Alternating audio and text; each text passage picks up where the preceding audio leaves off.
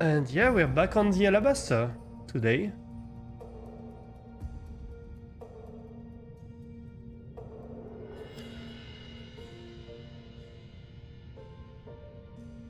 You don't eat much.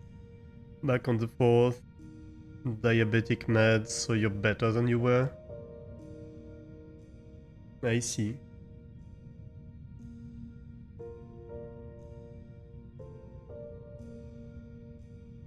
Do make sure to take care of yourself, so. Don't make me have to use the slippers.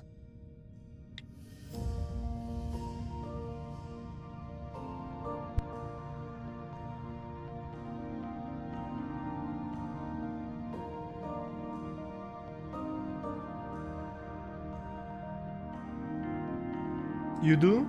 Good. Yeah, we're on the bridge, chat. We made it on the bridge last time.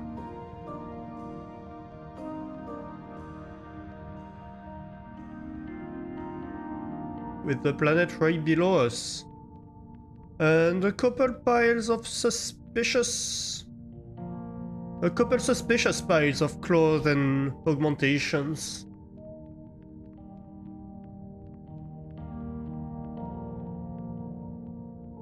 So that begs the question, what happened to them? Like, we know that... Like, that's 4 crew members that had that happen to them. Pistachio, Canary, Marmalade and Aubergine. We know what happened to Vermilion. We have no idea what happened to Juniper. So many unresolved questions. What happened to them? We assume it has something to do with some kind of teleportation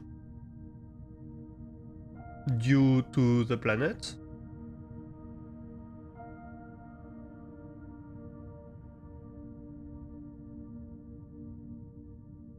You thought the planet was a hologram. The planet is a hologram. But who says hologram says there's a structure inside that creates the hologram, right? You need the machine to create the hologram, you need the power source, you need all of that. And so who put this hologram there? It's certainly not humans, as far as we know. Because we're at the edge of the galaxy, at the edge of the explored universe. So that's not us who built this giant hologram. So who? Is it inhabited?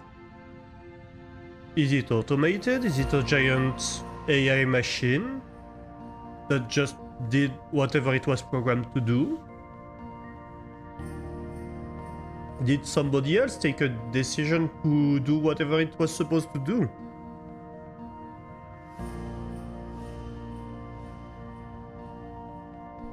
You vote we send the space guppies to investigate? Yeah. I mean, that's kind of what we were supposed to do, right? And one by one, all the crew members disappeared.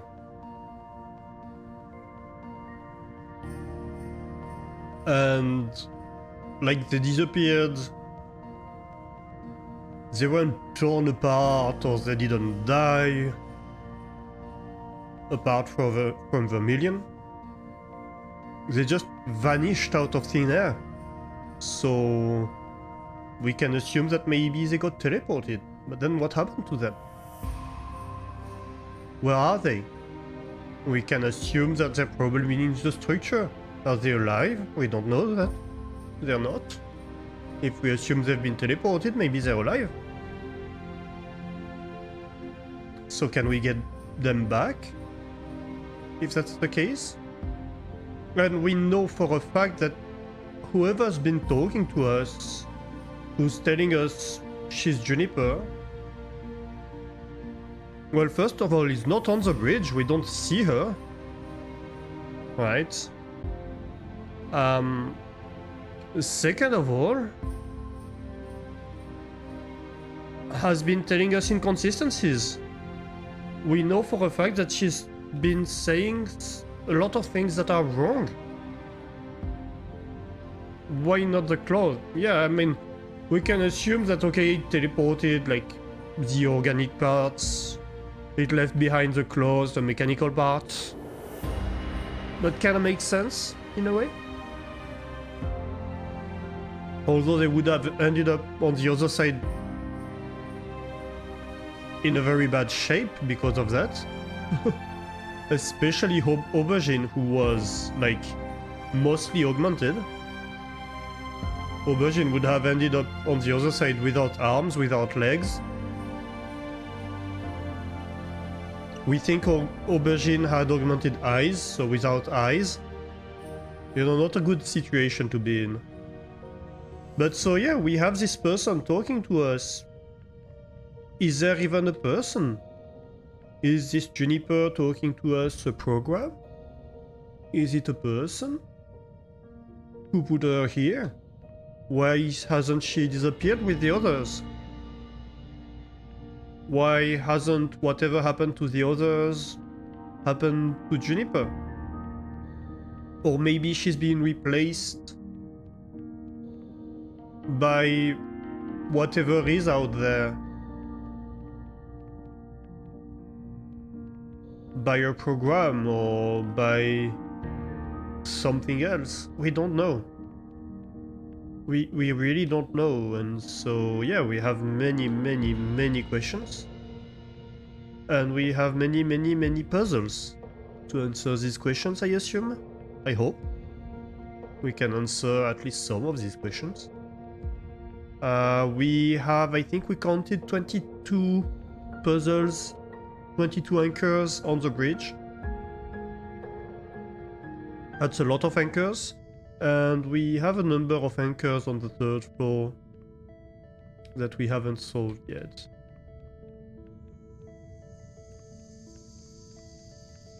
And we have a few environmental puzzles left. Not very many.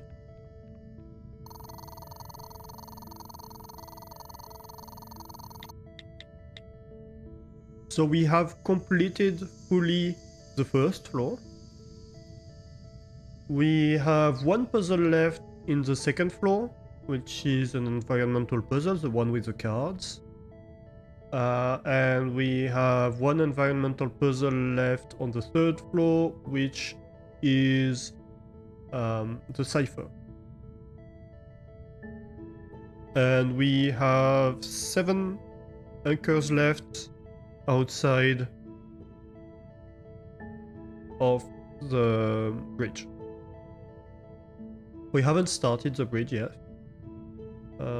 So yeah, we have our work cut out for us. Most certainly. And also, like, there are a few corrupted messages. Like, if we go by the number of environmental puzzles left, we should have 2 corrupted messages left. We have 4 that we're missing. So I assume that means we have 2 hidden puzzles that we haven't found yet. And that's interesting. Actually 3. Hey, Pitaka Zero, how are you doing? Welcome in, welcome in. How is it going? And hey, Fire. What's my hat size? Oh, I couldn't tell you off the top of my head.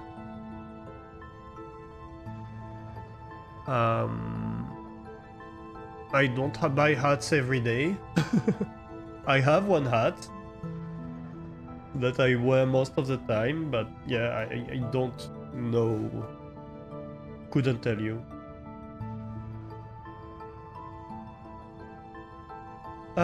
Did I do the one we were struggling with on Sunday?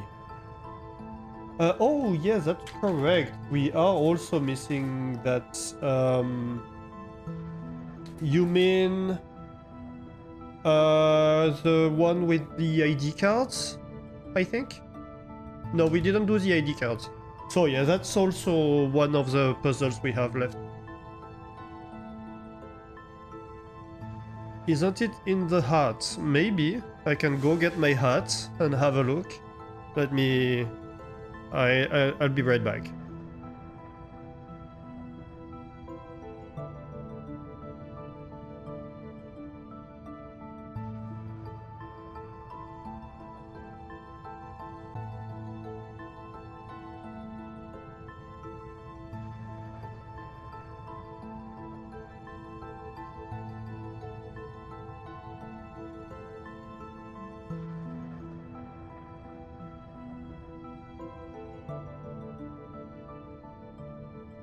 Ah, here I am. So it's written 56.7 SM, whatever that means. So I assume there are two sizes. 56 is maybe the important one. I don't know what these numbers are.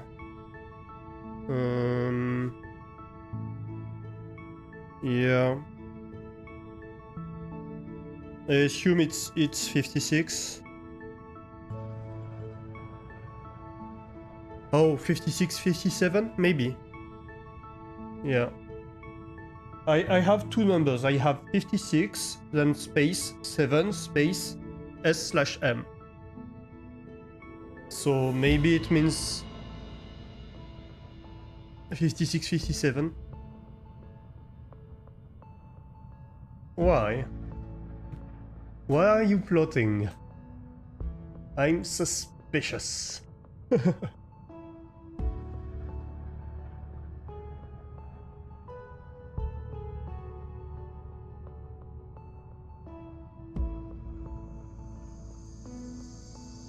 So yes, to come back to these 16 numbers, we haven't solved the one with the ID. Thanks for the emote, Guppy. Yep, it's very sus. Not plotting? Oh, you posted a picture of your old Ferrara in Hibi's Discord. It's 21 years old and it doesn't fit you anymore.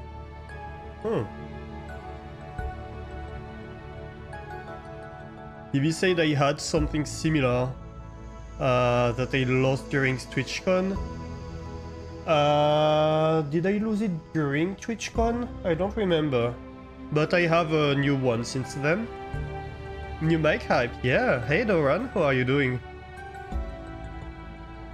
Yeah, I don't know if, yeah. It's too big to be seen on the camera like that. The camera is too close to the table to show the hat. But yeah. I have a legendary hat. You're surviving?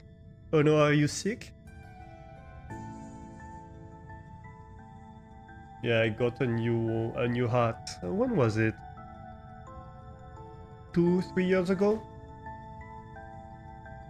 I had lost the other one. I don't remember if it was during TwitchCon or something. Maybe when I came back from TwitchCon, I don't remember. But yeah, I lost it at some point. The new job is overwhelming. Ah, understandable. Yeah, it's difficult. When you pick up a new job, it can be a lot.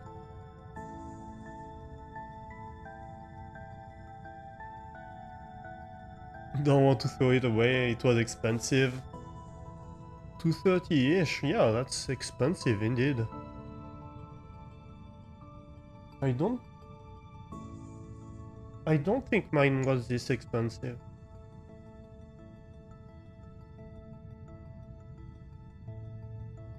Doran saw the hat shop.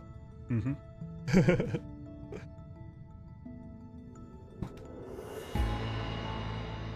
When he came to Lyon. Yeah, so we have 3 puzzles left. We have... So this one is... let me show you.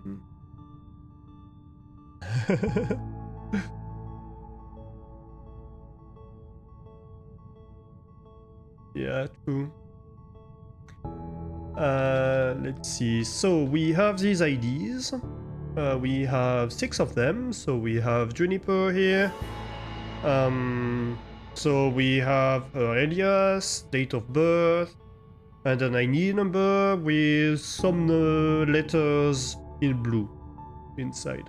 And the ID number is 16 letters long, which is significant because the codes are hexadecimal, so it can have a significance. And we have 6 of these cards for each of the crew members, and each of them we have the same kind of things, not always the same number of letters in each card, but all of them have colored letters. And they represent each of the crew members, of course.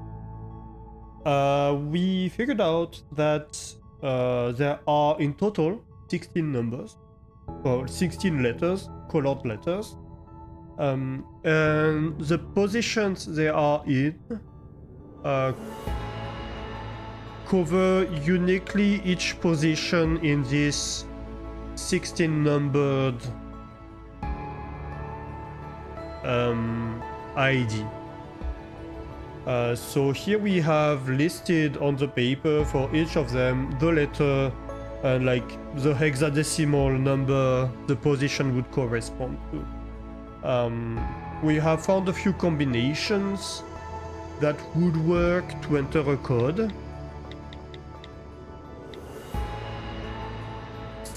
But unfortunately,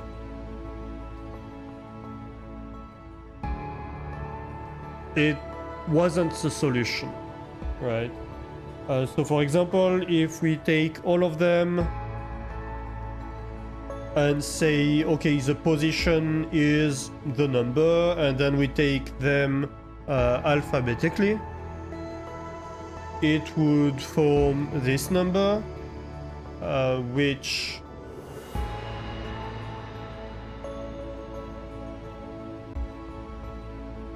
cannot be entered because it starts with an F, and well, no, come on. If you want to enter F, F is this, and you have to touch something else. So for example, some codes are not possible. What we tried was ordering them in order of date, like year of birth, inverse, year of birth, month of birth, day of birth, and all these solutions either were not possible or didn't work. We also tried mapping the letters of the alphabet positionally to a number, to a 0 to 16 numbers. That doesn't work because it doesn't map uniquely. We tried alphabetical, we tried reverse alphabetical, and so far none of the attempts we have made worked. So I'm not exactly sure right now what we can do about it. Fedora is a Linux distro. Yeah, but also a type of hat. 15 years old, Emofire wanted a Fedora. I mean, hats are nice. I like wearing a hat. And depending on the people, like, it can suit you well. Why not? Right?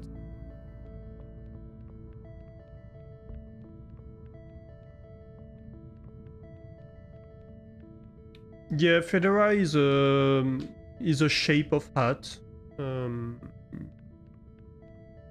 It's a hat that has... It's typically the hat that you would see, like, representation of gangster or policemen wear in the 1920s.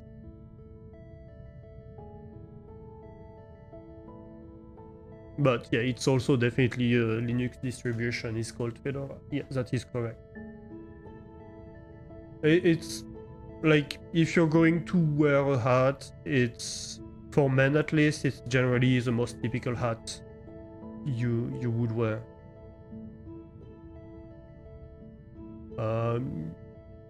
For women, I would say a beret is most common, but yeah. I might be wrong. I could very much be wrong. You did too, but your hat grew a bit, so it was just somewhere in the apartment for 16 years unused. Yeah, these kind of things happen. Depends on the style. Yeah, it very much depends on the style you want to have. Especially in France, beret has, for men, a very old school connotation. It's something you would see old people wear. For women, it's more in fashion, but it's not something I would consider wearing just because it would feel old, you know.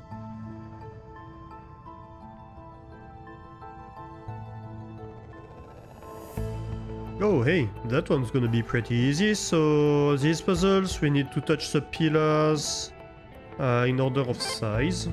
So that's an easy one. Canary week 3. Yay.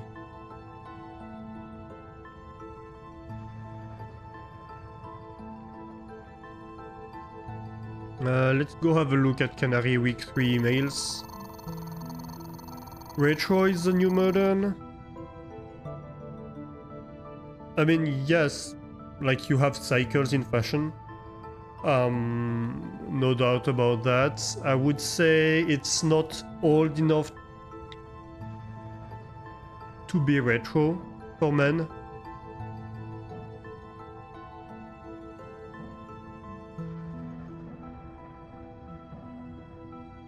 Probably.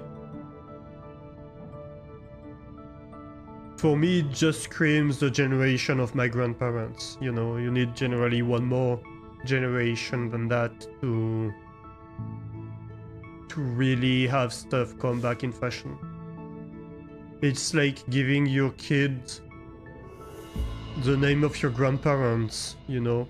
You wouldn't really consider that most of the time. At least not with our generation. That was done before, but not so much anymore. You generally look further up. Okay, so what happened to Canary in week 3?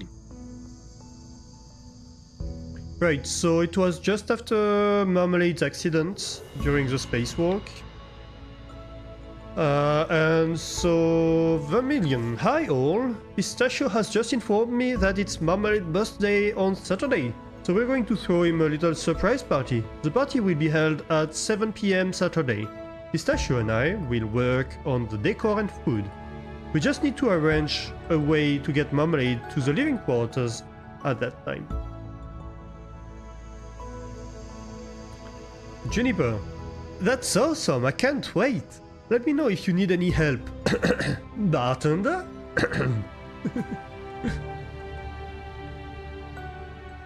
Fun fact about BER, Berlin Airport. BER, Berlin Airport. When it was planned, the architecture was outdated during the construction. When it was finished after 14 years, the style was on point again. Twitch charged money but doesn't allow you to share your sub? Oh, interesting. That's weird.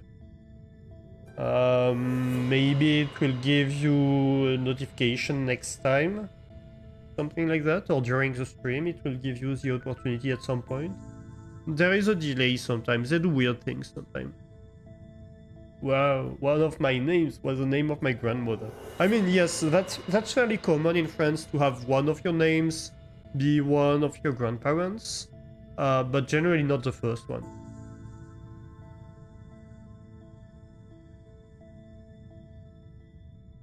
It's not my case, but my sisters have second names after their grandparents, after our grandmothers. Yeah, in France it depends. You don't have to have several names, but it's fairly common to have 2 or 3 names. I have 3. It makes things easier when your parents have a hard time agreeing on a name. Then they can just agree to give you both. They just have to fight about the order, you know?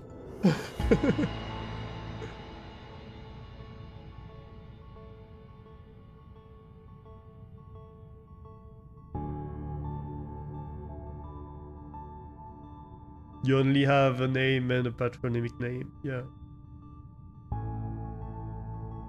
You had a first name, second name was your own, third name was your grandmother's, and fourth name of your other grandmother.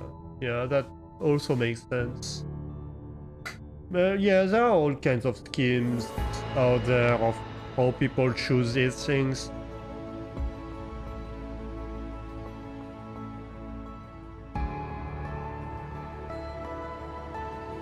And there's no wrong way to do it either.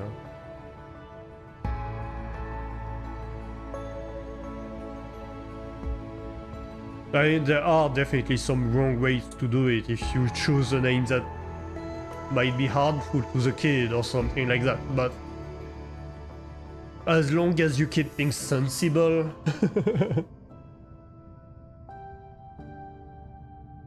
You're home! Welcome home! But Mama Fluff will be coming. Will be calling. Oh, Mama Fluff.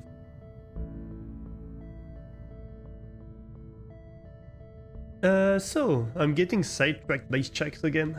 In the middle of an email. Canary, afternoon. What a lovely idea. As for getting Marmalade to the party, I will file an urgent maintenance report Saturday morning with code 4 priority. They have to be resolved within the day. That way I can keep him out of the living quarters whilst you prepare. And then bring him up when you're ready.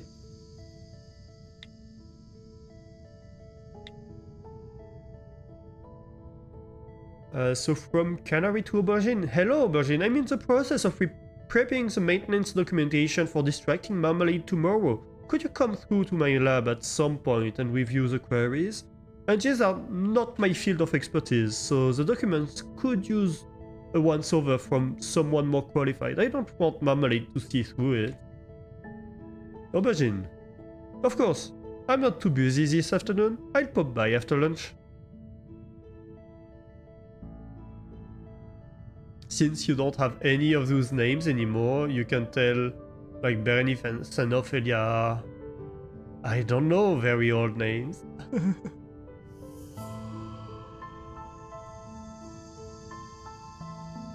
Fun fact, when you registered individual entrepreneur in Armenia, they changed it from name patronymic last name to name last name some of other name. Sounds Vikingish. I mean, yeah, there are a lot of countries that still do that kind of schemes too. I think it's fairly common in Nordic countries. Still?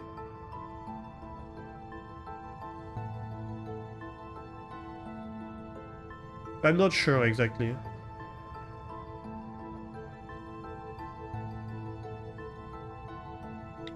Urgent maintenance code 4.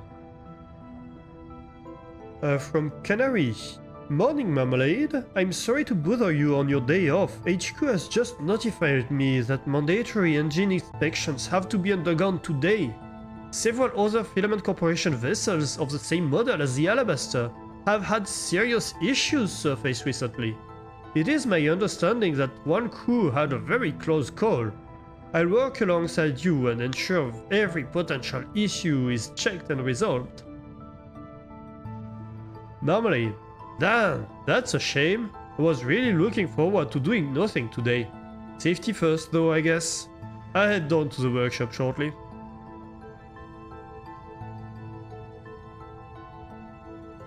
Duran Danson. That's cute though.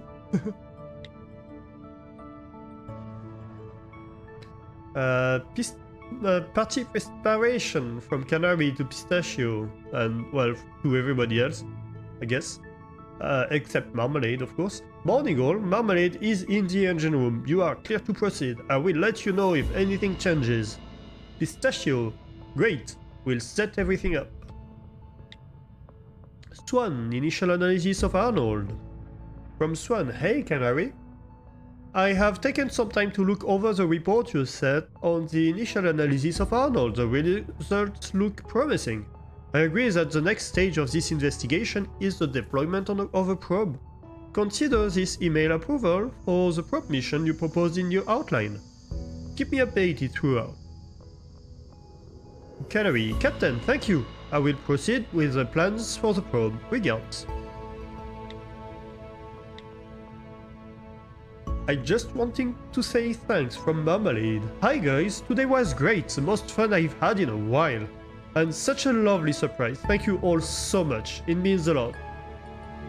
Canary, evening Marmalade, I want to apologize again for making you work this morning. Despite it being a fundamental aspect of keeping the party a secret, I still feel uneasy about wasting a portion of your allotted time off.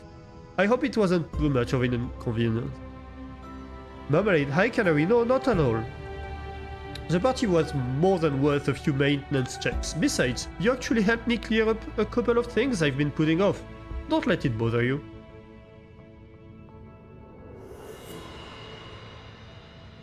You get a new name law in Germany next month. Mostly for double names. Like when you marry, both can now take both names. Yeah, we have that in France too. We've had that for, I don't know, something like 10-15 years, I think. And name laws from other areas, because it seems some Middle East countries have male-female versions of last names too, just different. Oh, interesting, I didn't know that. But there, it's some religious thing. Yeah, I didn't know that.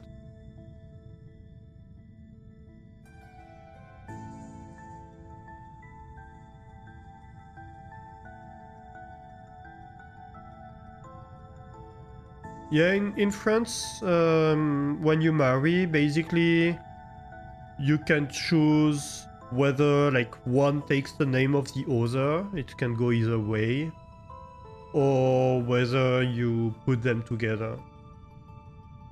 That's also an option.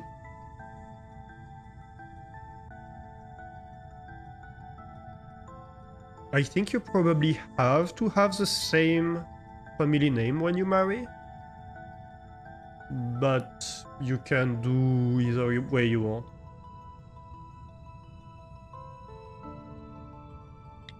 An update on Sable. From Vermilion. Hi all, we scanned Sable in the medbay last night. She had shown little signs of improvement since we noticed her sheepish and lethargic behavior. I'm pleased to say that her ailment is nothing serious. In fact, it's quite the contrary, Sable is pregnant. I have no idea how the Filament Corporation failed to notice this when she was assigned as our crew pet. She is expected to give birth to kittens within the next few days. I suggest we consider a plan of action at this evening's debrief. Pistachio. Is this a joke? Vermilion. I'm afraid not. It looks like we'll be having 4 extra cats aboard the Alabaster. Pistachio. This is the single greatest day of my life!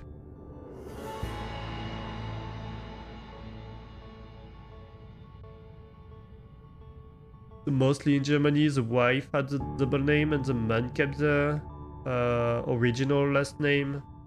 Yeah, historically in France, the woman adopted the man's name, but like, yeah, a while ago they changed that so you could choose to do whatever, because, well, they didn't want it to be discriminatory anymore. Native Russian last names have gender-specific forms. Oh, interesting. But it has nothing to do with religion, just language having 3 genders. Yeah, but it's interesting because in a lot of languages where you have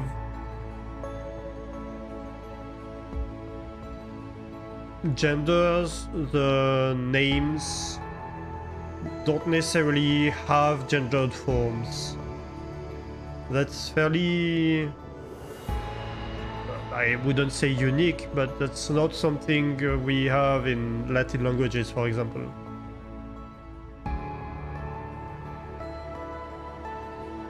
You can have both keeping the last name in Germany. You can get your birth name back. Like when your parents marry someone else, your last name as a kid changed to... Oh.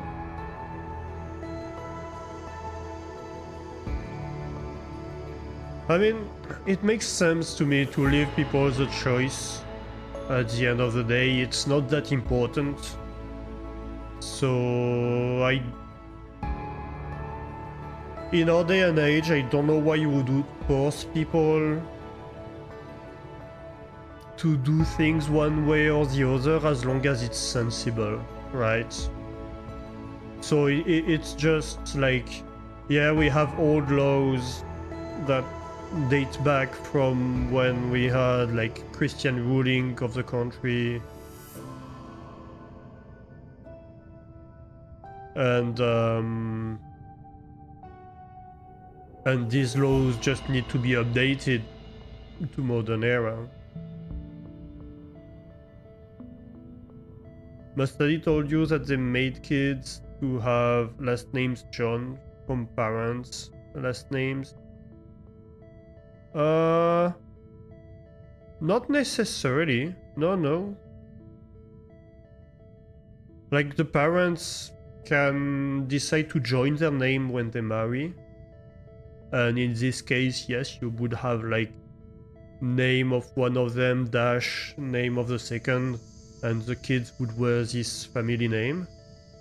But you can choose to adopt one or the other as well. That's also a possibility. What I don't know is if you can keep separate family names. I don't think that's possible. And then what would happen for the kid's family name would be a mess.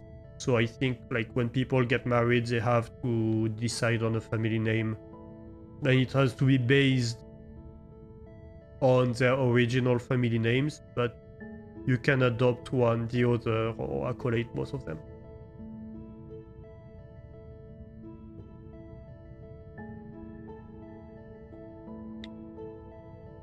Shipment status.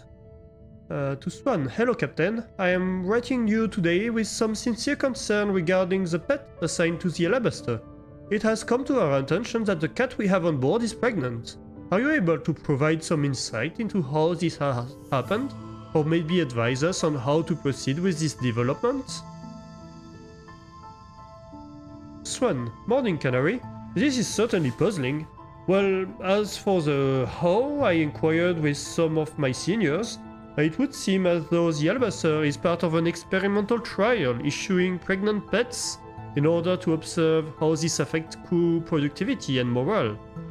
With this revelation in mind, I would like to keep occasional notes on your observations in that regard. Proceeding forward, however, I'm afraid you'll now be stuck on board with a few extra cats. My condolences. Oh, so it was intentional. Oh, that's fun. So, Canary log week 3. You had an option for Mrs. Doran to keep her maiden name, but it's a mess in documents and a lot of questions from government and other countries because there's no indication of marriage status in your passport, only the marriage certificate. Yeah, it was easier to change her last name, yeah. It's often the case that this kind of stuff is the same with accolading the names, right? If you keep the two names, you have that option, but then it makes things longer, less practical, so that's a reason why a lot of people just choose to keep one.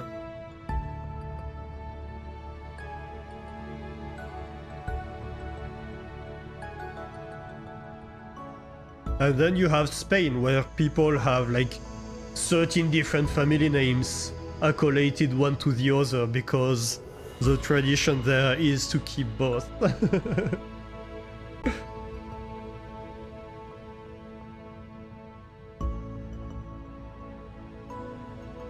So, entry 3.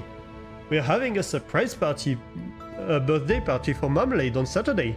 I find the prospect exciting. After last week, I've decided to throw myself into it and help out with the planning. It's not much, but hopefully it's a step in the right direction. Second entry, nothing much to report over the last couple of days. It's been business as usual. Morale seems to be up a bit after last week and Marmalade is recovering swiftly. Aubergine's work was admirable, and the therapy sessions have been effective. Everyone is looking forward to the party. He's oblivious.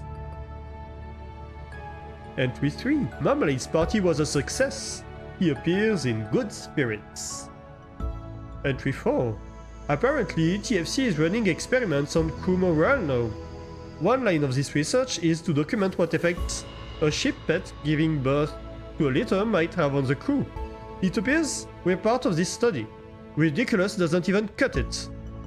Right now, I feel like I'm the only one who is taking this mission seriously.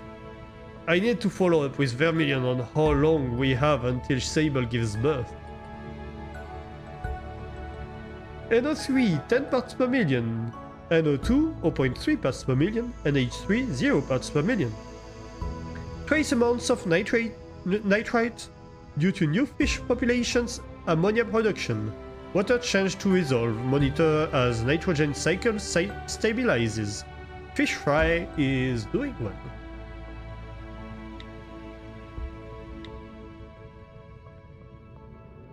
Okay, let's anchor, I guess.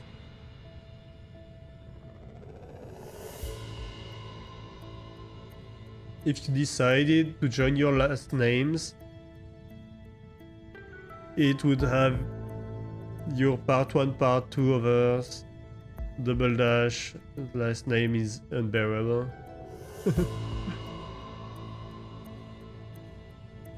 You had a low royal girl at the boarding school. You thought about asking her if you could marry at one point and get divorced as ASAP. You just wanted the fancy last name. Fire of XXX, that would be sick. Okay, so let's see about this. So I assume we... There's an order, maybe?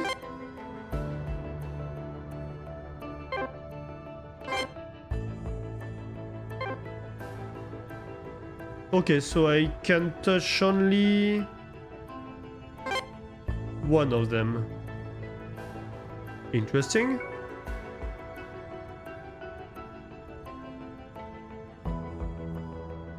Okay, so the other one becomes black.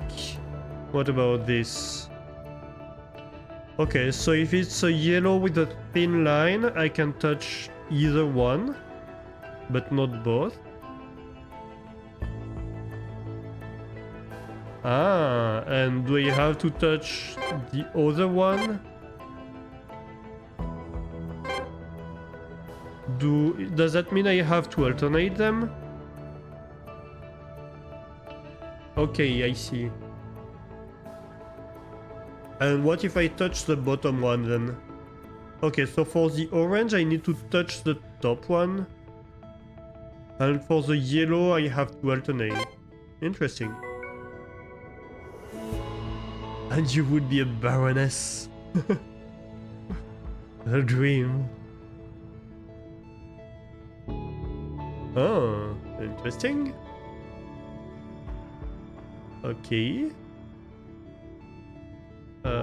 Can I touch this?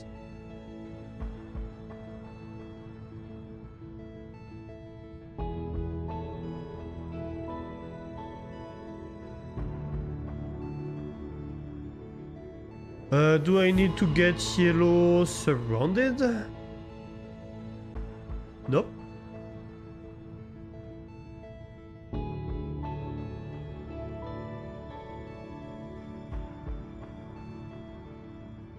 Then I guess something like that? Yep.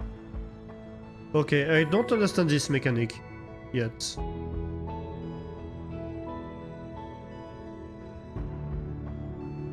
If you're not a bearer of the title, you will lose any right after this force. Sorry to disappoint.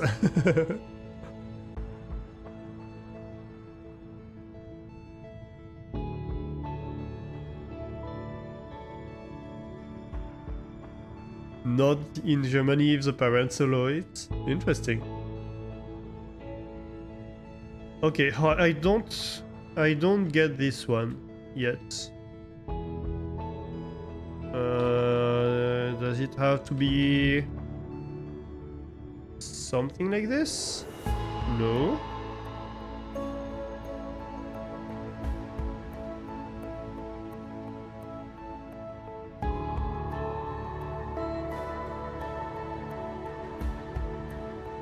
Is it something about how...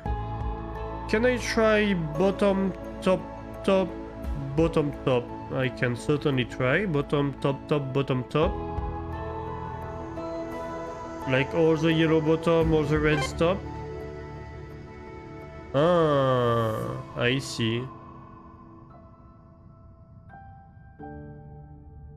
Yeah, maybe. Maybe it's all the yellow bottoms, all the red top. Which then means that this will be a bit of a struggle.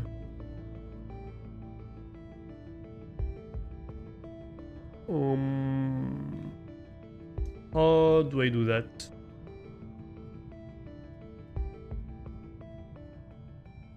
Let's see, can I try like this? So... bottom, bottom...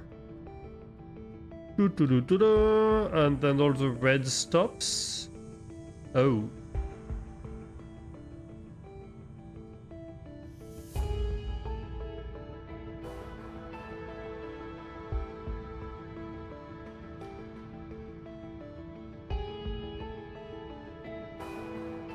That's gonna be a problem. Nearly there, yeah, but I think I need to grab this top one before, which probably means I need to grab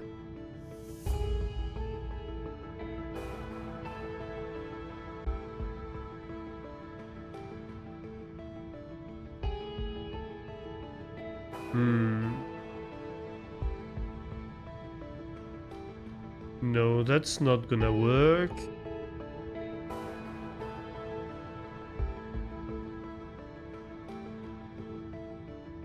How about this? Maybe. Nope.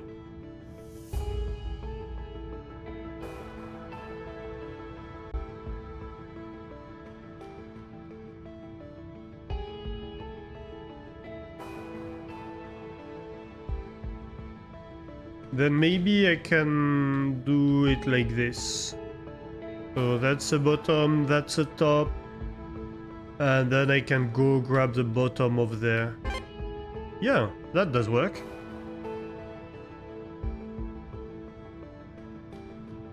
Wrapping all three at the top. Yep, that's what we ended up doing then.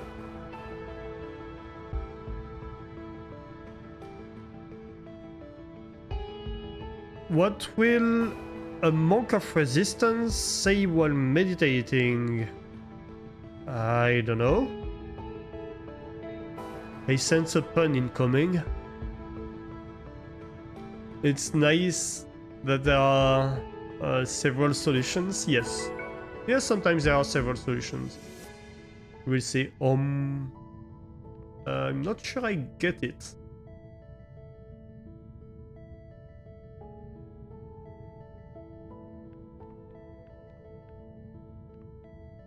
I'm not sure I get the pun, Doran, I'm sorry.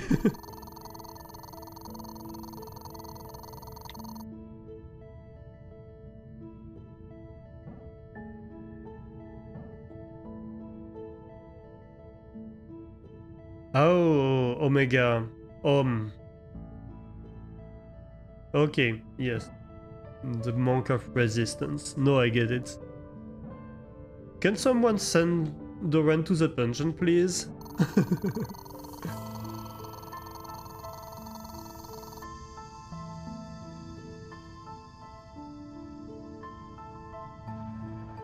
Guppy knows. No, Jane, we have to explain the pun. Yeah, no cookies. No cookies if you have to explain. So that's Marmalade Week 2. Space World confirmation from Juniper. Hi, Em. Just received approval for the spacewalk. It's scheduled for Sunday 9 AM. We'll begin preparations this Friday. And we have a briefing with Swan on Saturday at 12. Marmalade. Hi, Juniper. That's great, thank you. You have no omegas on your keyboard? Has anyone seen Sable? Pistachio, I'm getting a little worried. No one I have spoken to has seen Sable since early this morning. She was last in the 3rd floor lab. Please have a look around your workspaces to see if she's about. She's sick and I can't stand the idea that something might happen to her. If you find her, please let me know immediately. Aubergine, I'll keep an eye out for her around the servers. She likes it in here because it's so warm. I think it's eventually Marmalade that found her. Yeah, panic over, I found Sable, from Marmalade. Hi everyone, no need to worry, I found Sable. She's done in my workshop at the moment. I'll bring her up after our shift is complete. I like how Marmalade says our shift. Pistachio, thank you Marmalade. I'm on a break, I'll come down and see her now.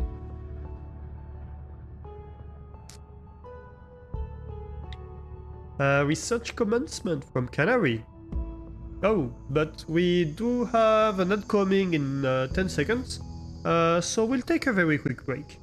Shall we? And we are back from the ads. Have you been good during the break, chat? Have you been well behaved? Did you riot? At least a little bit. The chat should always riot during a break. That's the rules. I don't make the rules. I'm shooting myself in the foot, aren't I? You talked to Mama Fluff. Welcome back, Kaz. How did it go? Too tired to riot. Blood pressure thing is draining your energy. Oh no. I like the meme you put in Discord, Fire.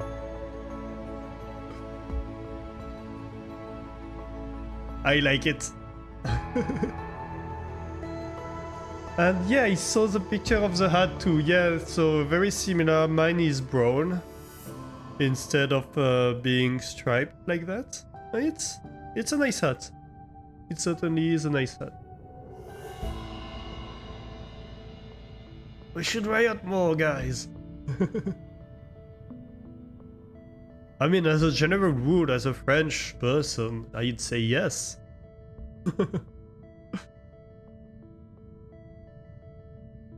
But that's cultural.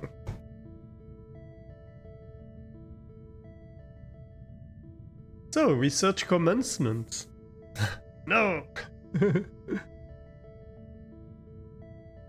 From Canary. Morning.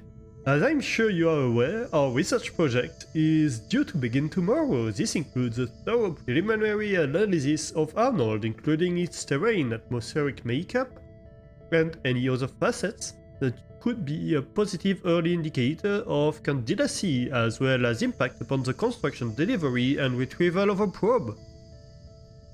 I would like to see you all at 8 AM sharp for a preliminary briefing on what all of your individual priorities should be over the next 2 periods. Aubergine, do I need to be there? Canary, yes, although you and Marmalade aren't strictly members of the research team, I want you both working with us closely. Marmalade, got it. See you in the morning. You will sleep like a sack of potatoes today. Why is this sentence difficult to pronounce? I will sleep like a sack of potatoes. Too many S's.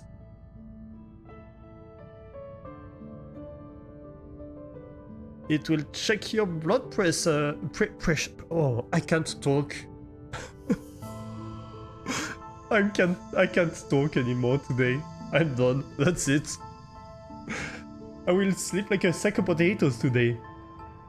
I will check my blood pressure every 30 minutes, not every 15 minutes. By squeezing my arms so hard. Yeah. I deny the usage of guillotine. Too bloody. You will not notice it during the sleep. You've had such device for a week before. They said you will. It makes your arm tickle very, very hard. Oh. Yeah, that's not great. Well, hopefully it doesn't disturb your sleep too much. But yeah, hard to know. I guess it depends from person to person. If you're a heavy sleeper, it's less likely to disturb you. You had to yell for Flame to get your pants out. I'm surprised you had to yell to get Flame to get your pants.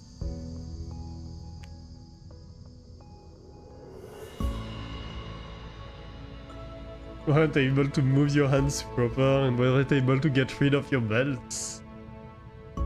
And you had to pee very hard. She is to learn for the last exam on Friday.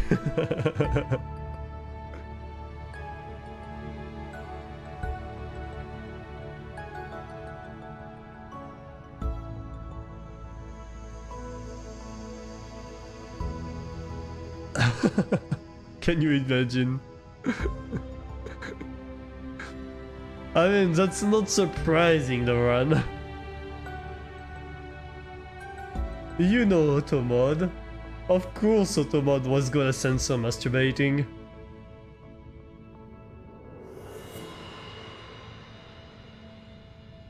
Can you imagine 16-year-old born with blood pressure and pulse meter, no masturbating for a week, such a torture.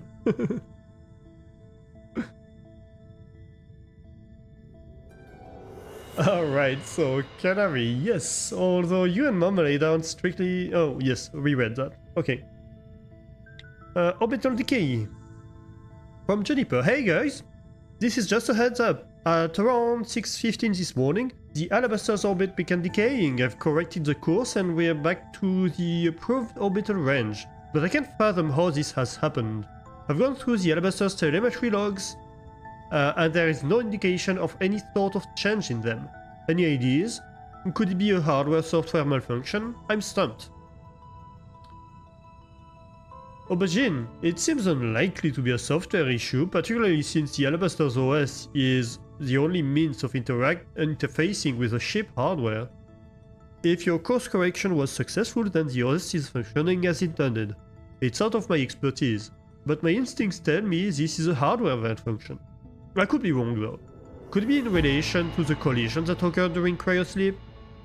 Marmalade. It could be. Hopefully the work this weekend should get to the bottom of it. I'll do another round of maintenance on all navigation systems anyway, just to see if I pick anything up that I didn't before. It does seem rather strange though. Canary. Thanks guys. Keep me updated. You planted to play League of Legends today. Get some pleasure records.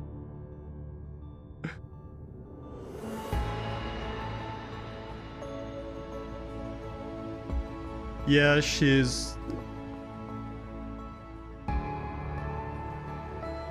still doesn't have the psychology or psychiatry diploma, right?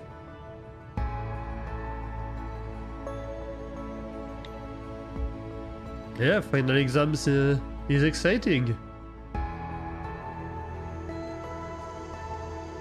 Games night from Juniper. Let's hope you didn't leave your A game back at HQ. Hey, so Saturday night I'm hosting the first ever, hopefully, weekly Blaster Games night. And my god, it's a good one. We'll be kicking off this beloved weekly tradition with a couple of my favorite board games. Indigestion, replacing that excess stomach acid with excess fun. And Smash Mother Scrub needs no introduction, not a living soul doesn't know and love Smash Mother Scrub. I confirmed this with Vermilion and Marmalade, even the Earthlings know it. See you Saturday. Marmalade has kindly put some lovely posters around the ship to remind you all. Juniper. From Juniper, you're such a good listener. Some people, all they wanna do is talk, but you're just listen, son. It's a rare quality. Oh, that's nice.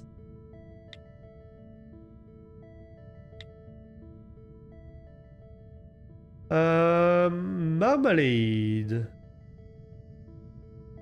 To Vermilion, I can't continue with this debt looming over my head. We'll have breakfast tomorrow.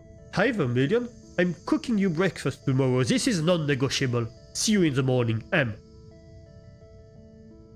Vermilion, I know and in despair when I see one. I'll be there. I love the dynamic. She had a general medicine doctor and further education for psychotherapy so far, yeah. So she just needs to get like that specialization diploma.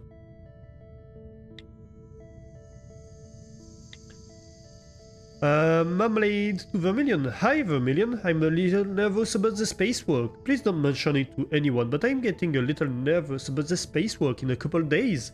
I don't suppose you have anything that might help calm me down? It's just been such a long time since I've done one, and the communication difficulties complicate things even more. Thanks. Vermilion.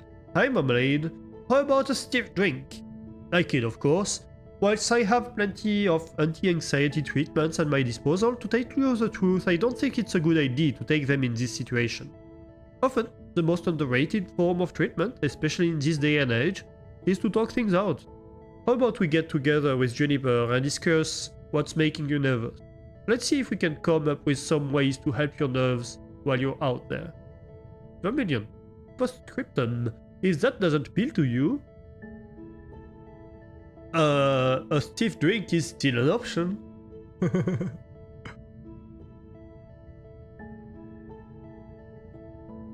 And she wants to be done before the baby. Yeah, it will be harder afterwards.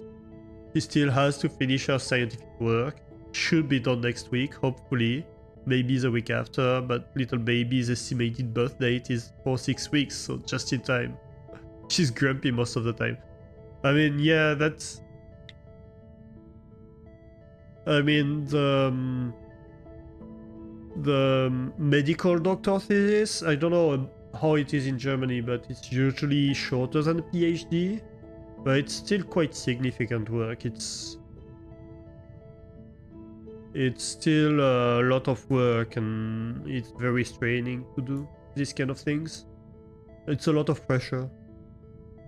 It's an enormous amount of pressure, especially when you're like, yeah, a lot of my career relies on me not screwing this up, and it takes definitely a toll on you, and it can make you irritable.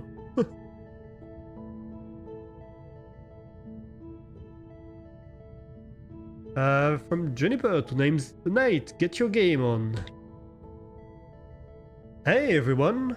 I'm sure none of you need reminding. In fact, I imagine none of you have been able to think of anything else. Tonight is Games Night!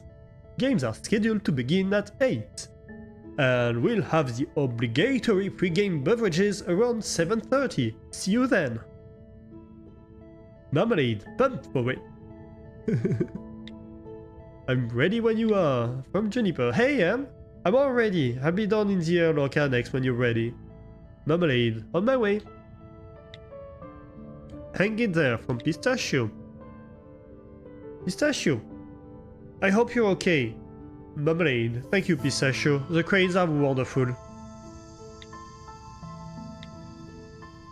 From Aubergine, so that's after the accident. Marmalade had an accident during the spacewalk. So Marmalade is hospitalized at this point after the spacewalk. Aubergine, you're doing alright, Em? Marmalade, I've been better. Grateful to be alive though. Thanks for asking, bud. Aubergine, don't mention it. Need me to take a look at anything? Vermilion wouldn't let me in to see you yesterday. Marmalade, yeah, my hands have seen better days. Should be repairable though. Aubergine, want me to come by now? Marmalade, sure. I could use the company. Vermilion says I have to rest in here for at least a couple days. It hasn't even been 24 hours yet and I'm bored out of my mind.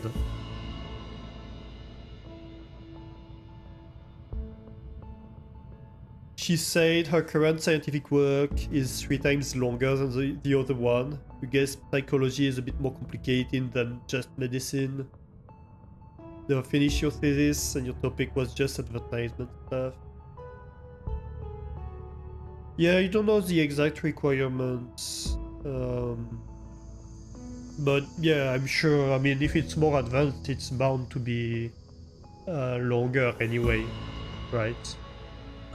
Just because you have more complicated topics to talk about, to tackle.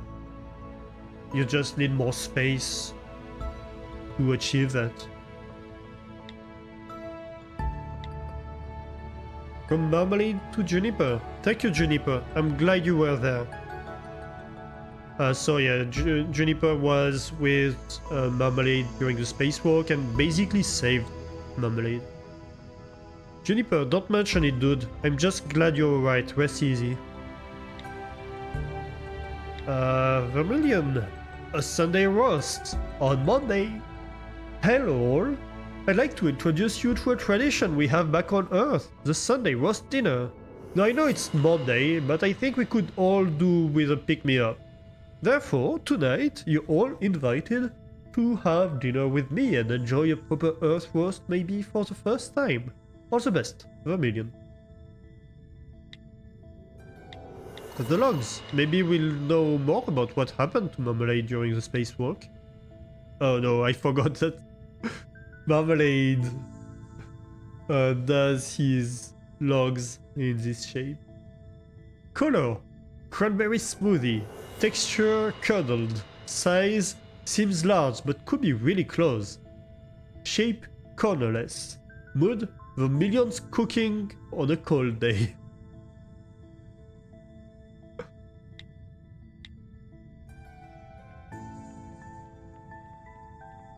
Alright, more puzzles. You don't remember her Tweetonomics, but it's mostly children psychology from abused and assaulted children and teenagers. Like, you don't want to read it. Yeah.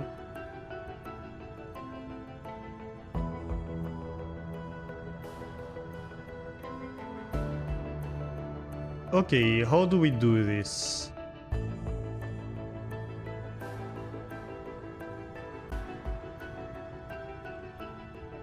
So we can grab the bottom here, we can grab the top here, then we can come grab this bottom.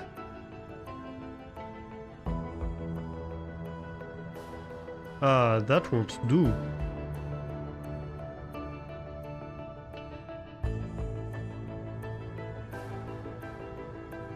Will it? Yeah, no, I don't think it will. Okay, how about we go bottom, bottom?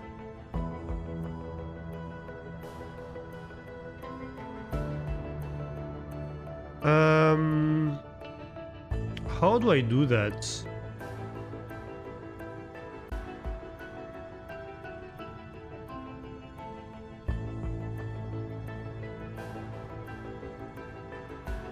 Maybe like this, and then I go up top.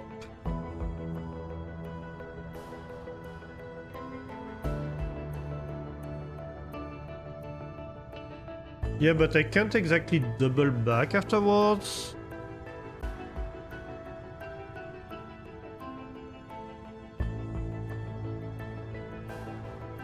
Something like that? No, doesn't work.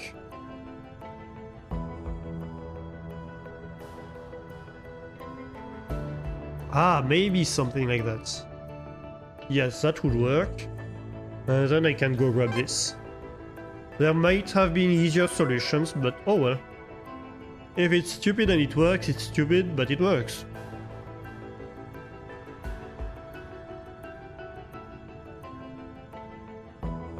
She wants to specialize in child psychology. You couldn't do that. You would freak out.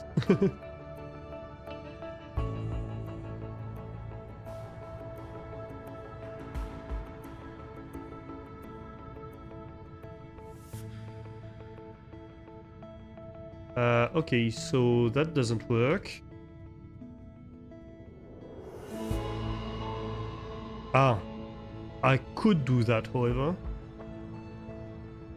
And then I can... Oh. No, that wouldn't work. Would it?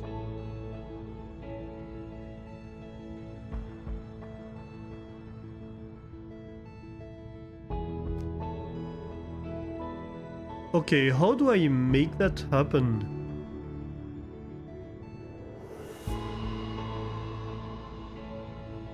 Because then I'm blocked.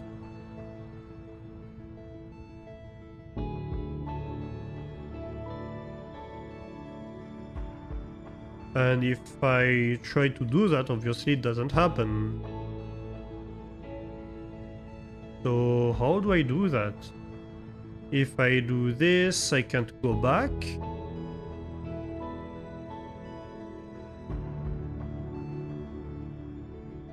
This won't work.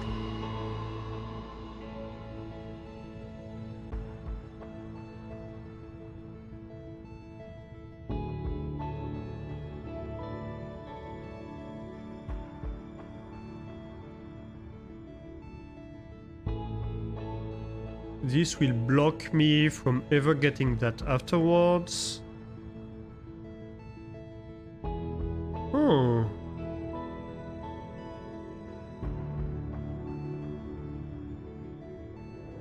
Oh, maybe... Hang on.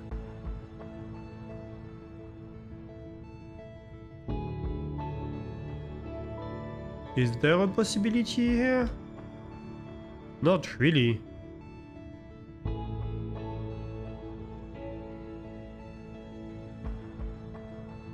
The what? Okay, so clearly that's not it. I don't understand how to grab this. Like, even ignoring anything else, like I can't start like this, right? I cannot start like this, quite obviously.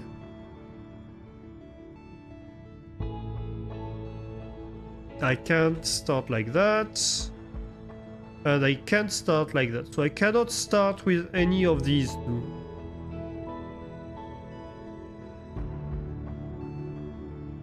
What if I try to start with this? Then what? No, I cannot. Okay. And this wouldn't work either. So I pretty much have to start. Oh, unless... Oh, I may have an idea. Hang on. What if we do that? Yeah, that might work. Then I can come back here. How would this work? Like this? Yes. Okay, we're there. Ooh.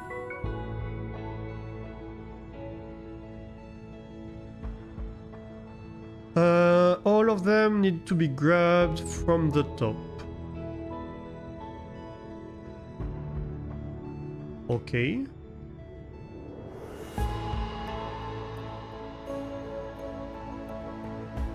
I might have an idea.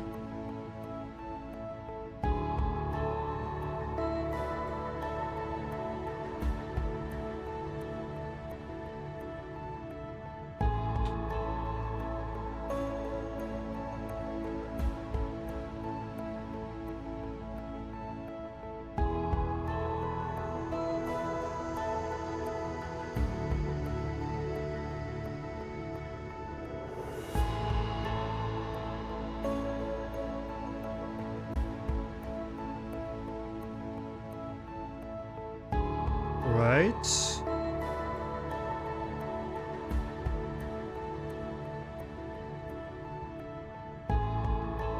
Um.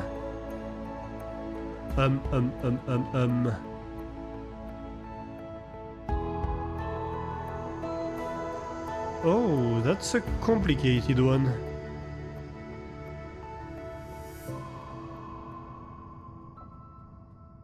Okay, so we have 3 in one direction,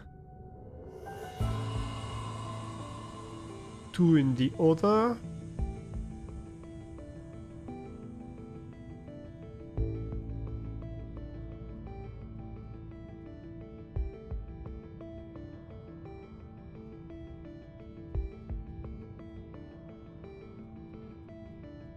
So I guess...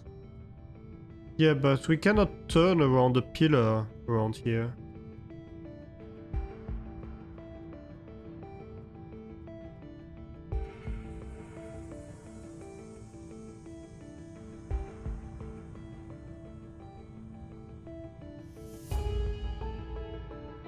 I think I'm starting to see the problem.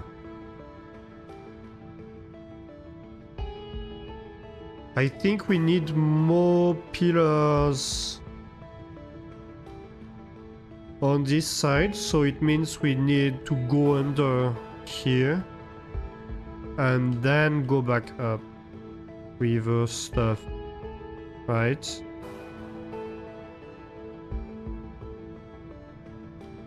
Maybe?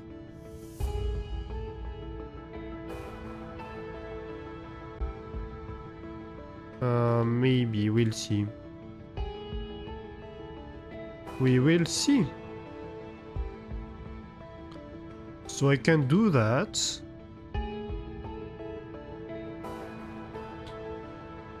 I can run around that.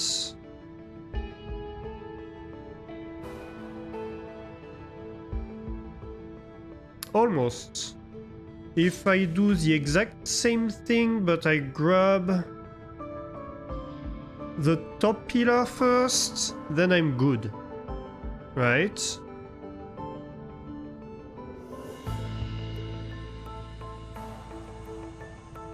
Okay, let's try.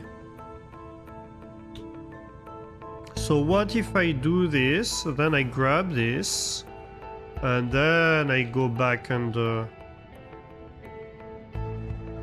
start doing the same circuit.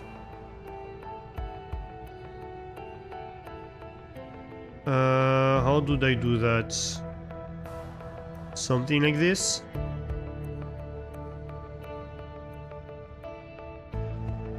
Yes. And then I just have the last one to grab. Yeah, perfect.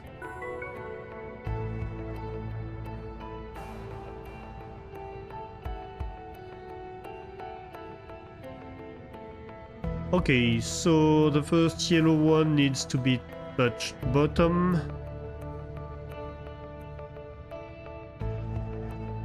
And then everything else on the top. And the last on the bottom, of course. That's gonna be an interesting one, too. I can't do that. That's too far.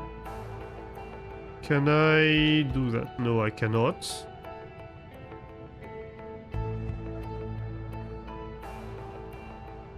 This could be, but wouldn't work. Same issue here, I would touch the yellow pillar if I try to do that. This is gonna touch. And this would touch this pillar if I try to go below here. I guess I could go there and go grab the yellow pillar at the end.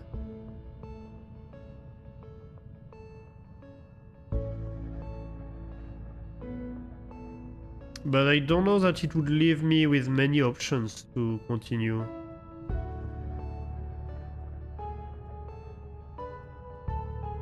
But it's kind of the only option I see, to be honest. So let's try, I guess.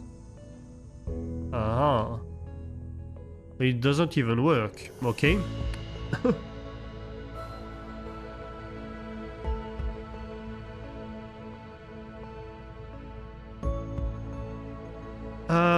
Problem is this wouldn't work. Oh, I guess something like that could work, indeed. Indeed.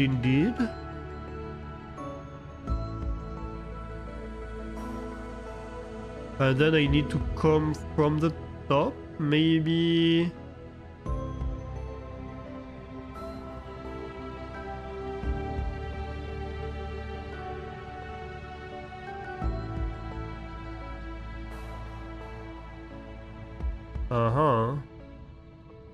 Maybe if I come here and then I go around and I can... Oh no. No. Of course not.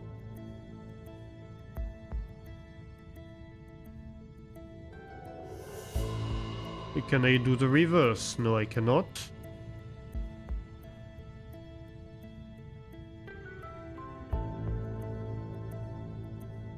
Well, I guess you could do that.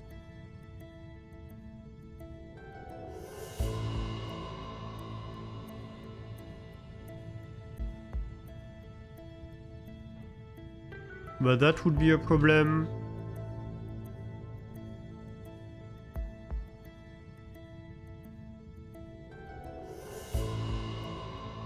And then this is a problem.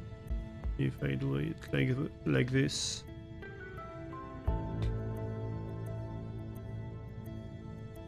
Huh. We were off to a good start.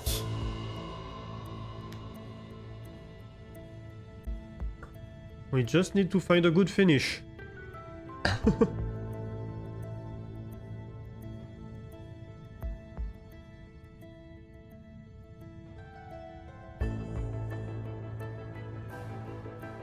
I mean, this works. But then the issue is, how do I ensure...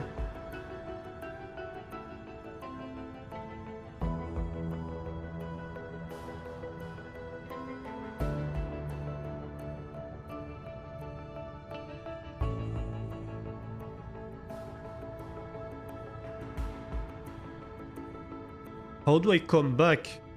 I have no way of coming back from that, don't I? Do I? Oh, I know. I think I know. I can if I don't go around this, because I can do this exact same thing. Wait, no.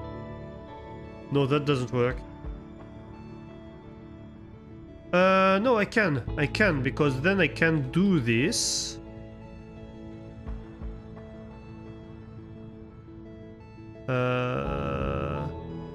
Wait. Maybe not.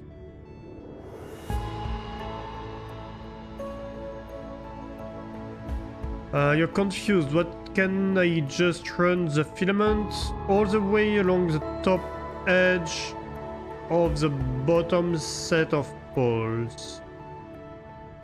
So for these pairs, the ones that are yellow, I need to touch the bottom pillar, and the ones that are red, I need to touch the top pillar.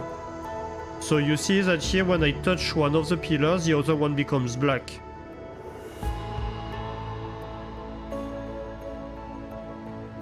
So I cannot touch this pillar. And if I touch this pillar, the other one becomes black, but also... like... this is telling me off, because I need to actually have activated the top pillar, not the bottom one.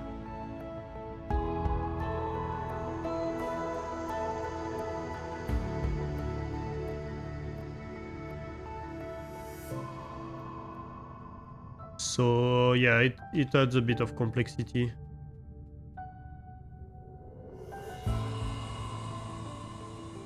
Okay, so what if I do the yellow after the rest then? I don't have to do this yellow first. It was convenient, but maybe it was wrong.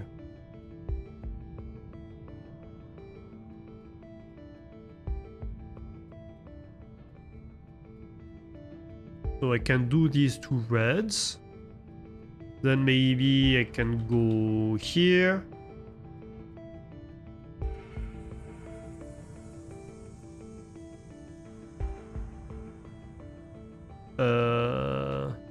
Aha.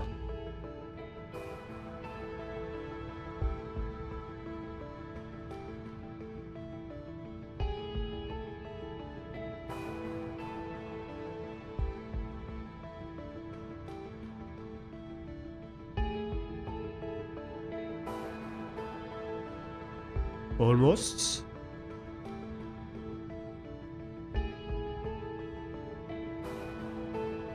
And then I can go there.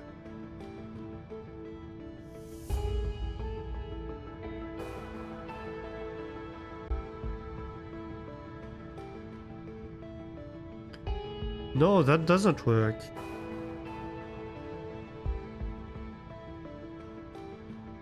And then what if I go here? No.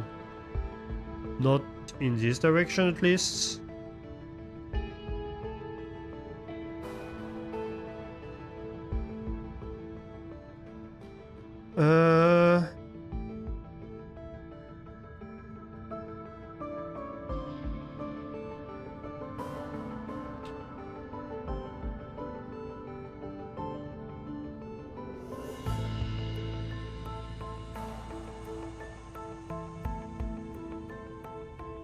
Nope. I like touching tops and bottoms. Hey, Pijo. Did I say hi? I don't remember.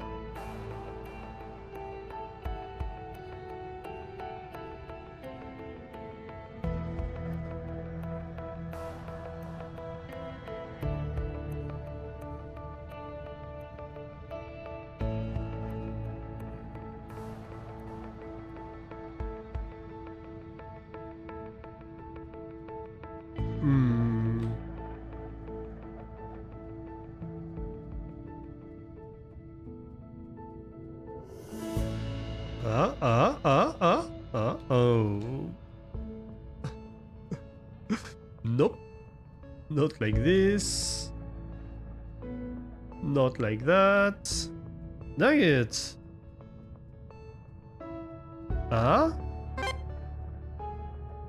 Almost.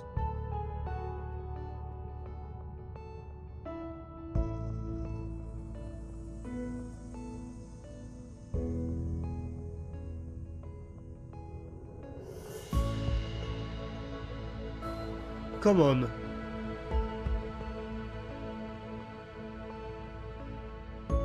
How?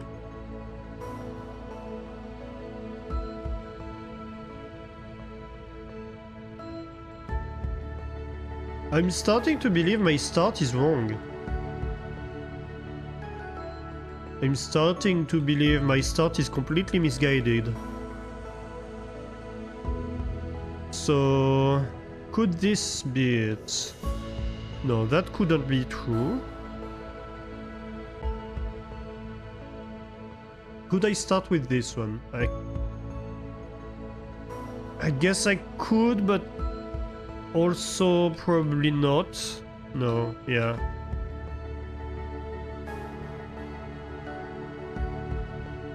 You can see the bottom right pillar. You can see the bottom right pillar when I do that. Oh, let me remove the webcam for now. No point in having it on at the moment, I guess.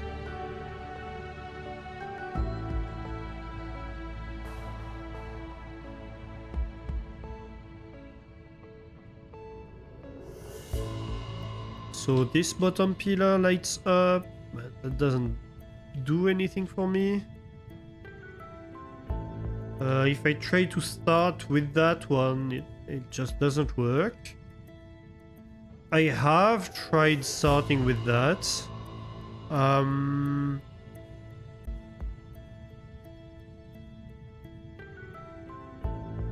Already. So there are two starts that kinda worked. It was this one and the one where I grabbed this one first. This makes sense to me as a thing to do.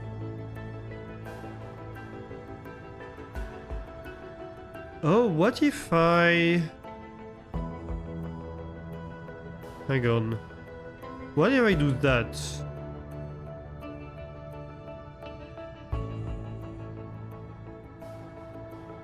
And then I can go grab that.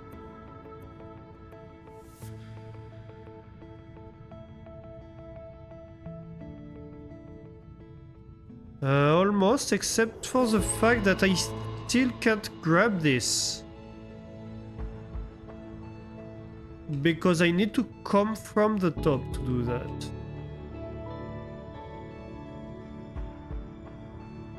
But if I do this, no, I do that. Oh wait, no, because if I do this and I come back here, I'm going to touch the top pillar of the yellow here.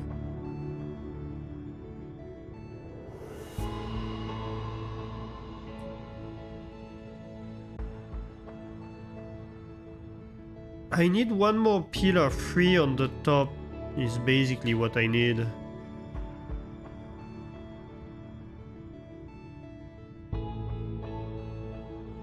So I'm quite tempted to say this is the first thing I need to do. And yes, that would work, actually.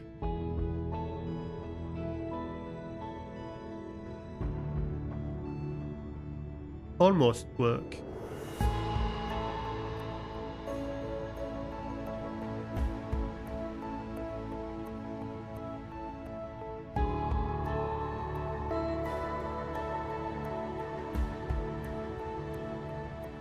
Okay, so what if we actually start like that?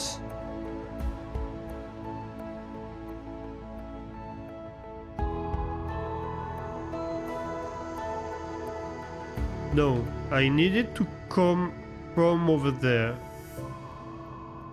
Okay.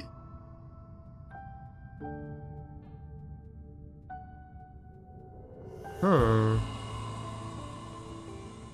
Certainly a conundrum.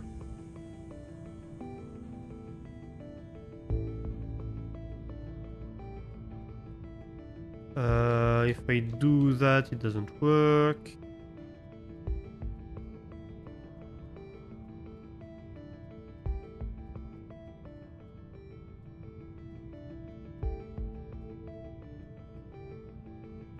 Also, I need to have touched this one. What if I start with that then?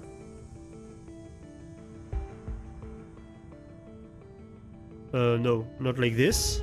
Reverse order. So this can be a start.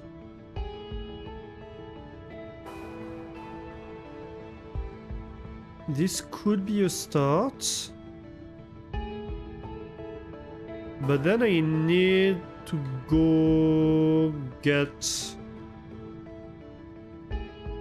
Aha! Dang it! I forgot about this one.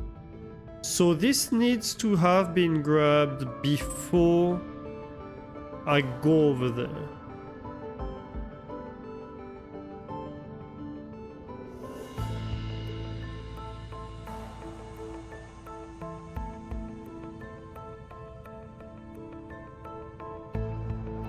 So what if I do this then?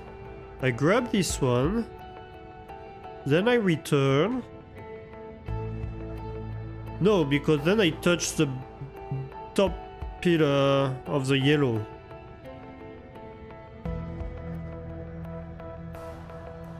And I need to come from the bottom here.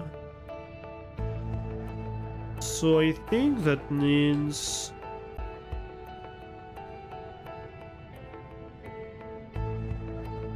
I don't know what that means. I don't understand. I do not.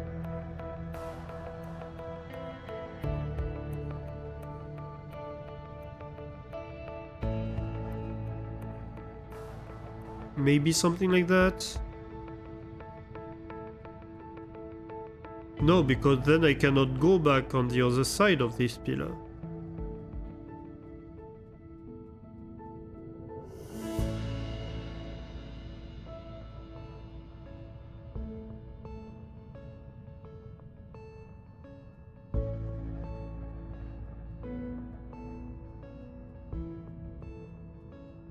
What if...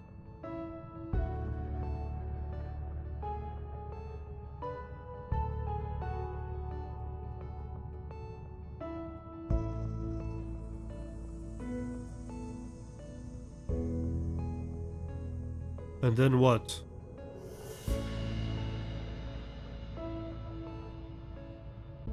This puzzle is too hard for Fluff Brain.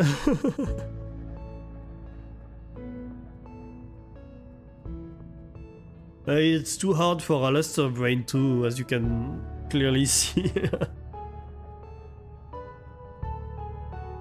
I'm very puzzled by this puzzle. Oh? Did you have a revelation?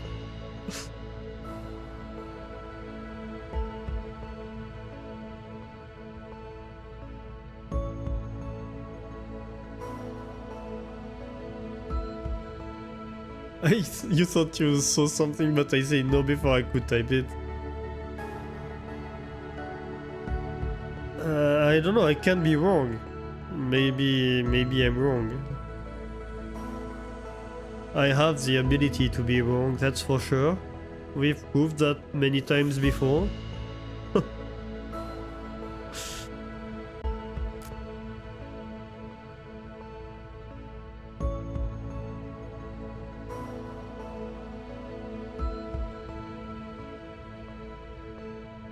So this would work, but then the question is, like, how do I go touch the last one without touching anything else, right? And this wouldn't work because then I touch the top one here.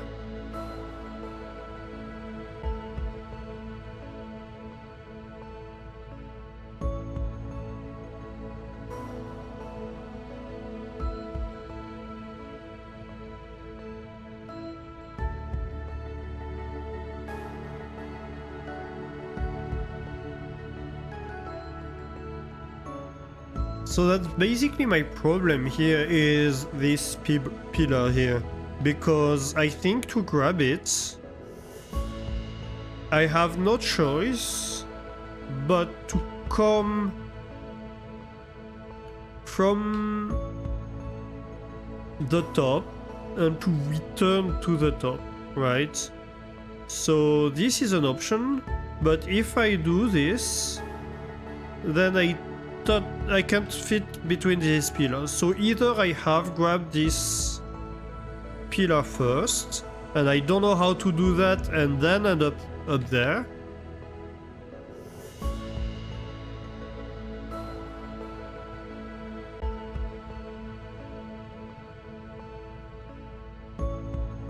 Or I need maybe to grab this and then later on come back around here. So maybe I need to have grabbed these two as my two first pillars. Would this work? Is this a possibility? I don't think so. Because then I cannot fit in here. And trying to do this, I touch this one.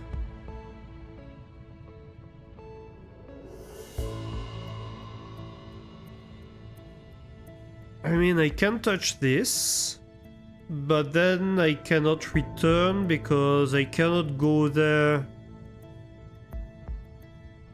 and touch this without touching the bottom one here.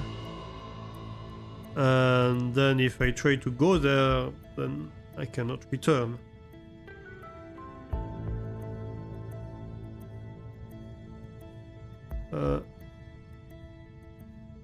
Hang on. Do what I had before, but at the third red one, you have a thought. So which one? I assume this one?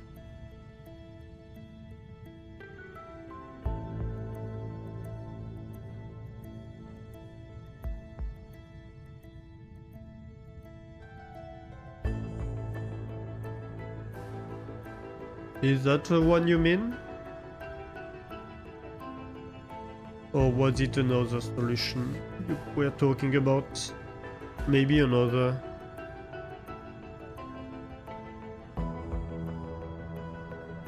That's not what I had before. Okay, so another one.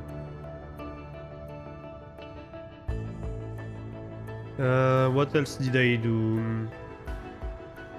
I had one... Wait a minute. I need to remember what I did. Maybe something like that? No.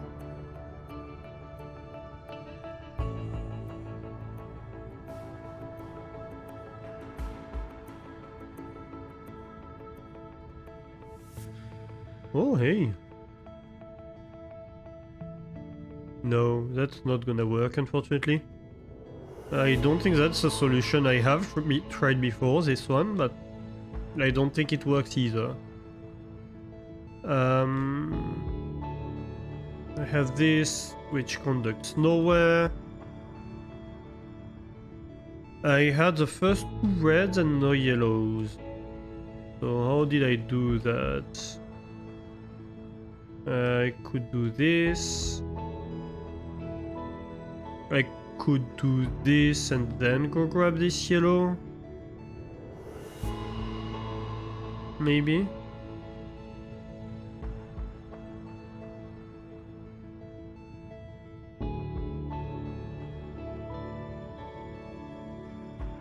Was that the one?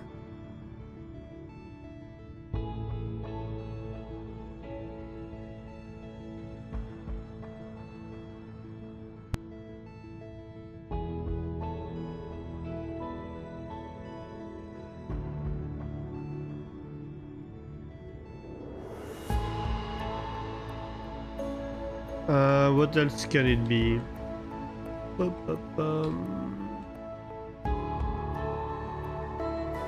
That doesn't work. If I had two reds and no yellows, it has to be maybe this one. This one?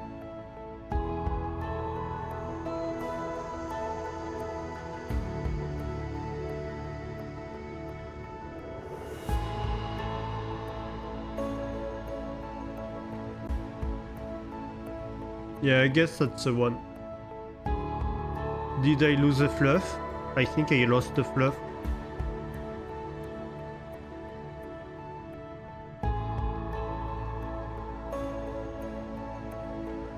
The first yellow hadn't been touched. You were thinking after the third yellow... After the third red, I'd go for the first yellow. I can do that. I can do that. And then come back up. My problem here is how to touch this face. Because if I go around this way, I cannot go back up and touch anything. If I go around this way, I'm not touching anything. So I need to come from the top to touch that. This doesn't touch. This doesn't touch. So I'm just not sure if I do that, how I can grab this one. Like, in a perfect world, if I was able to somehow still I have my filament right now, this would be good. Right? I would be good here.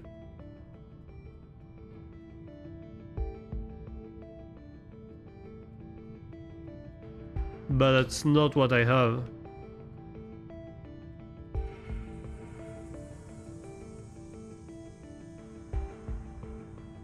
You thought you saw a way of touching the last thread? Well, if you have one, I'm interested.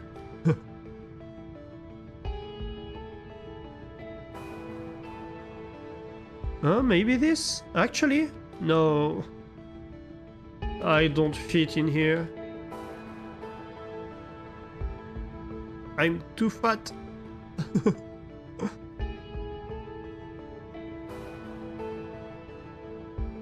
Breathe in. Further.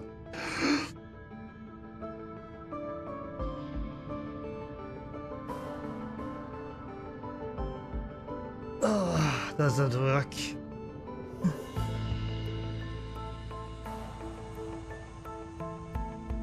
Right, so I can touch this like that. But then my problem is that I touch this yellow. Like either I go back and then I have a problem because I'm touching the top yellow and it doesn't work. If I don't want to touch the top, I have to go here. And then I don't know what to do. So I don't touch. Like I would have to go somewhere up there. And we already know that's not a possibility. Stop. Yes.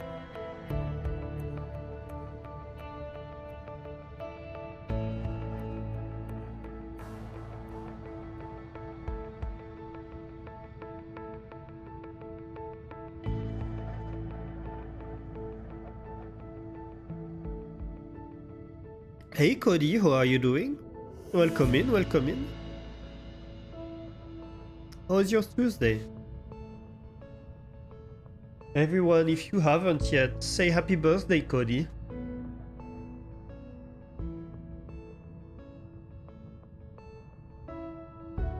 Oh, and we have an ad break in progress. Well, time for a little break then, I guess.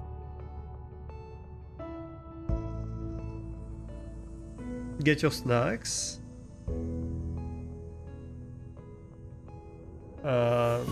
Get a little drink. Get your party hats. And we'll be right back.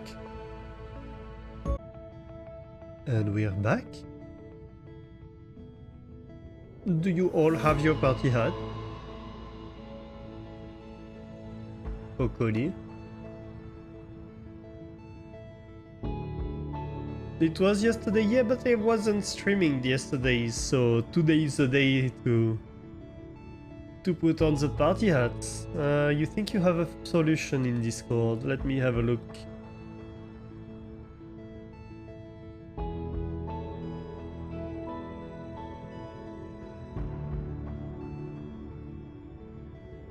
Ah, maybe. That's an idea. Let's play around with this idea. So, Kaz, the solution you were proposing was to go along the bottom, right? That doesn't work because this one is untouched. And the only way I have to go touch this one is to also kill my filament. So yeah, that doesn't work. But Flame has an interesting proposition that I hadn't thought about. A very good one. Which is to start similar, but instead of going around this, to go around this instead. Which means then that of course we have to go around this one so we don't touch the top pillar. But we can do that.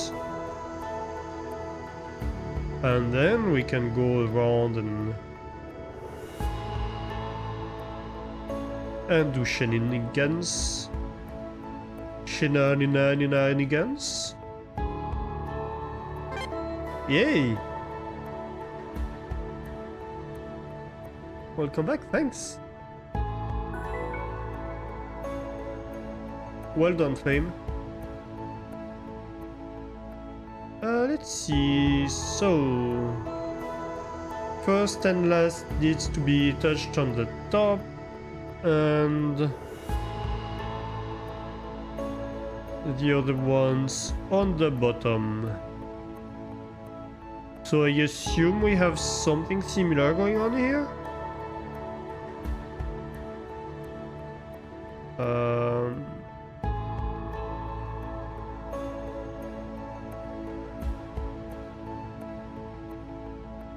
Let's see. Can I just do that here? Yes.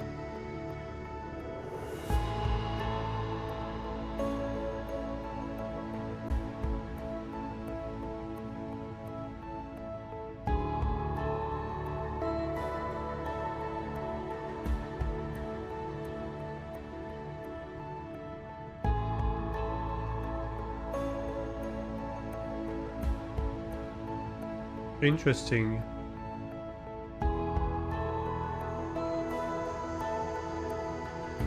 Maybe something like that.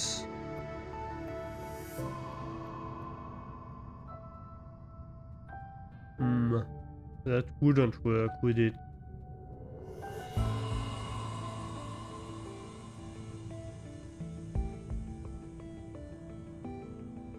See, this is why I have Flame in charge.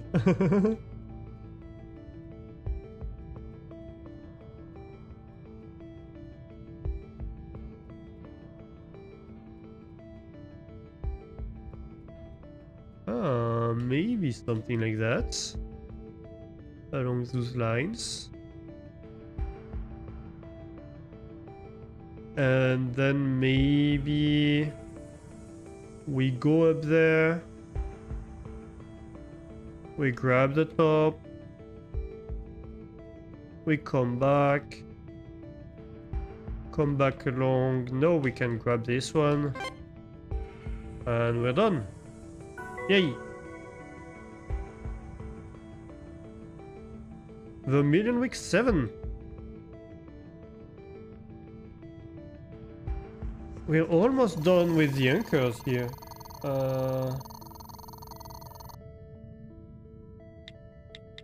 Let me check one thing. Well, we still have 3, but yeah, we're almost done with all the anchors here.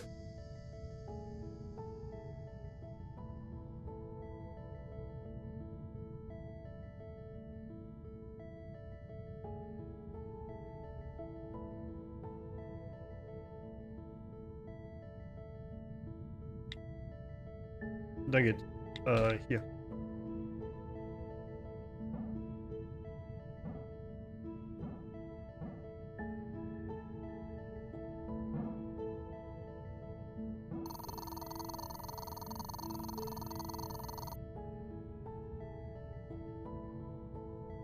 Okay, botanical help with pistachio.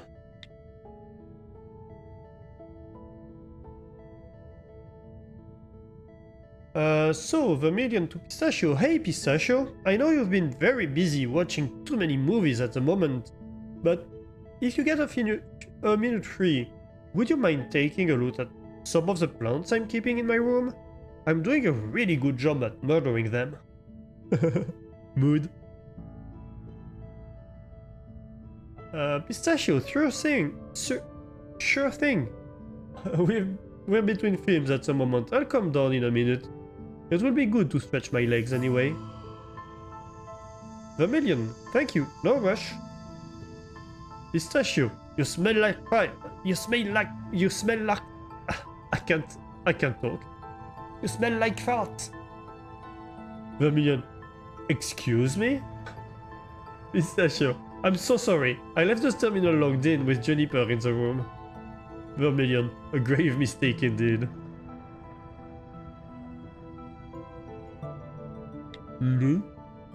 One many people have done and regretted. New prop briefing from Canary. Evening all. Could I please see you all at 8:30 tomorrow for a briefing on how the captain wants us to move forward with the new probe? As you only have a 3 days week, I expect you to be on time and in good spirits. Juniper, can I be late if I bring coffee again? Ubu? Canary, no! You can be on time and bring coffee again.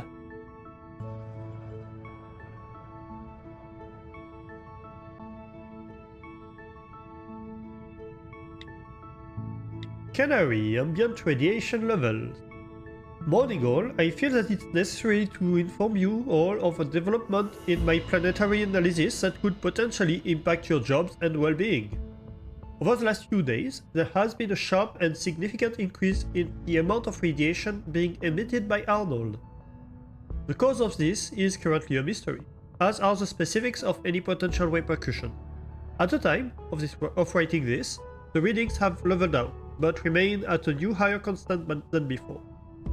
While I wouldn't worry about it for the time being, there is a chance that this increase in ambient radiation could cause problems for certain systems on board the Alabaster, as well as pose a potential health risk for crew members. Rest assured that I will be monitoring this situation closely. Canary. Aubergine, not exactly my area of expertise, but it is possible. Is it possible that something else in the system or even further out could be responsible? Seems strange to me that a planet could spike in radiation like that. Could it be something geological? Do planets normally give off radiation? Canary, it's definitely Arnold. I've ruled out interference from other sources. It could be something geological, I suppose, though I couldn't say what. We can expect a planet with an atmosphere this close to a star to give off a moderate level of long-wave radiation. Radiation risk. Vermilion, good morning, Canary. As the Alabaster's well-being officer, I'd greatly appreciate some more insight into exactly just how dangerous this extra radiation we're dealing with is. Canary, morning, it's hard to say. As it stands, the risk is certainly low, but it's worth keeping an eye on. I would recommend performing additional thorough health checks on a regular basis. Vermilion, I was thinking the same. Thank you. Hopefully nothing comes of this.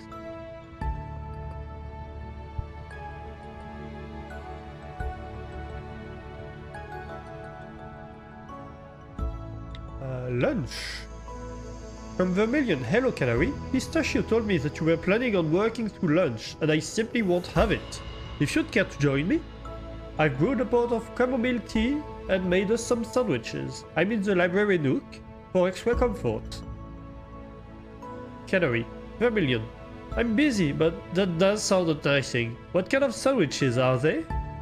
Vermilion, ham and mustard with spinach and dried tomatoes. On sourdough, no less. They're pretty great. Canary. Very well, I give up. A nook in the library? Yeah, there's a very cozy nook in the library. I can show you.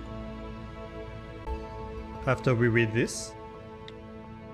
Marmalade, please listen. Oh, yes. From Marmalade. Morning all. I haven't slept. At all. mood. No, I actually did sleep. I spent all night reviewing the Alabaster's external camera footage with Aubergine. None of you are going to like what we found. Late yesterday evening, I was in the living room sketching Arnold. I was staring directly at the planet when it flashed at me, as though a wave of light had just passed through the whole thing. It was weird and colorful, and it displaced part of it. I thought I was losing my mind. I almost went straight to Vermilion in case I was having a stroke or something. I couldn't move though, because it felt so familiar.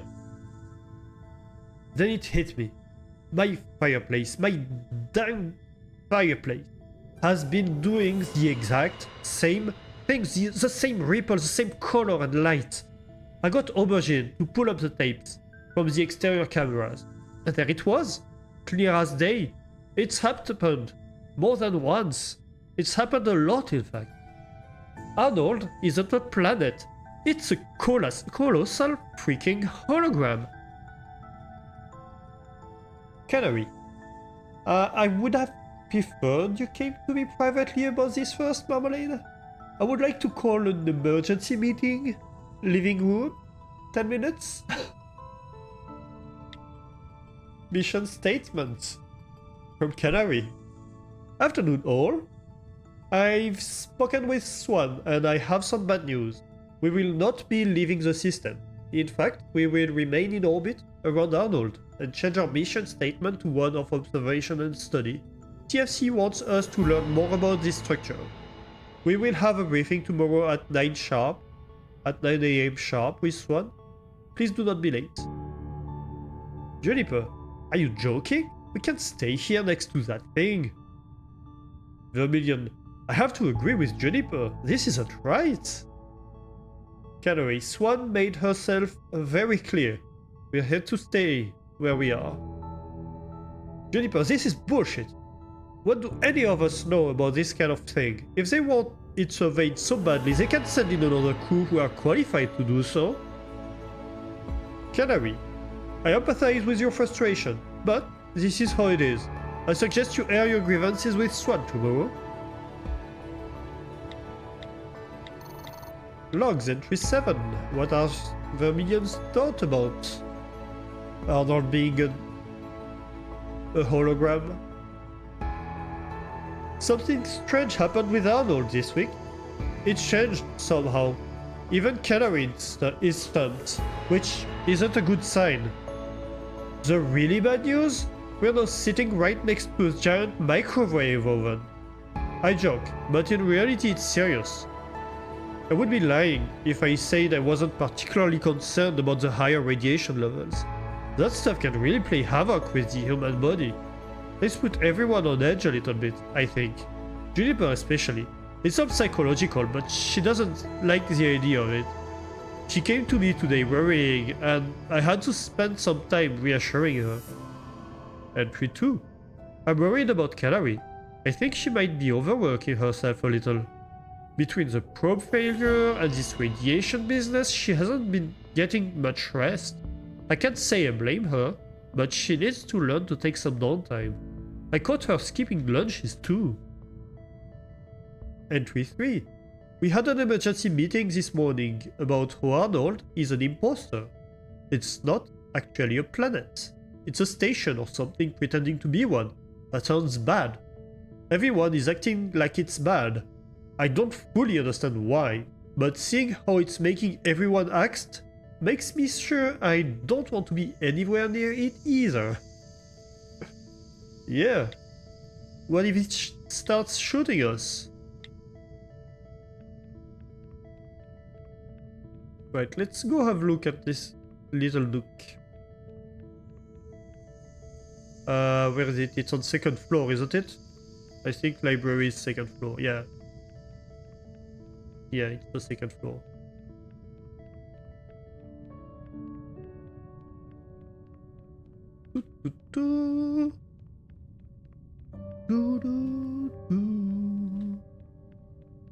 Oh, this is the library. And the library has a cozy little nook. with a guitar. Isn't it cute? And pillows and all that stuff. And down here we have a little telescope. It's nice. It's cozy. And here we have a little... another telescope actually. And a little couch. It's a place they made cozy for themselves. And we have another even cozier nook right here. Isn't that awesome? Don't you want to like bundle up right here and have a little nap? I know I do. And they have another one up here, which was Pistachio and Juniper's hangout place.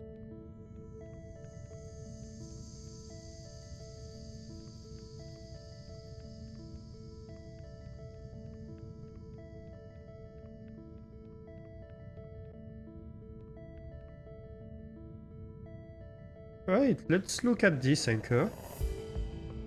The last one of this mechanic. At least for now.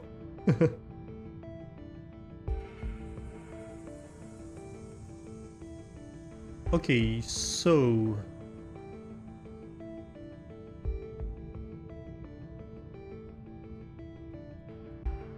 interesting.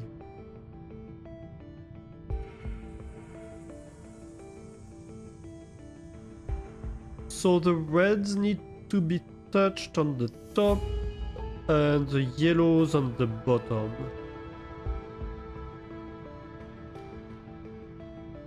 Okay, so that doesn't work.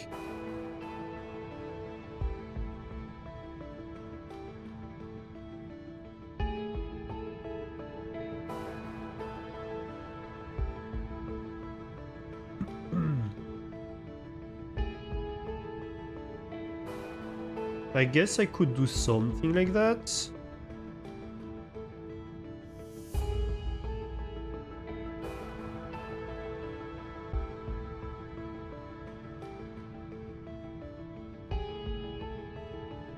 Yeah, I think that works. Doesn't it?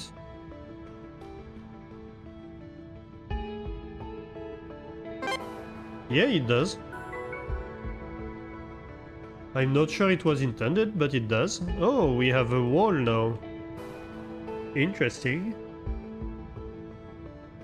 Most certainly interesting.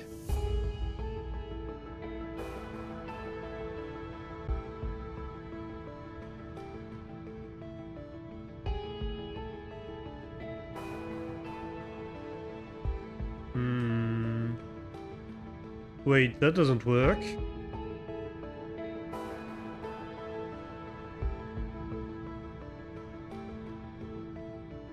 And he solves the last puzzle. Everything explodes and the credits roll.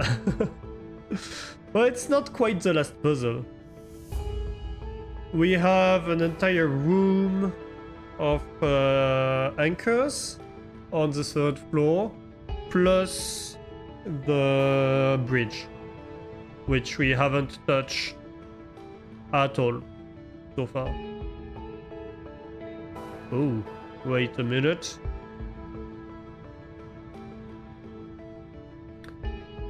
Wait a minute.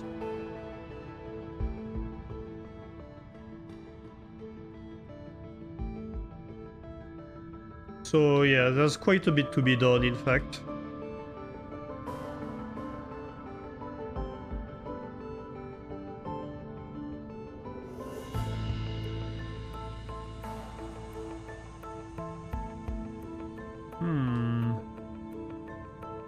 Something like this?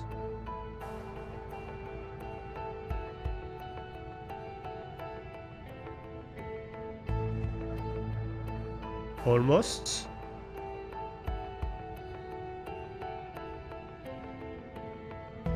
Can I do a little loop around somewhere? I don't think I can at the moment. That's a conundrum. So it means I would need to have touched this before. I guess I can have touched this before.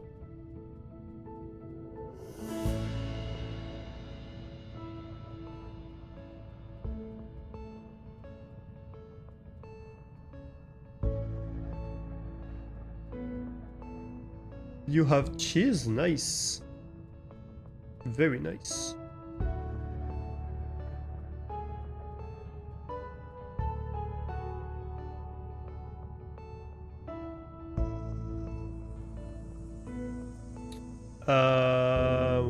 Wait. That doesn't work. Does it?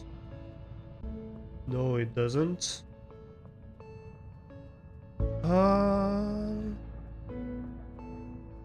So how do I do that? Maybe like this then.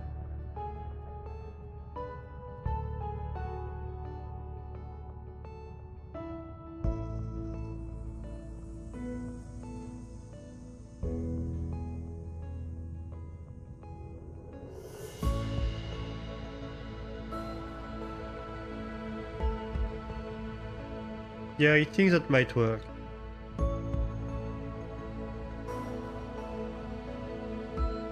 Oh, wait, no. Dang it.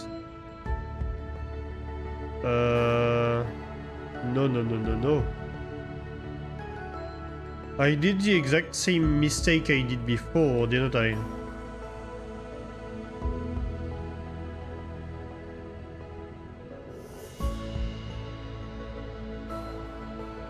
No cheese? What do you mean, no cheese? Cheese is life. Literally. The cheese is alive.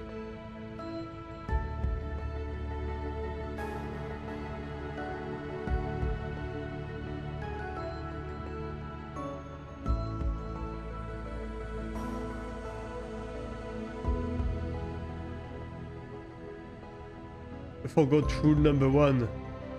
Cheese has life. If you don't store it correctly. Exactly. Cheese is life.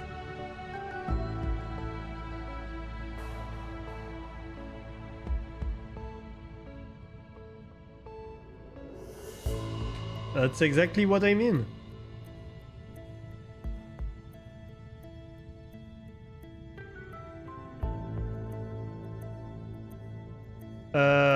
Wait a minute. What did I do here?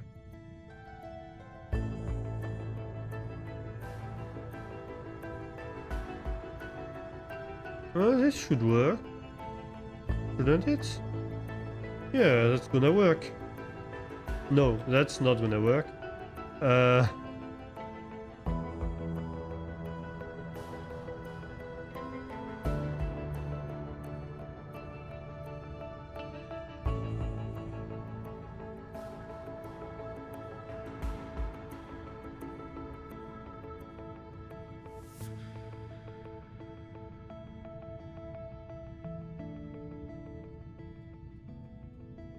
Oh, I see. I touched the wrong pillar here for yellow. That's what I'm doing wrong.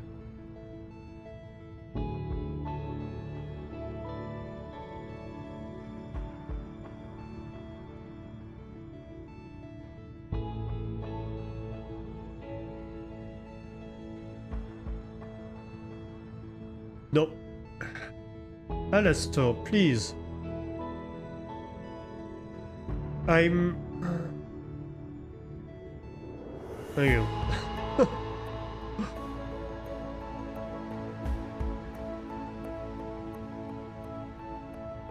I need to touch the bottom pillars of yellow, not the top.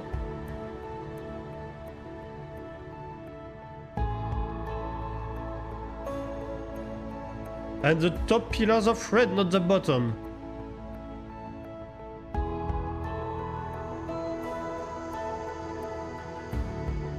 I can do it.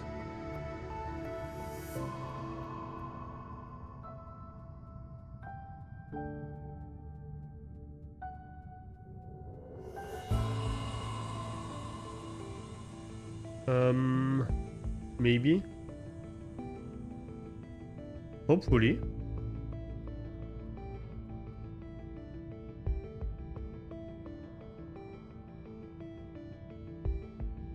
So, wait.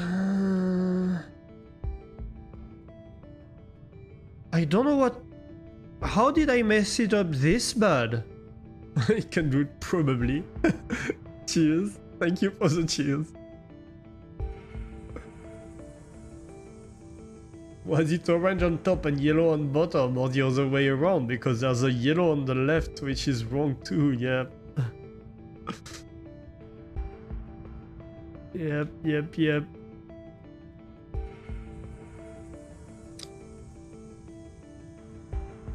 So, red top, yellow bottom.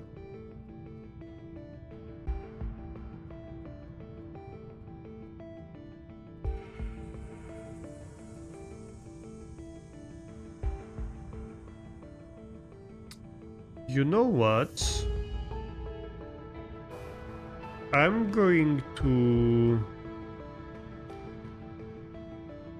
like do this first, then bounce around, and then I can go grab the yellow. That way I'm sure I have guarantees, belts and suspenders, the whole shebang.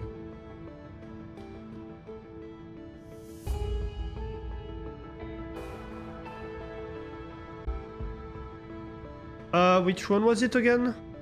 Yellow bottom, right? Yes, I think that was it.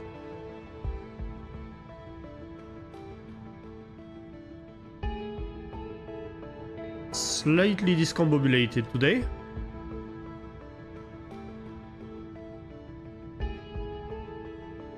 Just a smidge.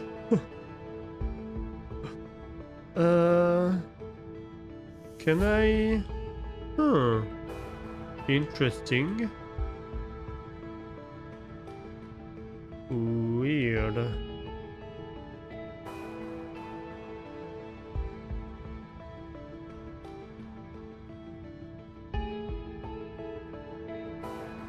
That doesn't work.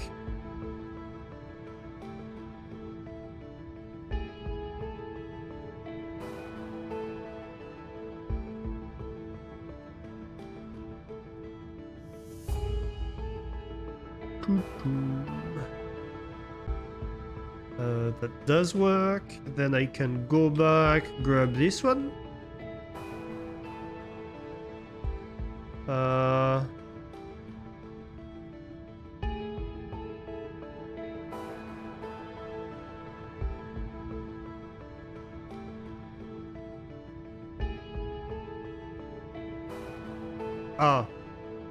That's gonna be a problem. I mean, I could go up and grab this, but then I need something to push against on the way back, and I'm not having anything left. Cannot even go in between.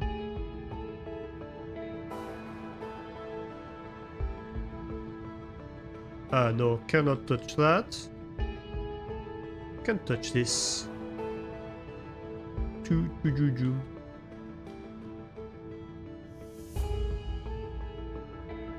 I guess we could do that and then leave the top pillar over there.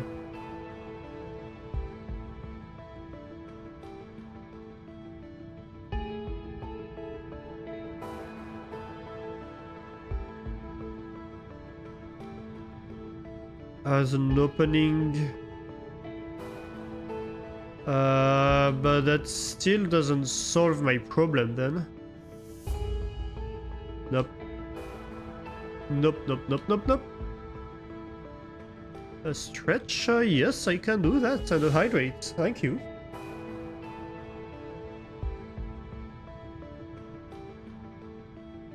A little sip, and a little stretchy, care package. Hydrate, stretch, breathing, hold, breathe out. Breathe in.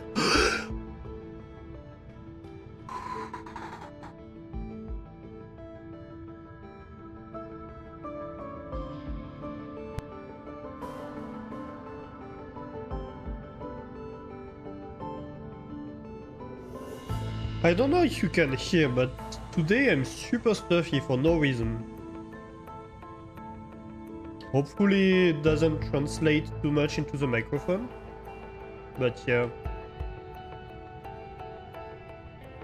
Today is not amazing for allergies. Alright, let's restart this thing. I don't know what I did wrong, but I did it wrong.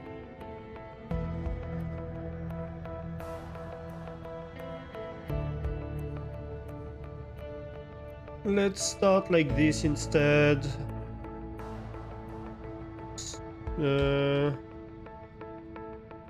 Something like this maybe? No. Doesn't work. Okay. Dang it.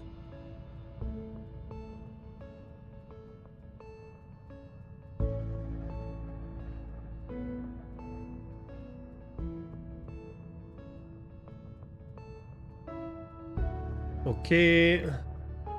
Can we... I can't get this one straight away. And once I have done this, I guess it does leave me a bit more space up there near the yellow. That might help.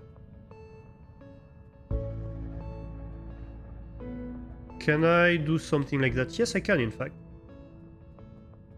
Hey, that might be it.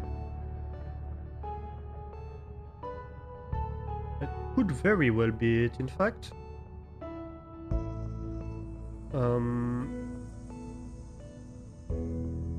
I just need to figure out... Okay, maybe something like that. Then I can go grab this, and then it should save me against contacting the bottom pillars. Yes.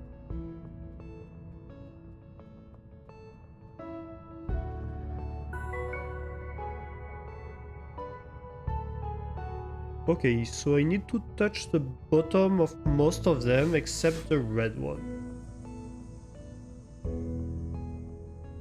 Interesting.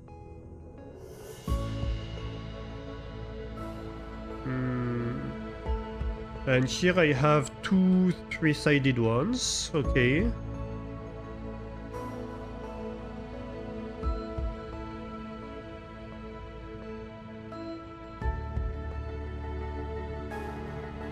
An obvious thing I could attempt here would be to gain some leverage by moving that way straight away.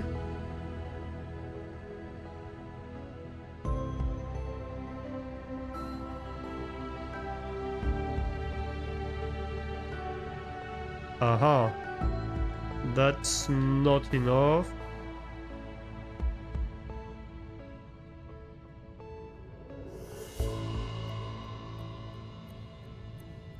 I guess then I could do that. Yeah. That seems to work. Didn't need the bottom pillar. Okay, this one was easy. Well, easy. We did manage to do it easily. I don't know if it was easy.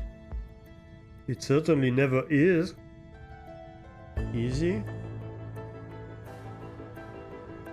But hey, I'll take it.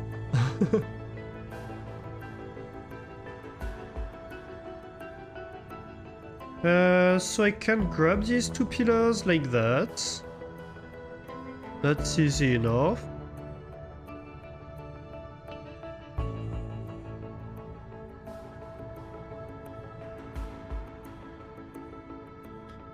Then we have a bunch of stuff on top that we need to take care of.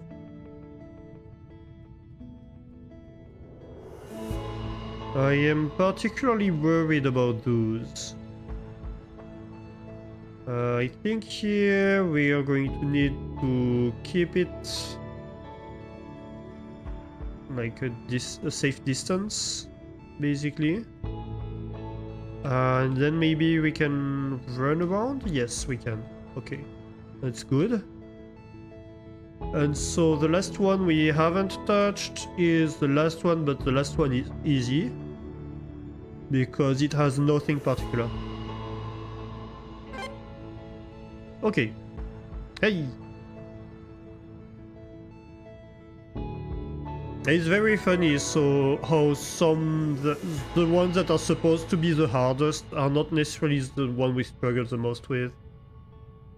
And that was Aubergine week 8. And the end of this room. I think afterwards, how about we look at these ciphers?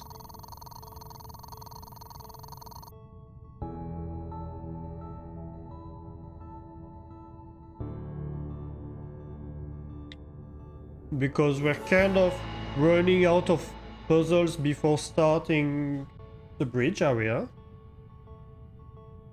And I kind of want to have done most other things before we attack the bridge, really. Because it feels like a separate part of the story, if that makes sense. So we want to have understood as much as we can. So that's why I'm kind of cleaning up right now. Even though we don't have Juniper voice lines anymore, etc. I think that's better to have a good understanding of everything before we move on. So, briefing recap. That was week 8. Right. So that's just after the meeting with Swan where they were like, we want to go home, and Swan told them, no, you stay right here. From Canary, briefing recap. Hi all, I know things got a little heated this morning, but I'd like to thank all of you for remaining as composed as you did considering the circumstances. So that was the meeting with Swan. This one. While Sorgrel is no different, it shouldn't impact anyone's day-to-day too much besides my own. We should have a formal meeting on whether another probe is indeed a good idea. I'm concerned that if this thing is manned or has any kind of reactionary AI on board, it might think we're hostile if we start throwing metal objects at it. I understand that morale is a little low, to say the least. That's the understatement of the mission. But please keep up the good work, Canary. Marmalade. Breathing copium heavily. We can make the most of this. Who knows? Maybe we'll even get a pay raise. Canary. Ah, no, there's an idea. Marmalade. So, what do we think this thing is?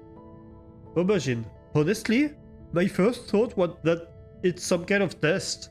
Who else could build something like this besides Filament? We accidentally got a glimpse behind the curtain and know they're backtracking? Marmalade, I don't know, that's an incredible amount of resources and man-hours just to test us for what? Aubergine. Well, what do you think then? Marmalade, I'm not sure. I've seen some of Canary's data. It's warm, like a planet should be. Is it possible that people are living there?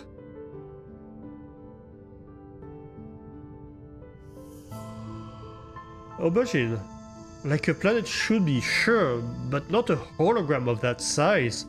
I'm surprised the whole thing isn't glowing red hot. It must be dampening that to avoid suspicion. I suppose that would only be the surface though. In theory you could live deeper inside it, I guess. Marmalade, maybe we should sit down and see if we can come up with any new hardware that might give Canary some insight. Aubergine, yeah, for sure. I'm busy at the moment, but we can get together this afternoon. Marmalade, yeah, alright. We can talk more about this at lunch. I'll let you get on.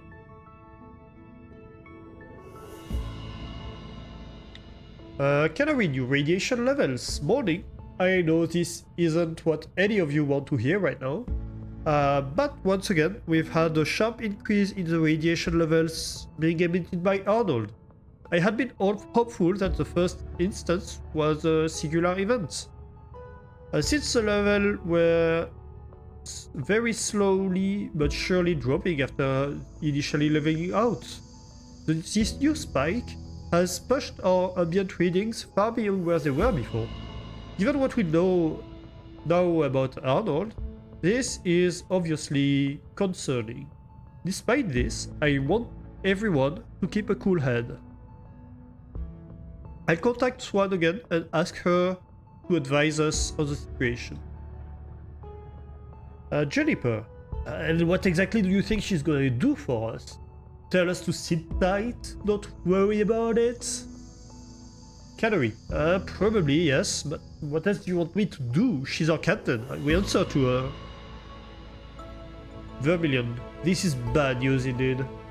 Canary, I would like to speak with everyone at lunch so we can discuss this properly.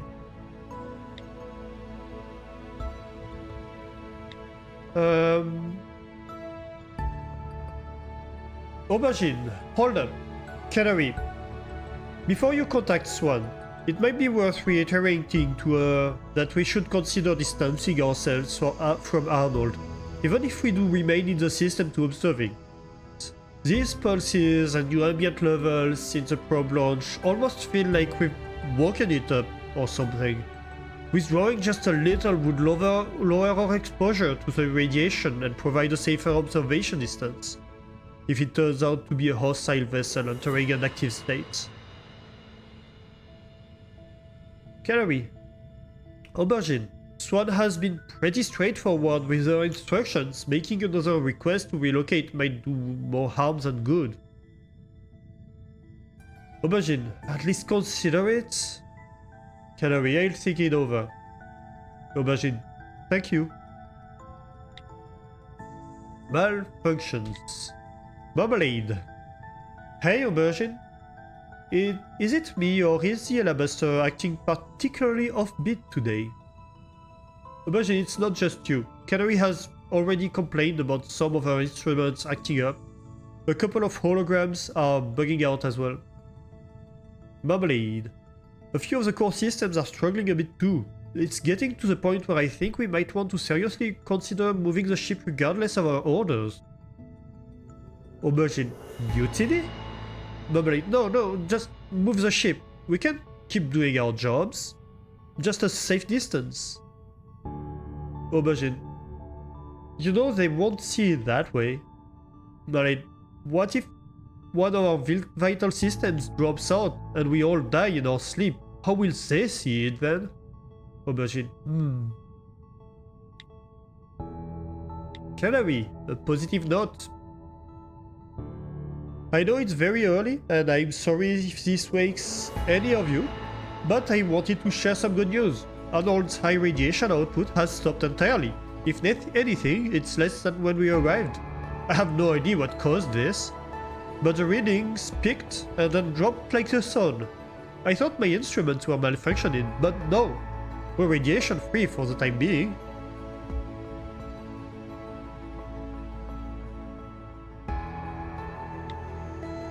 Juniper, I can't find Pistachio. She's not responding to my messages either.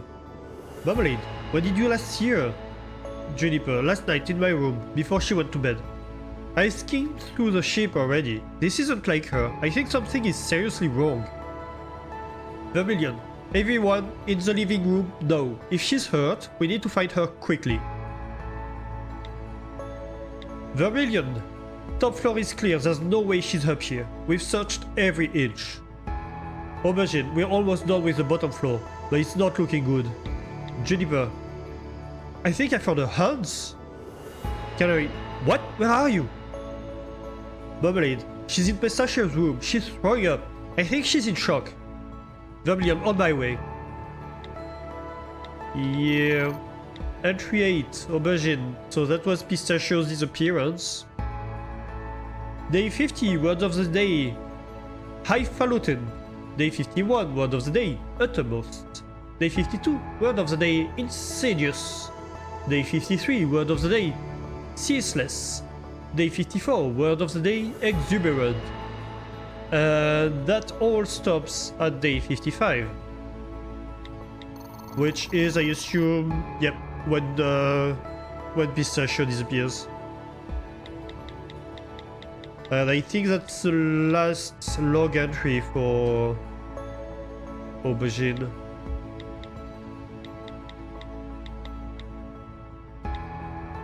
We don't have week 7.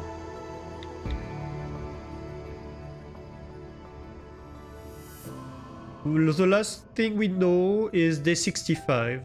They're gone, and I can't do anything about it.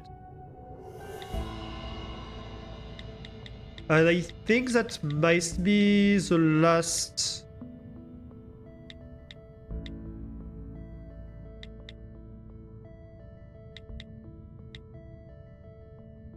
sign of life, really.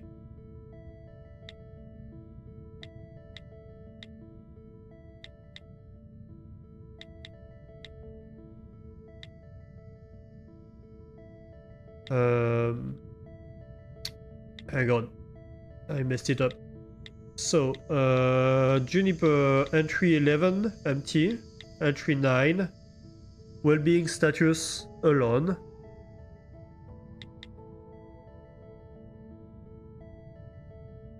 Right, so in week 9, we have a note from Juniper.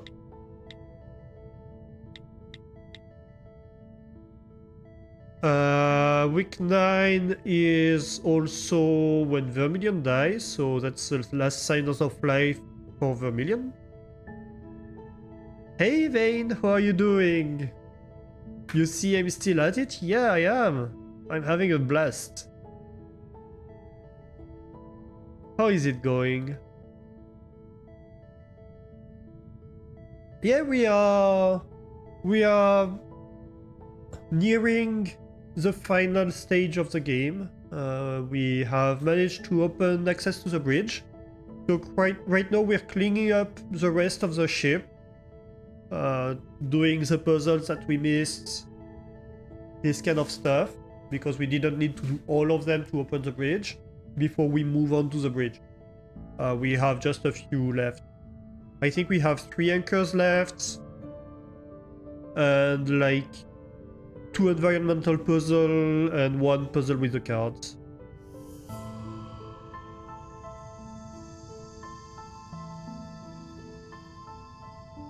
So it's like 3 puzzles plus 3 anchors.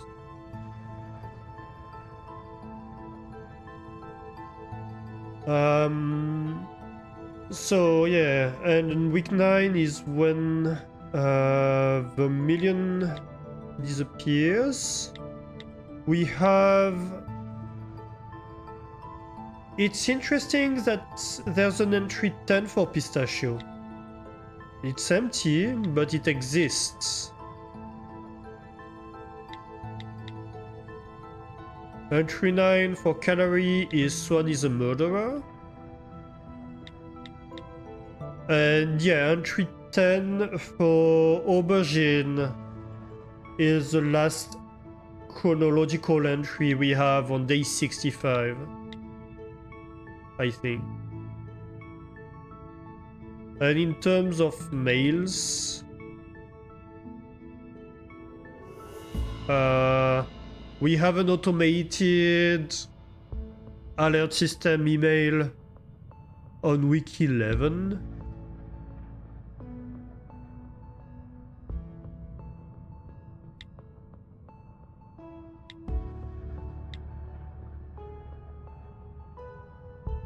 On day 70, we have a message from Juniper. So we know that Juniper has sent a message after day 65. Saying I miss you to Pistachio.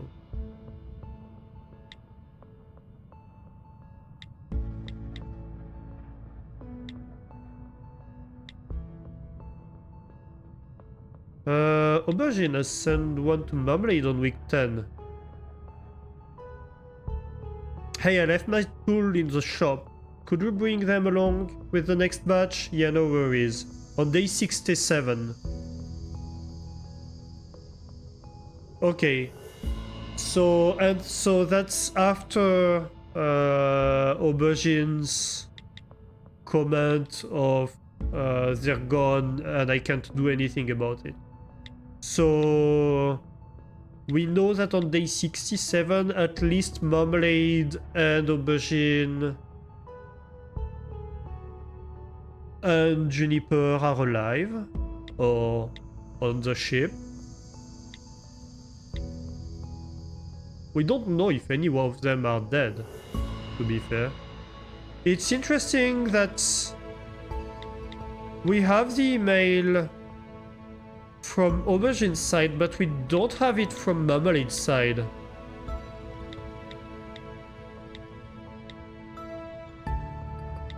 Almost like it's been tampered with.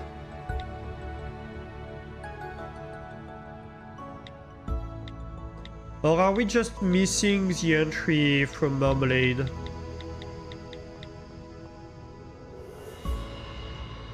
I was saying hi. How are you doing, Vane? You were distracting? No worries.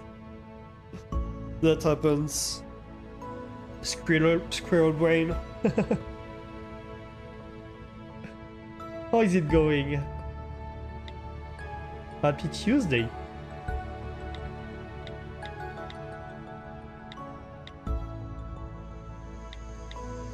Yeah, it's interesting that we have this message only from Aubergine's perspective.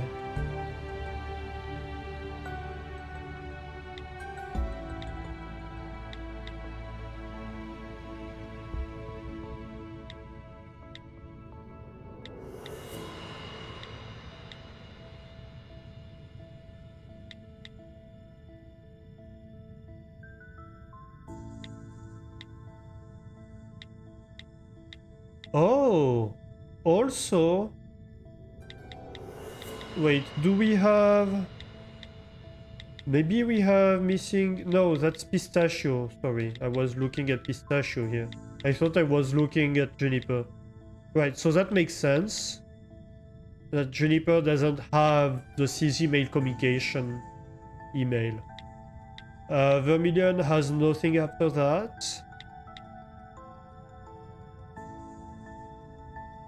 And Juniper only has the alert system email because the mail to Pistachio obviously didn't get a reply. Happy Twerk Day to you too. Thank you. Doing well. Good.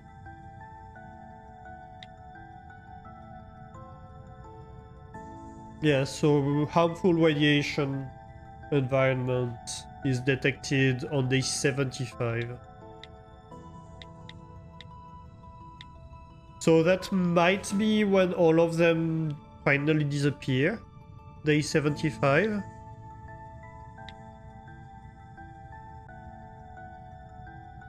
I assume that's the case.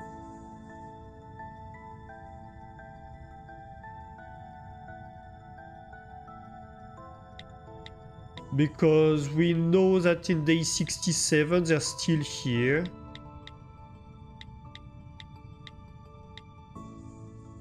We know that on day 70 they're still here. So I assume that like the huge radiation spike would be, oh, everybody's gone now. Another thing I wanted to check is if we have maybe codes within the corrupted messages themselves.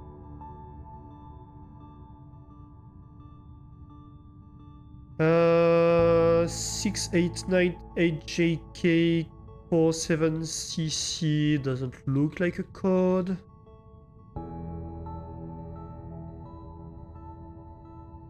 Like anything that looks like a random sequence of numbers might be a code. I mean, this one we're missing, obviously.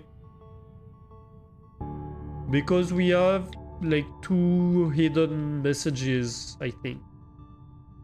2 hidden puzzles that we need to figure out.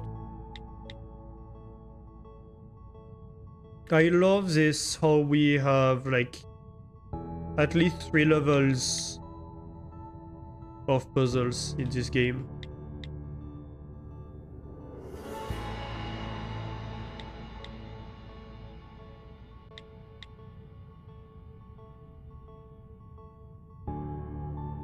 Let's see. Oh, ad break. Well, I guess let's take a real quick break, and we will be right back. And we are back. Welcome back, everybody. How was your break? Mine was great. I have new coffee. Alright, so let's take a look at these corrupted messages. Yeah, thank you.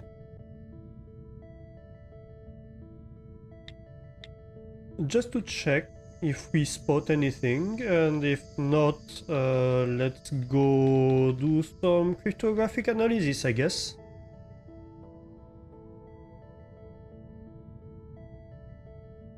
So I'm just basically checking for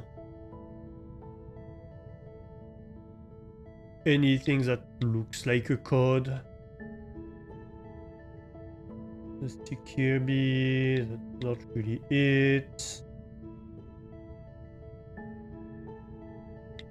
Not much here. We had an ID earlier. I wonder if 1982 or 1983 might be something.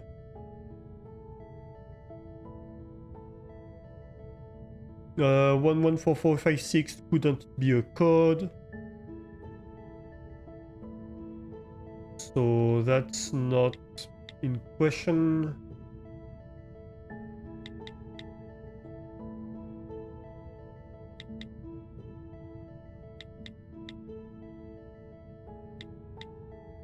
Yep. Come on.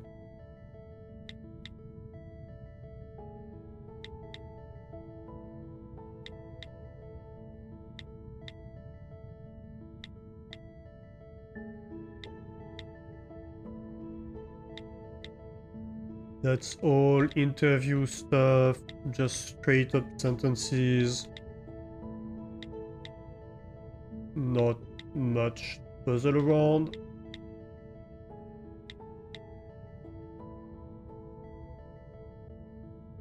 The interview summaries. Let's see. I can't get over the fact that they see, like, prone to empathy as a weakness.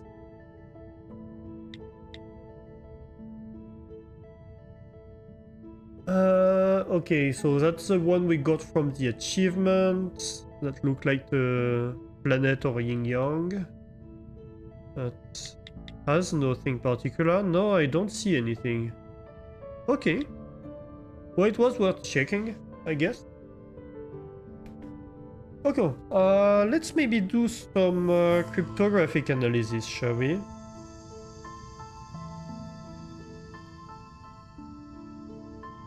Let's see here. Can I capture...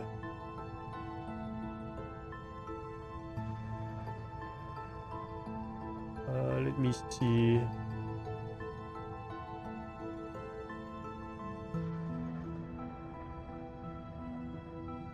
This?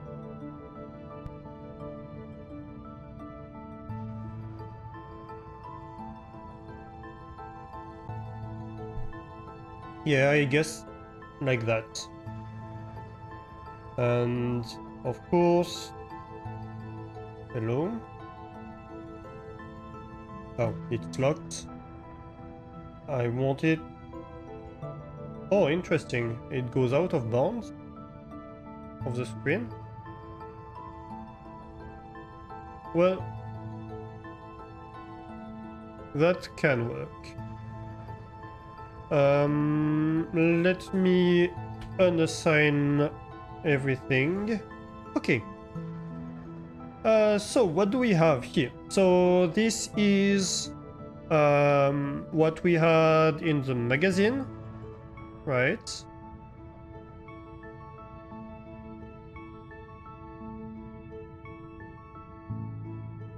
Actually, wait a minute. Ah, that's why. So, which one was it? Magazine puzzle, right? So that's what it looked like initially, right? And if I take... Oh wait, I know why it looked weird in terms of size. It's cropped. The top is cropped. Hang on. Yeah, remove the cropping. That ought to be better. Yeah. That fits much better on the screen. Alright. So what I did here is I went and each symbol I assigned it a number, right? So like this hexagon with a straight horizontal bar in the middle is 1. Every time I see it, I put a 1 over it. And then I report on every line the characters. So 17132, 17132, a space, etc, etc. So that's my sequence. And then I have doublets, so 17-1, so the first doublet is 17-1, 1-3, so the second doublet is 1-3, etc, etc. And triplets is the same thing, but sequences of 3 characters. Okay. And so once I have this, there are 2 approaches. There's, I think, what Flame did, which is to say, okay, let's assume that 1 is letter, I don't know, A. See what happens, see if we can figure things out. What I did is a little bit more complex, but can be helpful. So don't run yet. A lot of this is just technical fluff. So for each character here, so I have the characters, so from 1 to 17, I think we see. Yeah, from 1 to... Actually, no, we have 19, 20, so from 1 to... I think we have 19 different characters. I just missed the 18. What I do is I count how many there are. I divide by the total number of characters, and so that gives me a frequency. I can see like the percentage. And so to see it better, here I have them in order, so from the most frequent to the less frequent, right? And each time next to it is the characters number. So 1, for example, so the hexagon with the horizontal bar appears 9.23% of the time. And what I have here is the frequency of letters in an English text if you take a random English text. So in an English text, you take a book, you count the letters, you'll see E 12% of the time, right? Then you see T 9% of the time, etc. And so based on that, I'm saying, okay, the most frequent might be E or T. It's the same frequency here, they appear the same number of times. Then we have the exact same thing, but instead of having one character at a time, I look two characters at a time, right? So, for example, the sequence 8-5 appears 3.8% of the time. And the most frequent digraph in the English language is TH, which appears 1.52% of the time. So we could say, okay, maybe 8-5 is TH. Then I have the same thing with double letters. And then I have the same thing with triple letters. So the most frequent sequence of 3 characters is THE, the. We started with guessing that the 3-letter word was probably the. Yeah. And so that's basically what we're going to do here, because we see that there is one sequence of 3 letters that appears more often than everything else. And so let's just say, okay, let's assume that this is the. So 11, 13, 2 is the, right?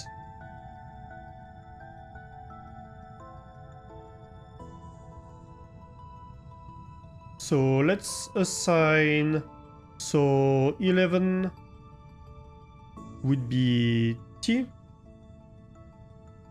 2 would be E, and 13 would be H.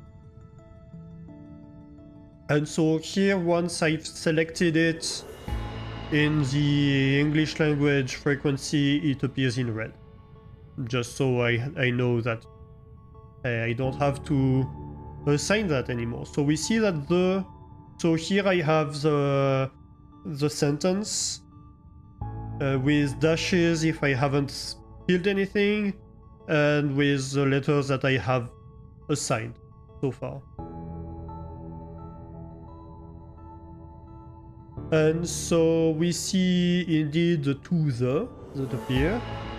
We have another 3-letter words, E something T.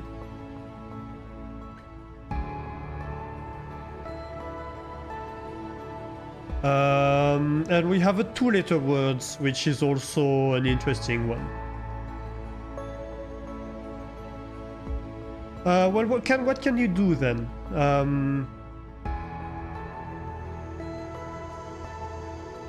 Well,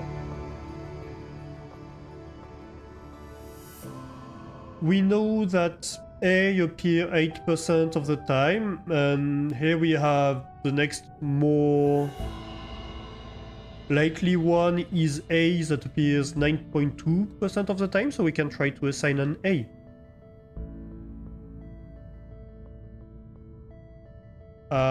And then the next ones, we have 3 that appear 7.69% of the time, and so it will be a bit more difficult. Like, we can guess that maybe among them are O, I, and N, but we can't really know in which order, right? So we'll have to figure that out. But first of all, with the A, is there any inconsistency? The 3-letter word that we have here becomes it. Why not?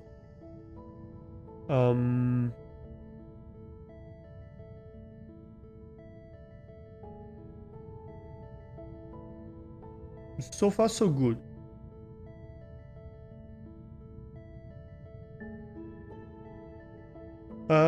Do we have anything else here? So here we have 1-3, the sequence, which is fairly frequent, which is A something. Yeah, because A is 1, so what is 3? No, 3... Yes, no, 3 is this one. So 3 appears 6% of the time. 6, 15. So it could be RS.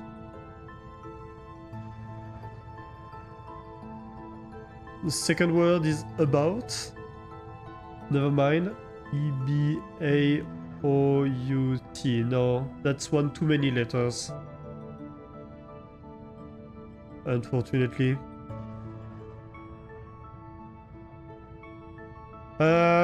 Triple letters don't give us much more information because all other triplets appear only once, I think.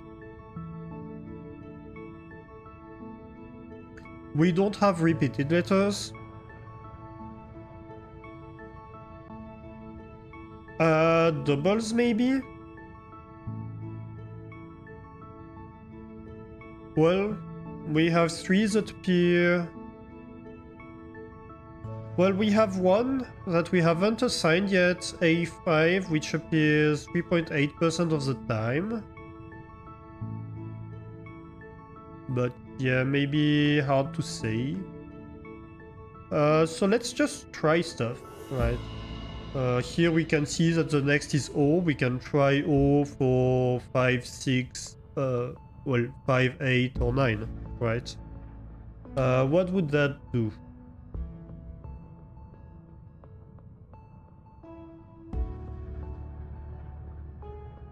Here we have O something TE.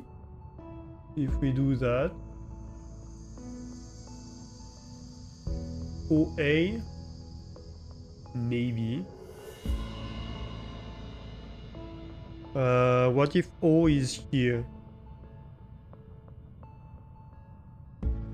Though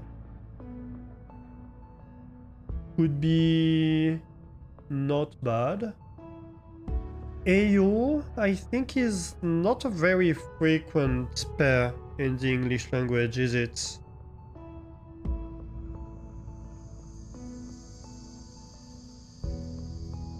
Try N, where I have the O currently. Right here.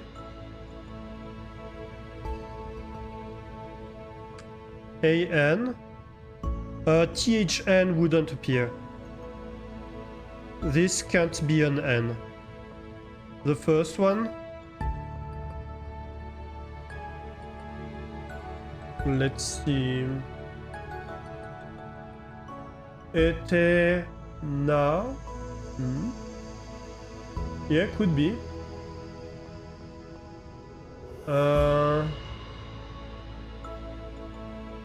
N. TE. Eternal. We can try eternal. So if we try eternal, that's when we go back to the first page. So the R would be 17 and the L would be 6.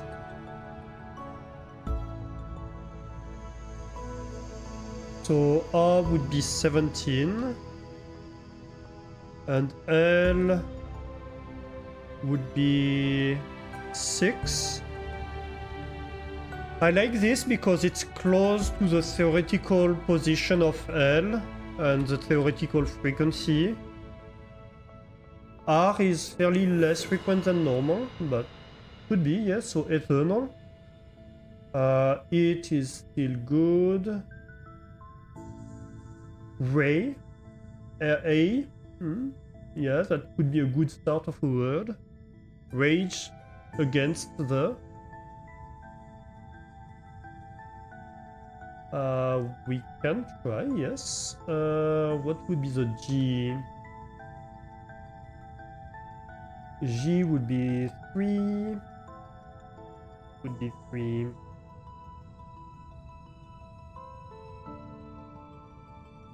Yeah, that bodes well. L, GHT could be light. Against 8. That would correspond, so yeah, that's a pretty good bet. And so S would be 7.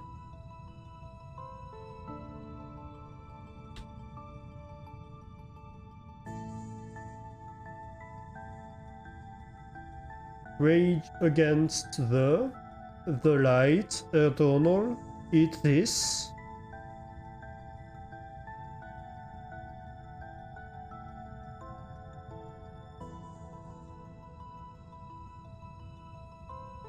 So we can assume that this might be an O, just because of the frequencies.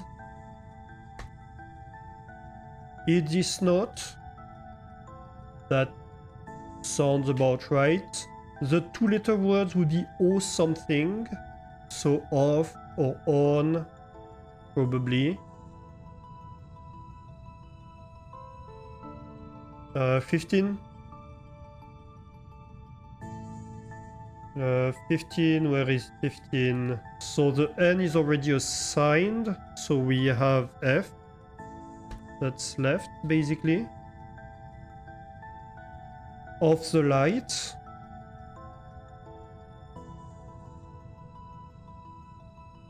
That's unfortunately the only F. I guess then we can continue to go down the list, right? And say, okay, what if this is D? Today, I assume.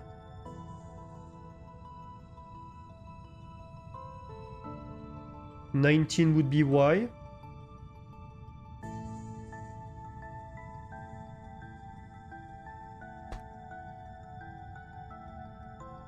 Wait, no. That wasn't 19. Y is here. Today. Rage Against the Dying of the Light. Eternal Today.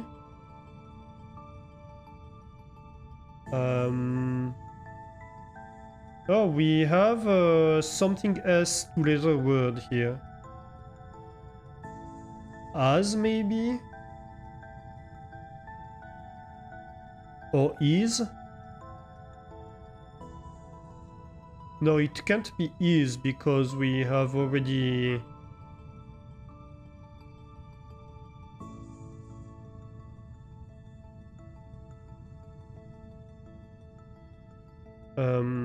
assigned.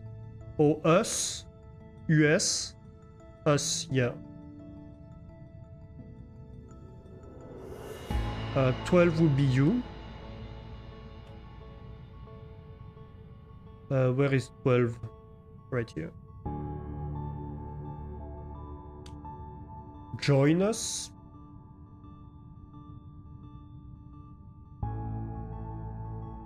O is J.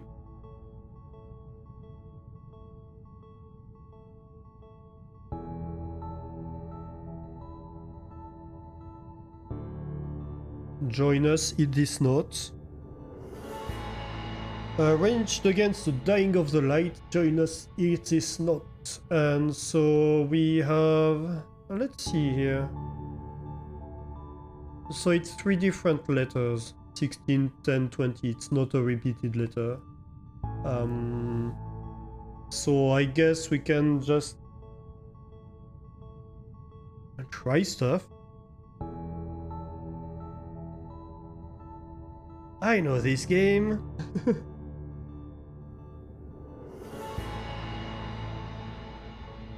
C or M, Emo, Echo, both would fit. I played Space Shit most of my life. Right? Very expensive if you buy the original, but the knockoff is not too bad and free. Yeah, this is LibreOffice. It works very well.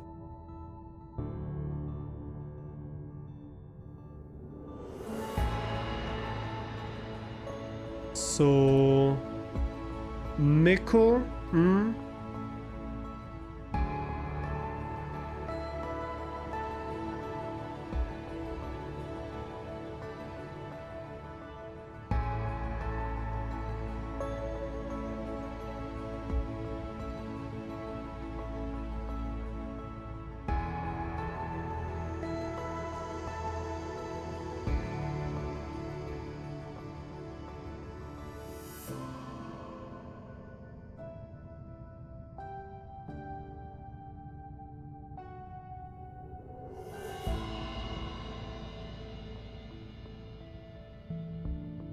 And one thing to consider here is that the word we haven't found is the first of the second part. Like we have a break here. So it's eternal. Maybe I should have added an extra space here to make that clearer, but yeah.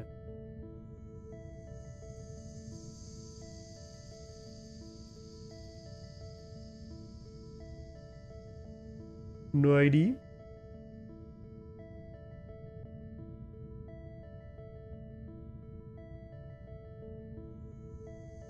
I'm wondering, in terms of frequencies, yeah, it's hard. It becomes hard.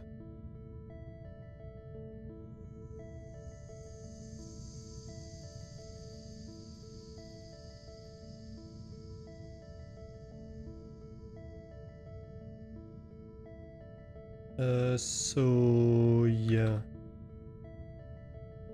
Can't be Meko. Can't be Veko. Can't be Peko.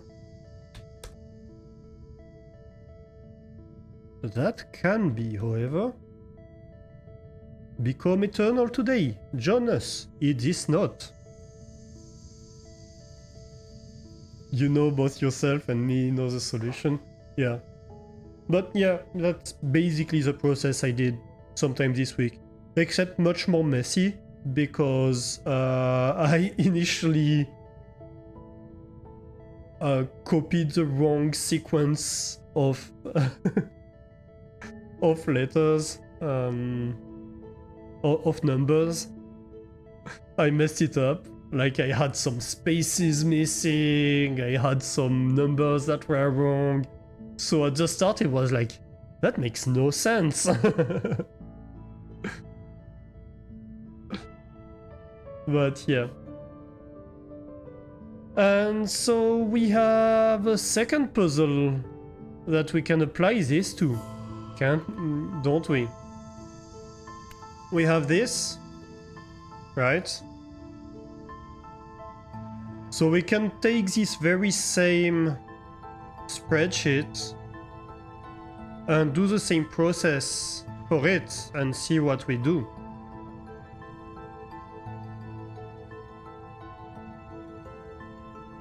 Basically, we have a larger number of letters here, so it's gonna help. It's gonna give us more indications about the frequencies, but also we don't see any space.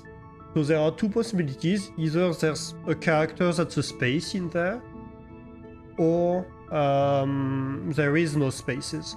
The only place where we can safely assume that there is a space is at the end of the lines, I guess.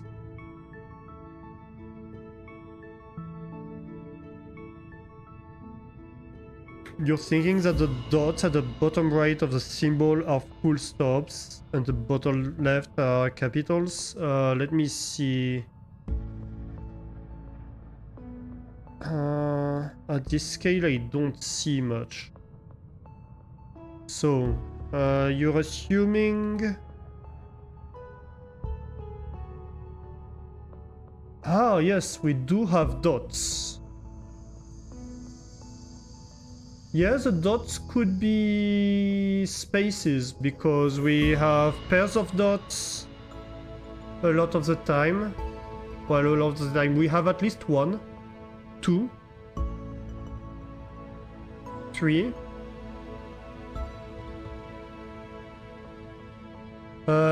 We have parts where we have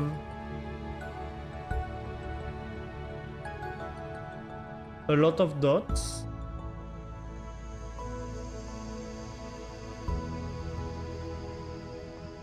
Are the dots systematically on the same characters, is the question. Or is it a case of, yeah, we have characters that appear with or without dots? I think we have characters that appear with or without dots a lot of the time, too.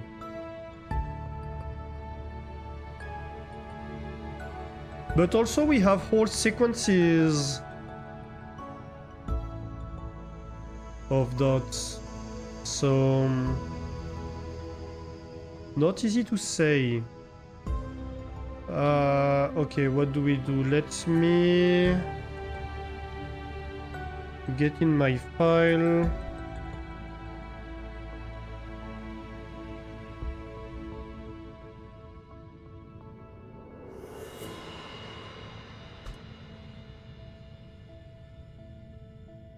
I'm going to close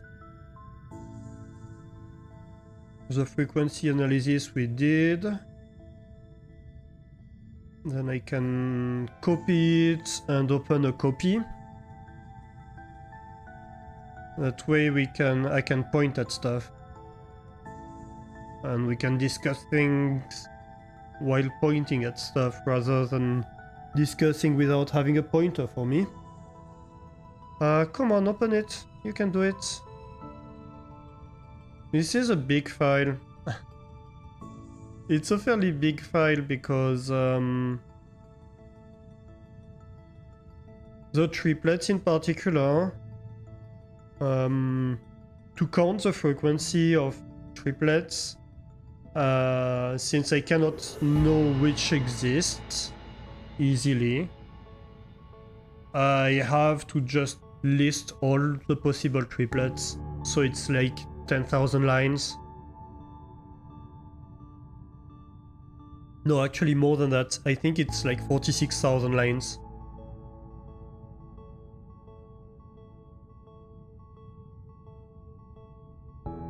So it's struggling to open it. Hello?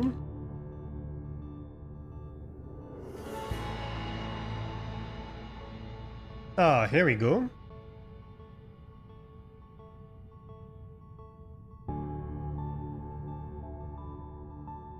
Ooh, that's a big image. Let's reduce it a little bit.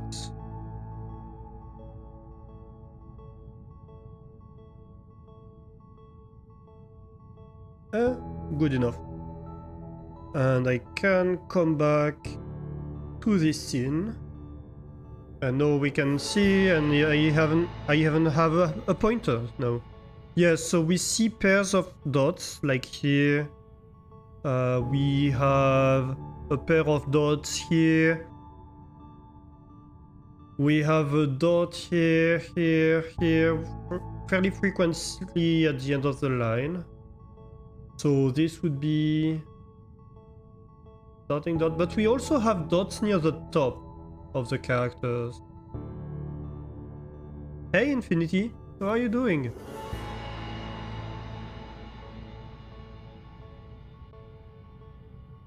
We also have dots at the top of characters, so I don't know that we can assume that the dots are not just part of the symbols.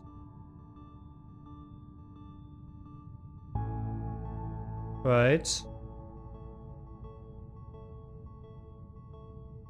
And we have here, we have a region where we have a whole sequence of dots. But we have a character in the middle that has no dot. Well, two actually.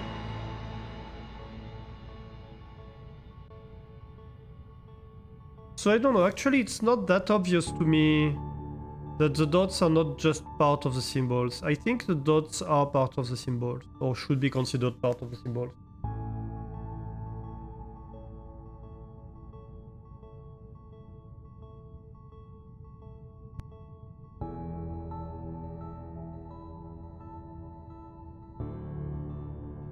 Yeah.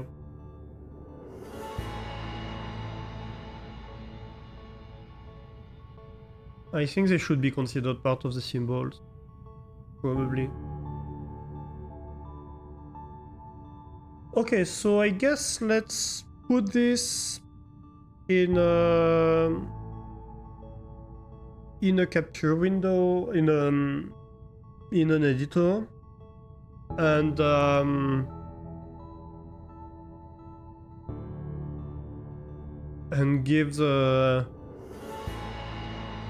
give the symbols names, basically,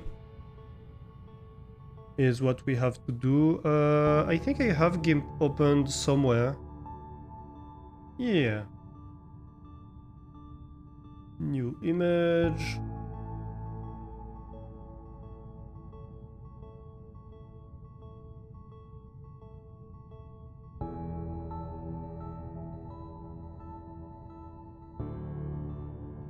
Let's see.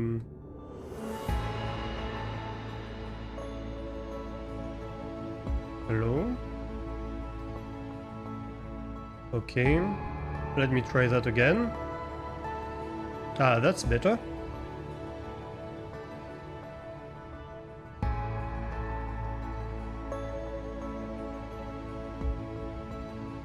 No. Question.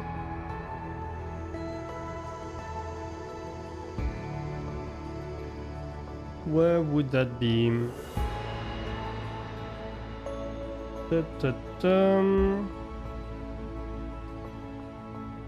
Why doesn't it want to capture the GIMP window? I think possibly because I have another window and another scene for it. My things are a mess. Yeah.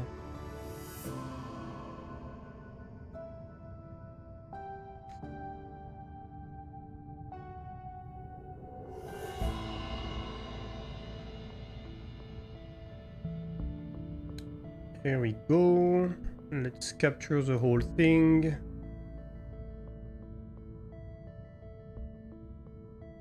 I think let's go even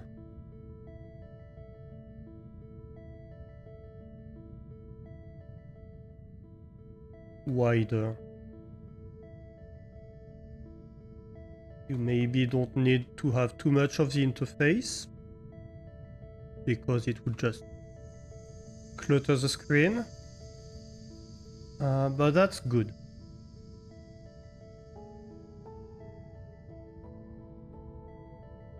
Okay, and then I should be able to add text in it, probably, maybe? Yeah, text tool.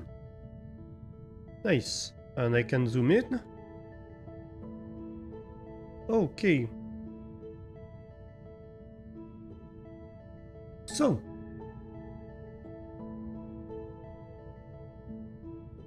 Let's say we give this symbol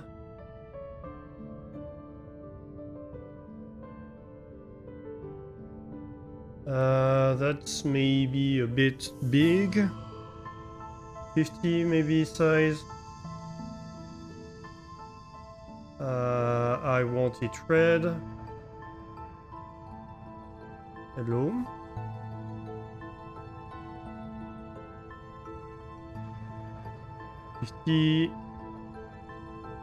Red. Better.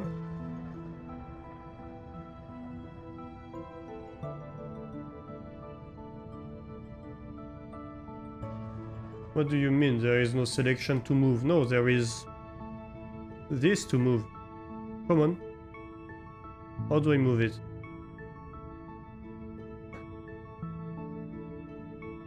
Ah, here we go. Then I can copy this, and basically we need to find other instances of it. Where else do we find this symbol is the question. So we have basically these two little things on the bottom. Well, we do have one here without the dot. Yeah, maybe you're right about the caps, but I don't know.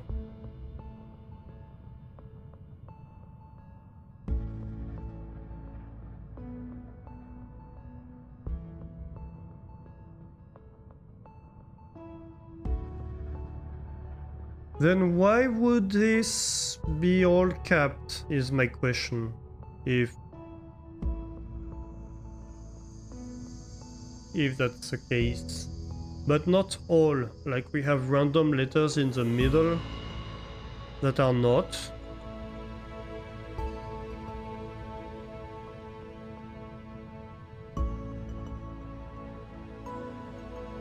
Do we find this symbol at any other point with a dot? Or maybe we'll leave the symbols that have dots for the end.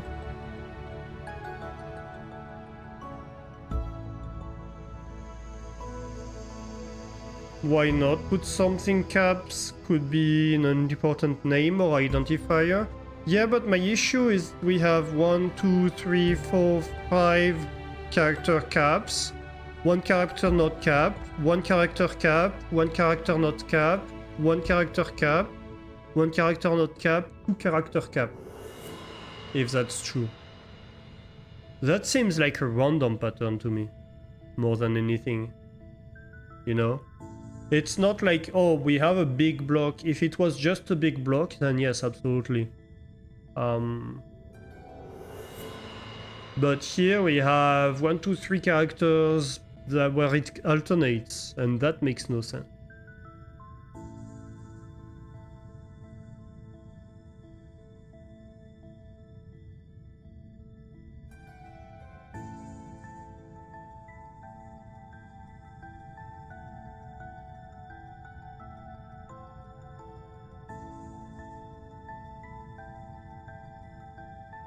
I say for now we leave the characters that have dots to the side, and then we can decide later what to do with them.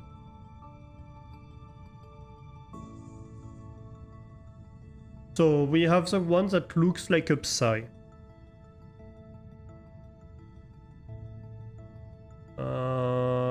It's here. Oh, hello.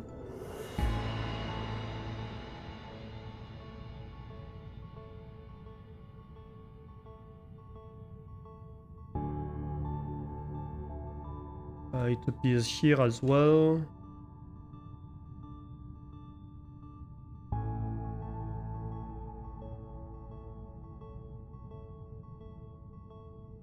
That one's a frequent one.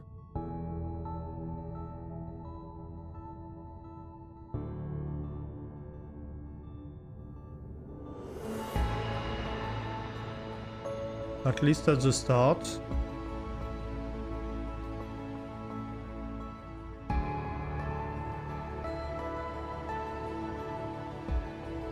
That might be an E or something.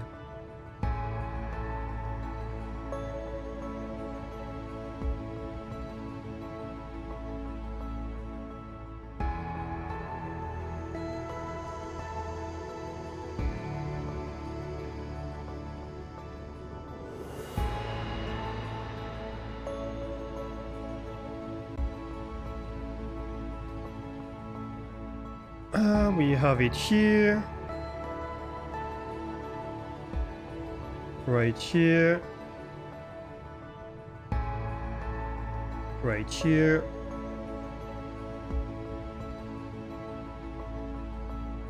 Then we have one here. In the middle of the dot shenanigans. Actually, it appears here with a dot.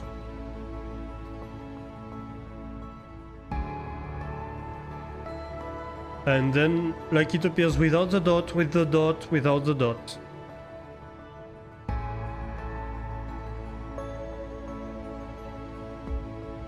So yeah, I say that's sus. Sus character behavior. You can't have that.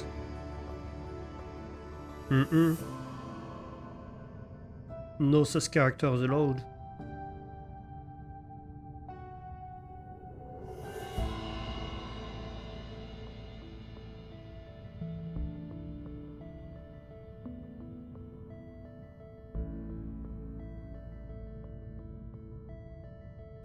Do we have other ones that I missed? Do you spot anyone else, chat? Oh yes, one here.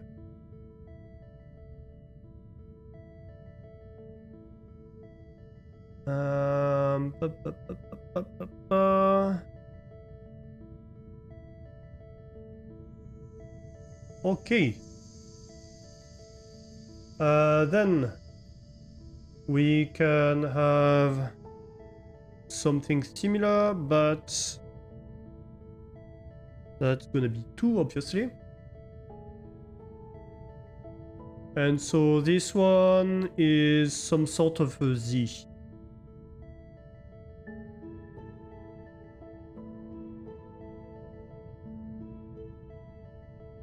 No. Come on.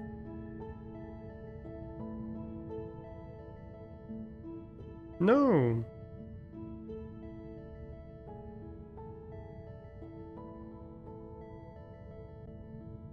Ah, here we go. I had to double click it to copy it.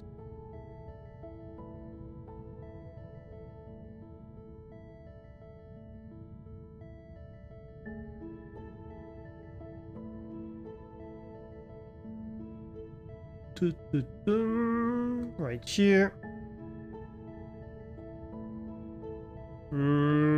I sense shenanigans. 1-2 appears a lot. Sounds like a TH or something like that, almost.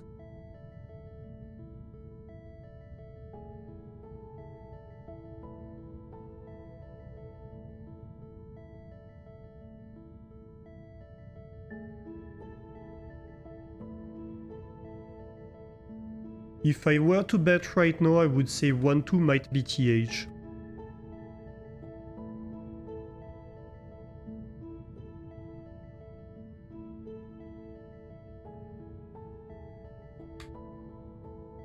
Doing this manually. Well, I don't really have a choice for this part, right? But once I have the numbers, I can go to the spreadsheet and just enter the sequence. So that's my goal here, is to just number everything. And then once I have that, then we can process it. But the first step is to transform it into something we can process. But that's good also, because that allows you to like get a sense of what you're dealing with. Like, even just doing this, I can be like, hey, 1-2 appears a lot.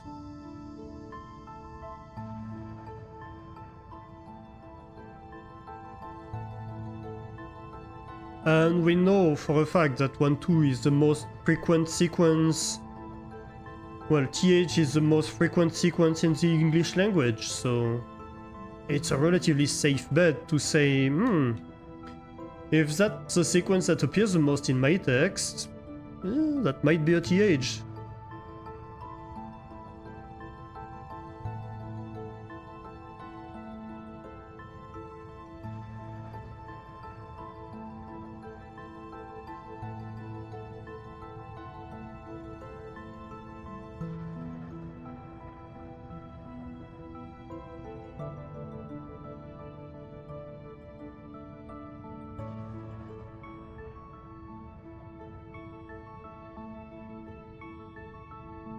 You're doing so-so? Oh, I'm sorry, you're not doing super well. Oh, are we? Well, I'm doing good, personally. It's going well. We are doing cryptographic analysis today, as you can see. Partially, we solved a few anchors beforehand. We have this, a few puzzles, and 3 anchors left before we start doing the bridge.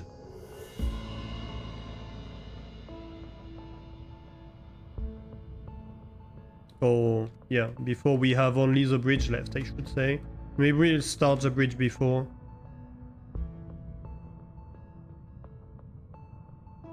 I'd like to do at least some stuff on the bridge today.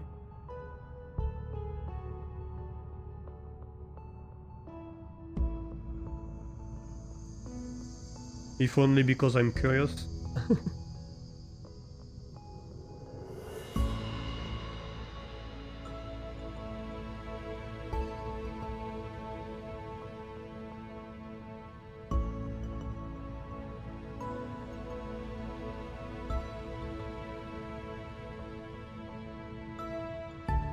Did I miss any? I missed that one, but there's a dot here, so we're going to leave it to the side for now.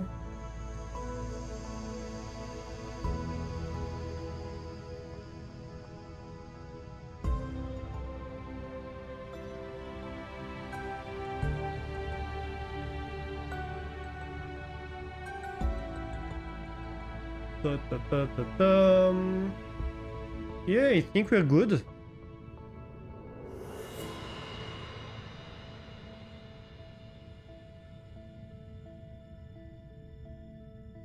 You think there are websites that can automate this for you? A friend of yours used them to translate diagrams from articles into values. I mean, yes, if you know the alphabet, right? We initially asked you if you could make him a program for the purpose. Would have to taken you years if you tried, probably. Yeah. Image analysis is complicated. Or can be complicated.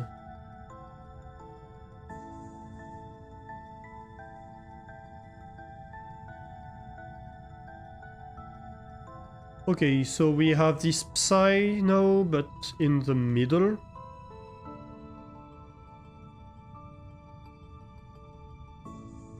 I'm sure there are programs that can do that, but here, like, we have active questions. For example, we don't know if the dots here should be considered as being part of the characters or as separate stuff, you know? So doing this also allows us to get a feel for the text and to make some decisions that we would have to make beforehand if we had a program. I guess unless the program runs super well, then we can just try different versions. But yeah.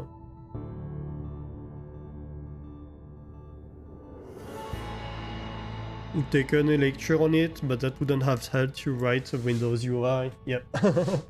UI is difficult. Yeah, because our assumption at some point was, because we have these groups of dots, was that maybe this dot was like a space or something, and this dot could be a caps. But then we have top dots that we don't know what to do with. And there are places like here where we would have random sequences of caps and non-caps. And that feels a bit strange to me. So I'm not convinced by the dot hypothesis.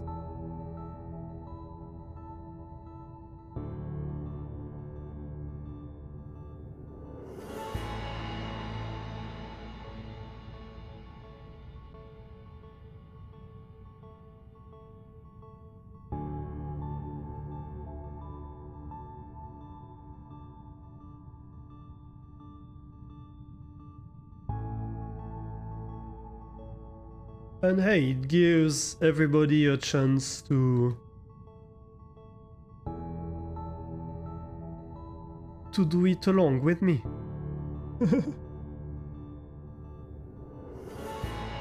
If anyone wants, I could share the spreadsheet in Discord.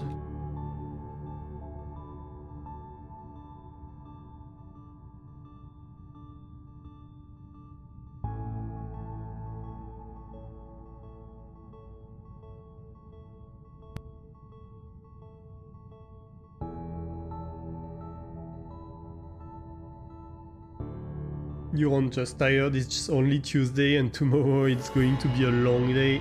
Yeah, if you're very tired on Tuesday, it doesn't bode well for the week. That's for sure.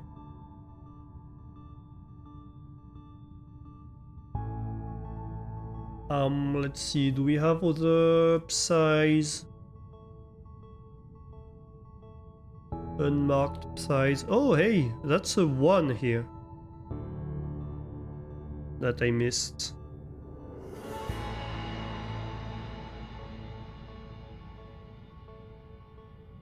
Another 1 too.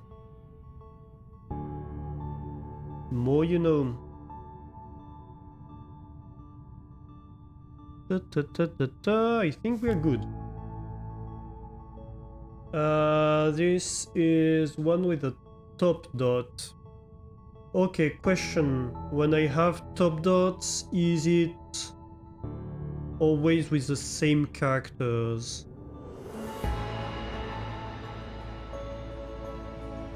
I see a top dot here on a different character.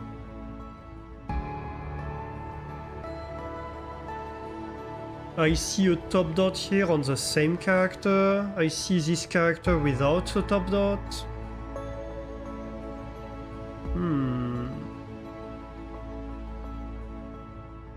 Without.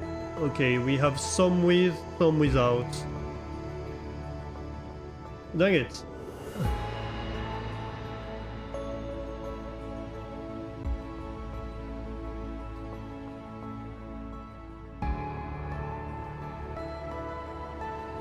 Long hair at work, yeah.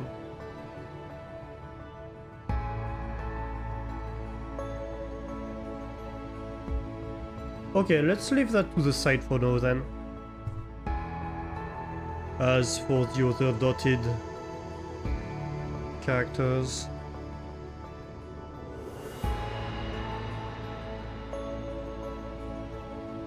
So, we have this little squiggle here. The little squiggly butts. A phi of sorts.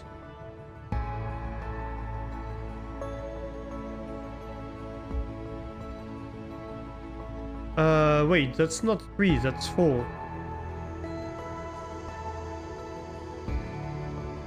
Why didn't it copy?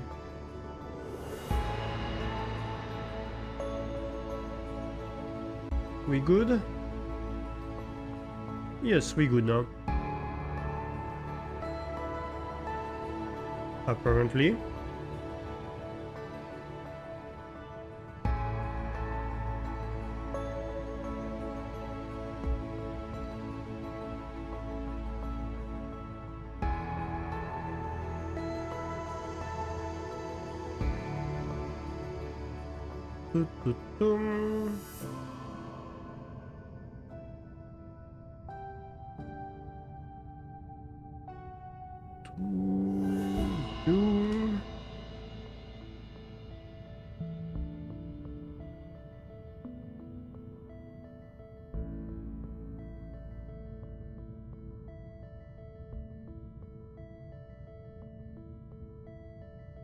It would be French. I would say maybe the dots are accentuation, but there's no accent in English, so... You know, these ones are dotted.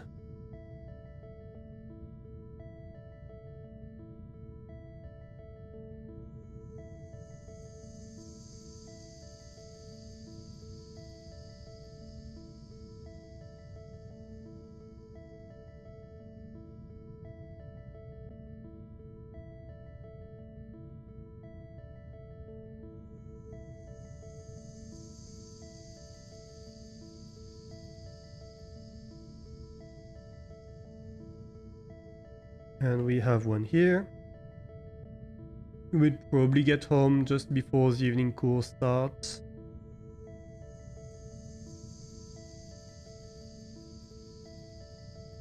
Maybe dots equals make them numerals, like in ancient Greek numbers? I don't know what you refer to. What do you mean make them numerals, like ancient Greek numbers? Was there something in ancient Greek to distinguish, to make a letter into a number? I don't know about this. I'm interested.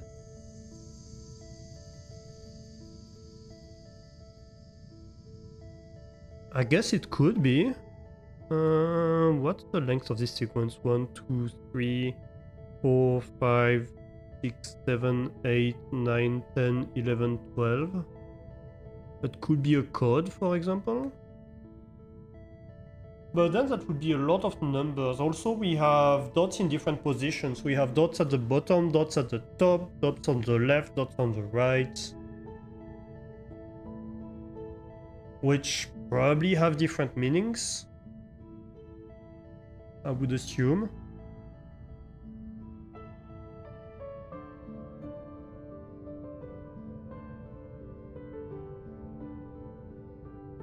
Let's see. Did I miss squiggles? Squigglyfies. These ones are dotted.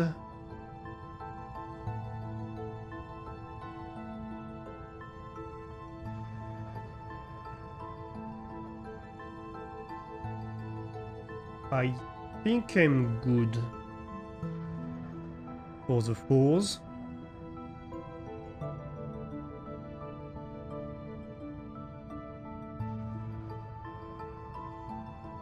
Alright. Let's move on to 5.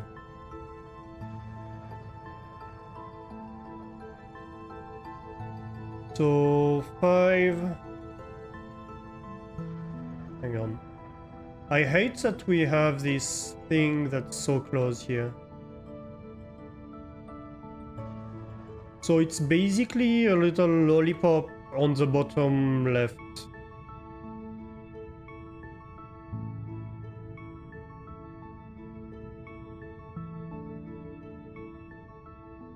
That's not a character I remember seeing very often. Actually, that might be the only one.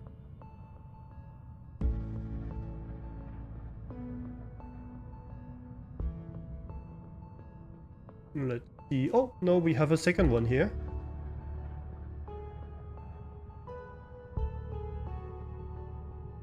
A second lollipop. Oh, third lollipop. Ooh, we're in luck, chat. Oh, the sugar rush. Do you feel the sugar rush incoming? Maybe not for Kaz. Not good for diabetes. No lollipops for you.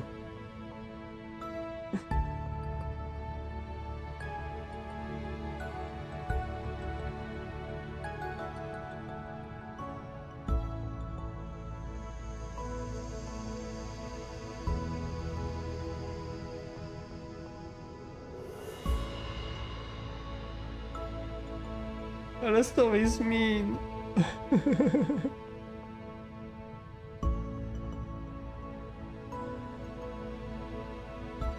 But you can have a head pats. At least in Byzantine Greek script, they used overbar over letters to make them numbers. Huh, I've never heard about that. The use of those numbers might be a lot older though, from before certain letters fell out of use. And they had a system to represent parts smaller than 2 by fraction and such. It was complicated, as usual in that time. Smaller than 1. I'll just eat chocolate. You don't want the head pats?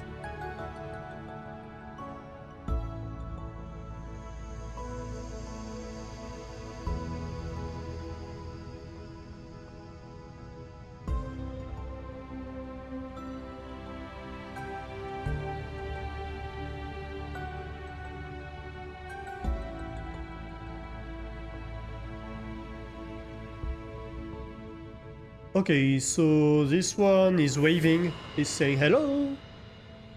Hello.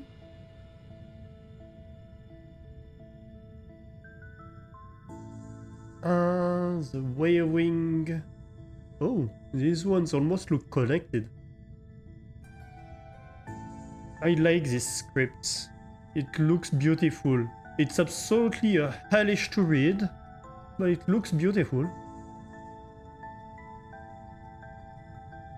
Like, imagine having to read a text like that.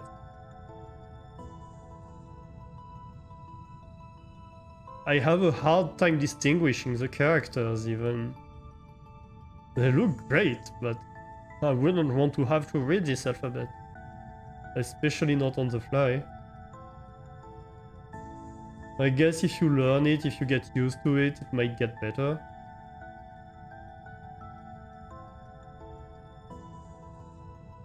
I think part of the issue I have with it, to read it, is that because the letters are slanted so much, they kind of overlap each other's space, and so it makes it a bit more difficult to distinguish like each letters as individual entities. But that's also part of what makes the script beautiful. Because it looks so interconnected.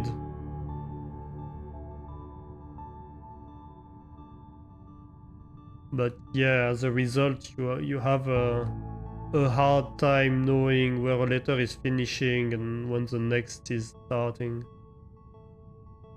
Sometimes. At least the brain has.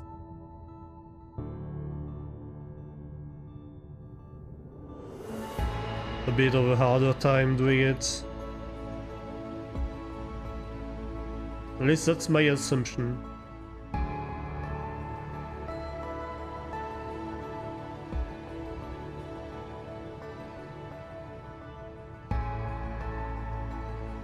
That failed for practical reasons.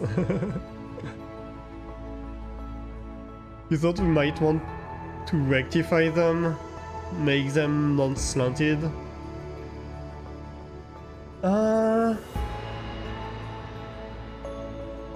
Could have been an idea. I think it's a bit late for that. But yeah, I hear you. That could have been a good idea.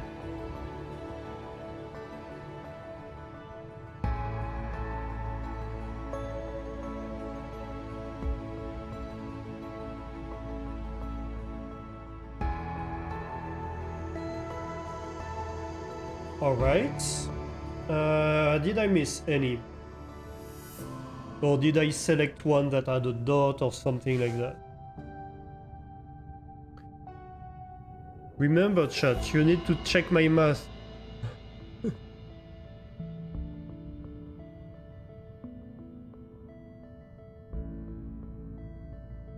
If I mess it up, it's your fault.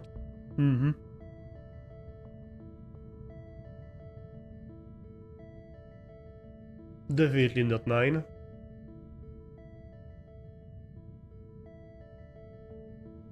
You were thinking that as well, thank you, Flame. I knew I could count on you.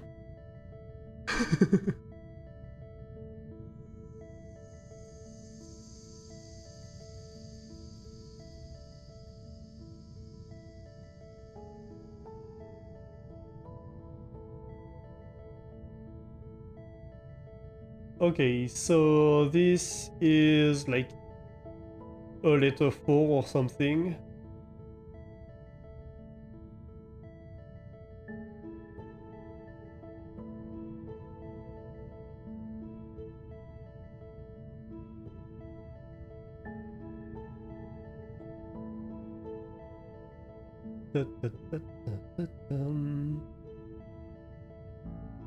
Oh, I like this music.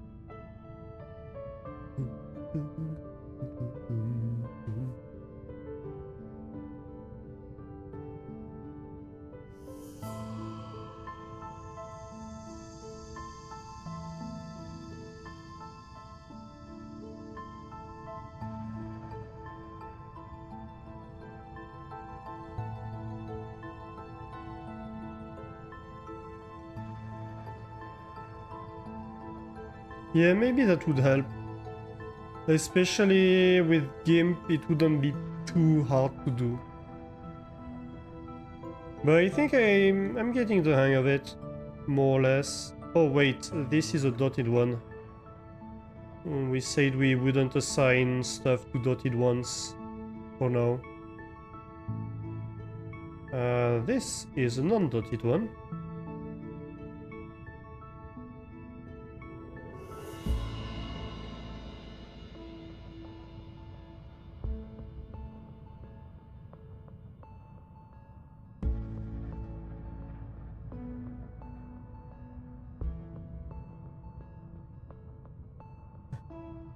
Anything that interferes with I mean, great mind thinks alike.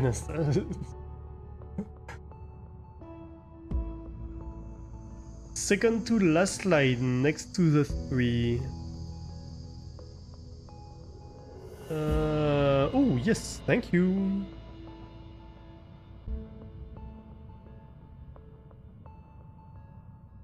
Cody's doing her part. Mm-hmm.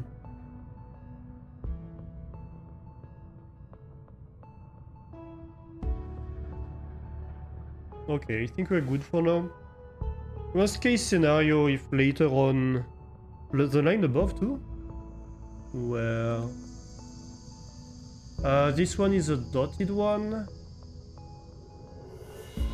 So we won't assign it for now. Is it the dotted one that you were seeing? Yeah. I thought so.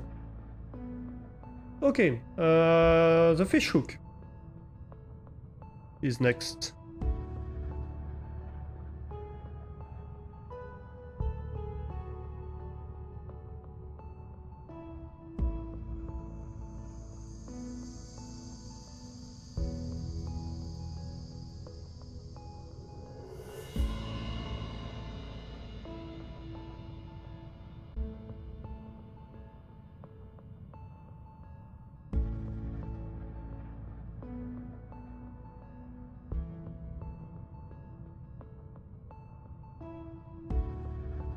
Let's see.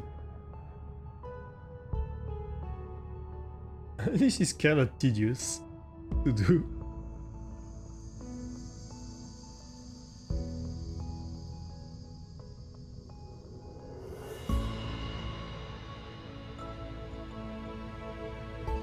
I think at some point we'll take a break in the middle.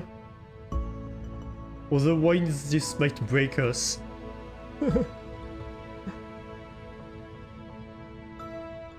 We'll have to go to puzzles to rest our brains, you know?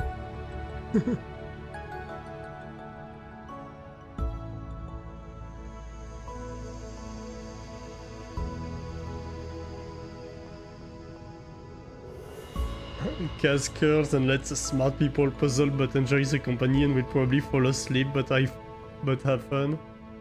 And if you do fall asleep, I hope you're cozy. And we can provide cozy background noise.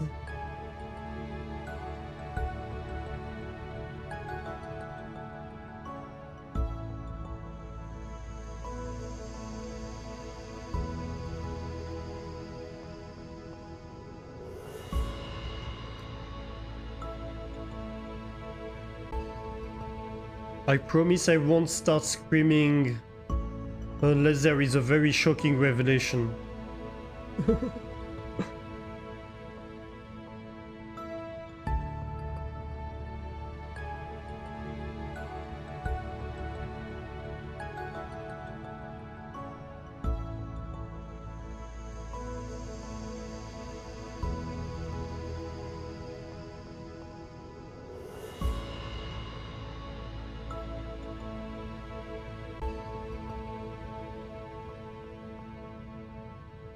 I'm missing some now.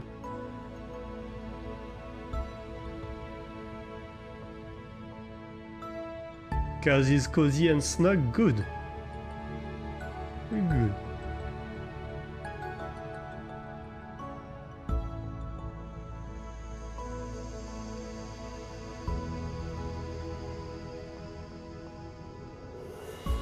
Oh wait, there were dots here.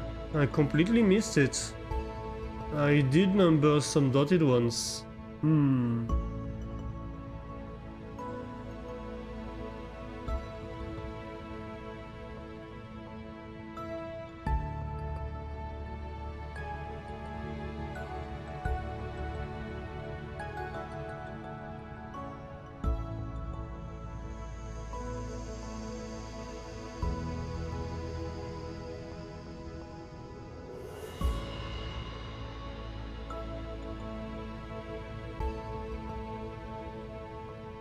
Alright, mistake fixed.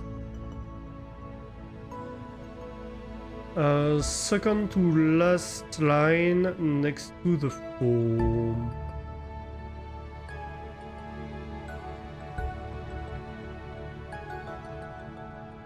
What was I looking for? Fish hooks.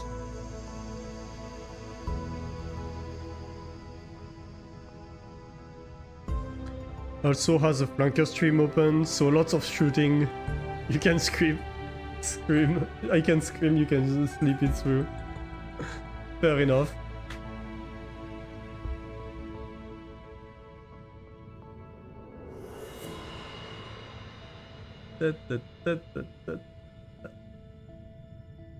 So, no fish hook here.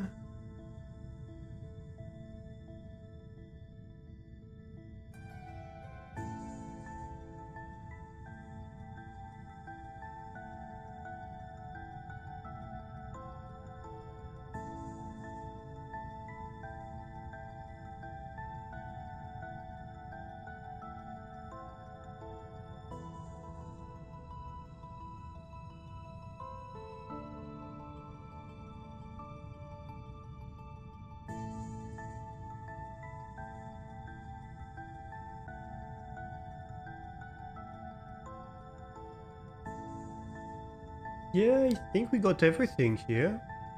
Okay.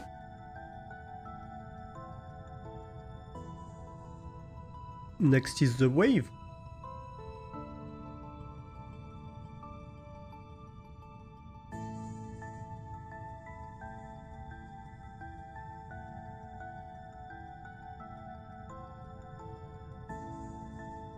These characters are going to start to be a bit big when we start wanting to have two characters on them, isn't it?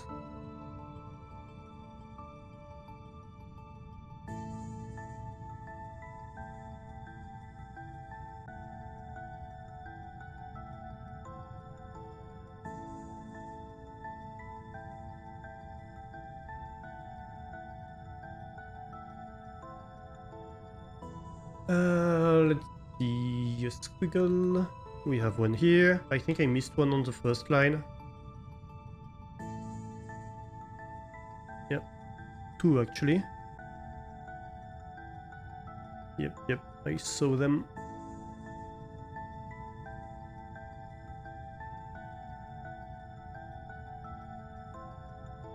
Then we have one here. And one over there. And another one there. Okay, can I remove this one? Thank you.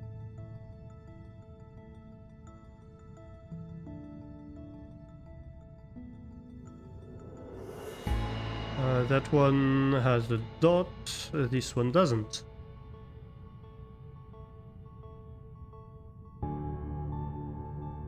That one has a dot as well, but another kind of dot.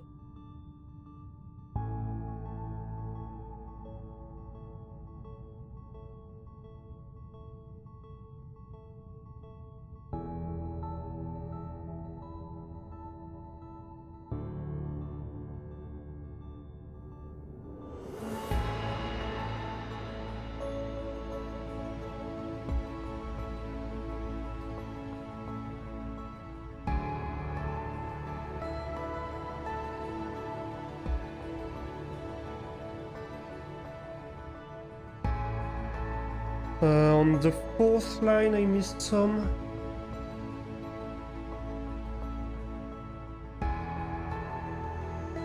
Oh, three more on second line. Wait a minute. Okay, let me go back to...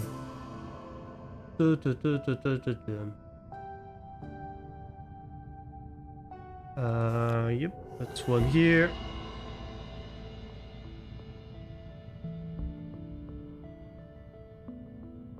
Third line, there's one more here.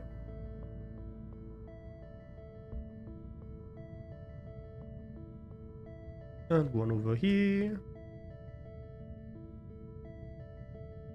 This is dotted.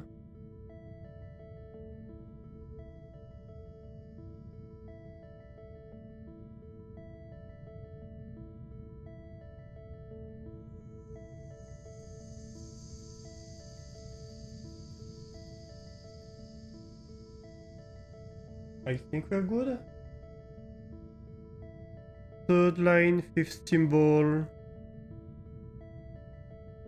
Before 7, after 8. Third line, 1, 2, 3, 4, 5.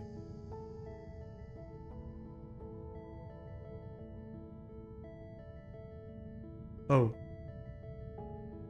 There's one here. Before a 7. And after 8. Okay. I got it. That was all. Real quick, I kinda want to try anyway.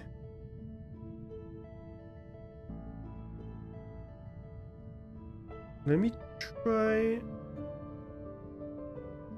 Hang on.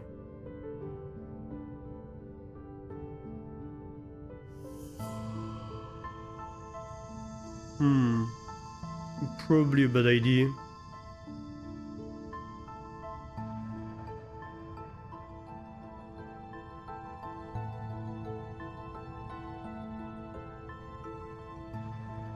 Okay.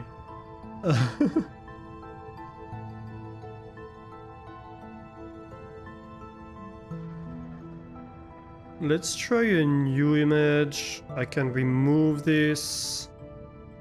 And now I can add the cipher. Okay. And I just want to try to do a transform or something like this.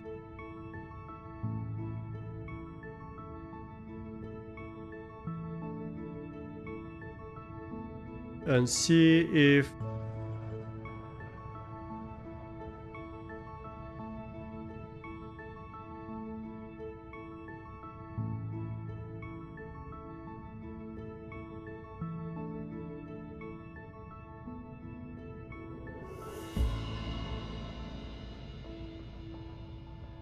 if I could somehow...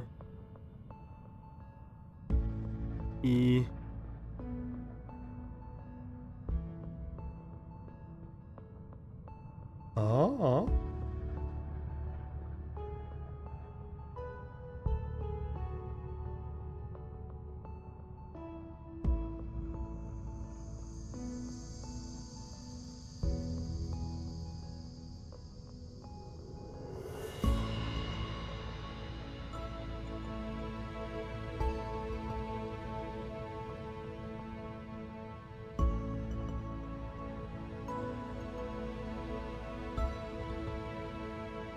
I'm not sure that makes it easier to read, to be honest.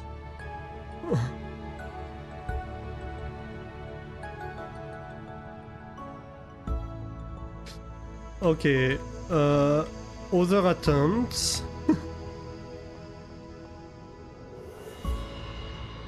Other attempts. If I select this,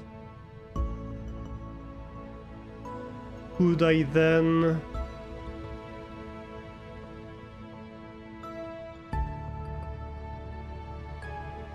transform it?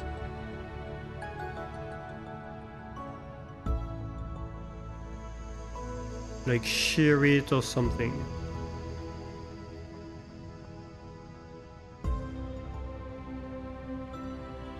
Actually, maybe.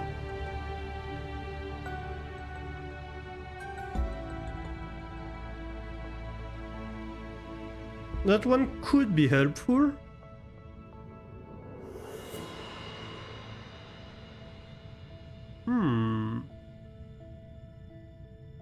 That could be helpful. What do you think? Is this easier to read?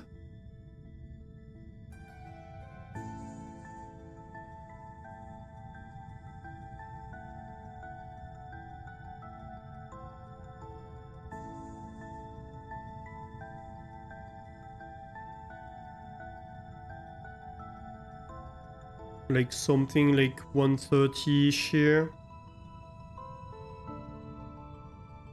Doesn't make much difference to you? Fair. I don't know, maybe.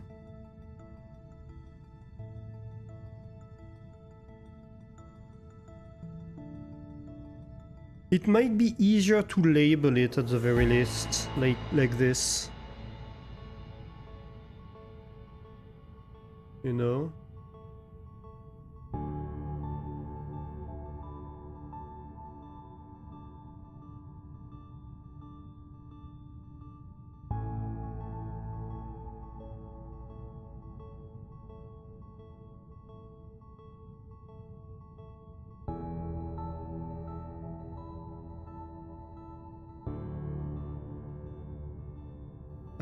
Share it.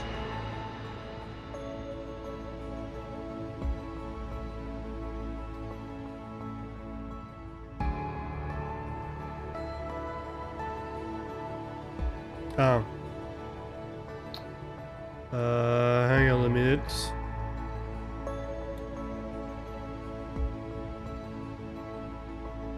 I need to...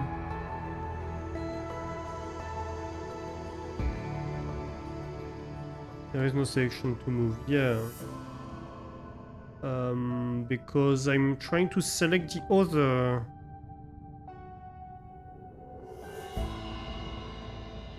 How do I...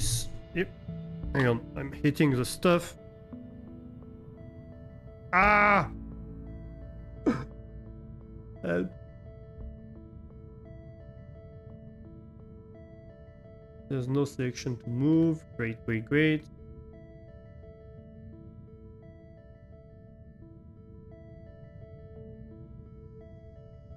Ah, here we go. And now we can do another selection, do the shear thingy.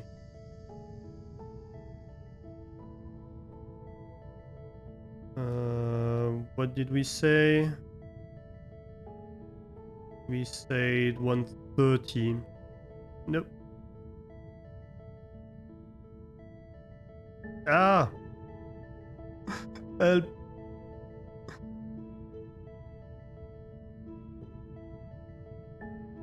Huh.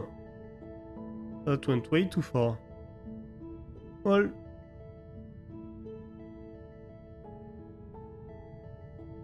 Copy them each on their own layer.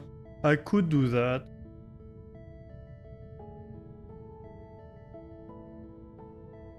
I could do that. But I think that's fine like this, no? What do you think?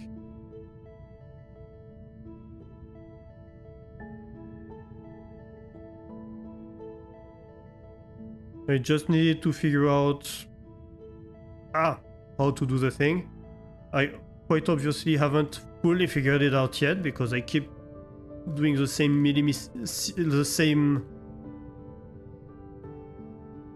the same mistakes over and over, but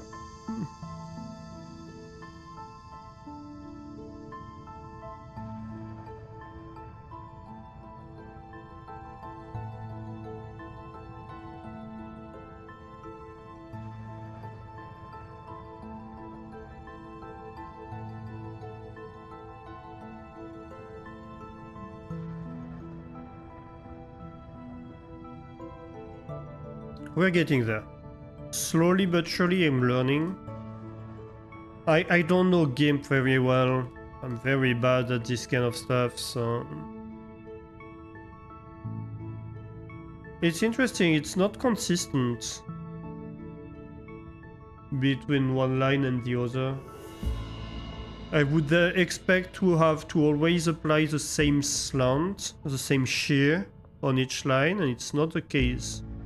Like one is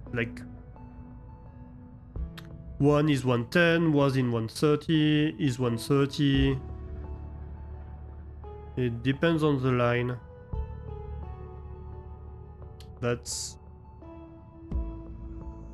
interesting.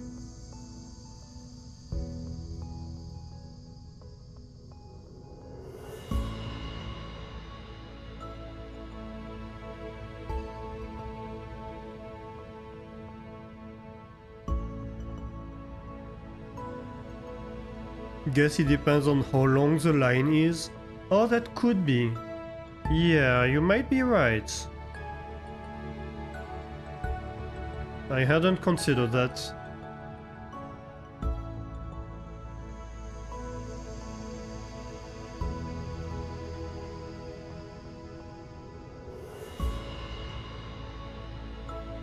Yeah, if it's a ratio of shear, then that makes sense. I kind of was thinking it was an angle, but not necessarily. Oh.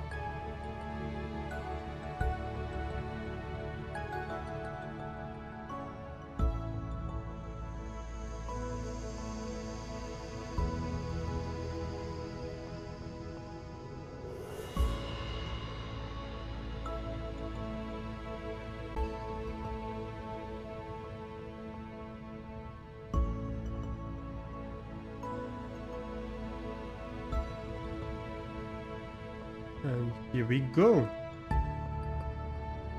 That's the last line. Yeah, I actually prefer this. I think it's easier to read.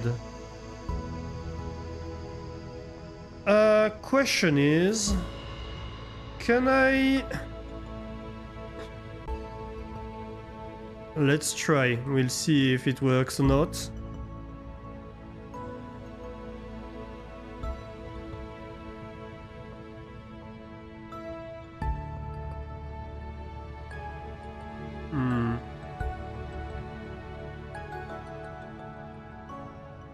Can I select a bunch of different layers and move them around, or like group them or whatever?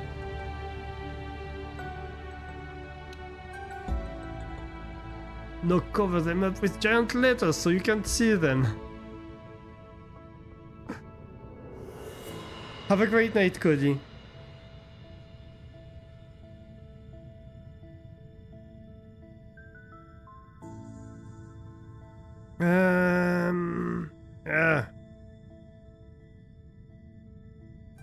I can't seem to select a bunch of layers.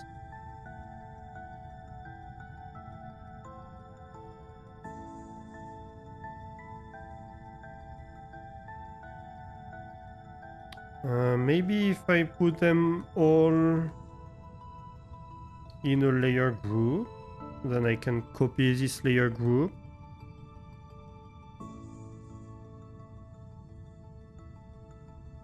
Do I have to do them all one by one?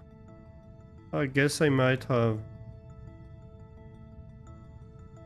Oh well. If it allows me to not have to repeat everything I just did, then it's probably worth it. Because the drawback is that if we move to the other one, then we pretty much have to restart the numbering, don't we? Unless we can move all the numbers or copy all the numbers. Or... I guess we could copy the background image. That might be a good, maybe easier step.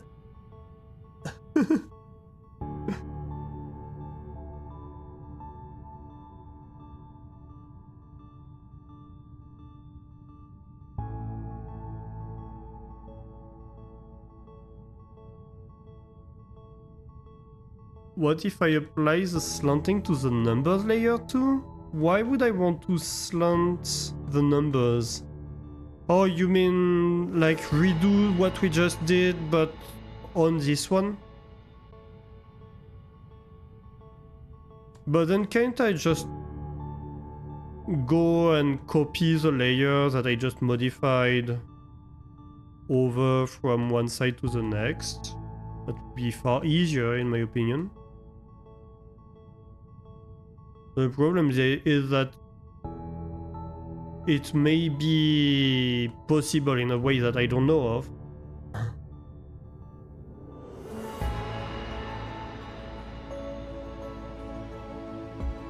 That's kind of the issue here.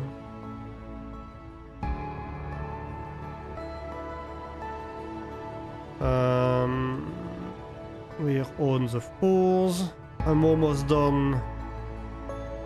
So what I did is I created a layer group and I'm slowly transferring each number to the layer group.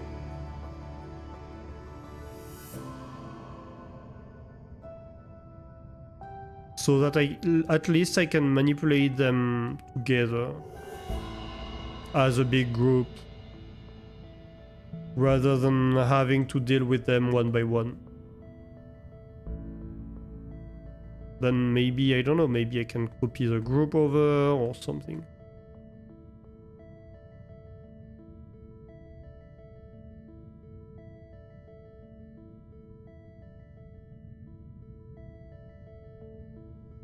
I'm on the 2s, that's progress, I think.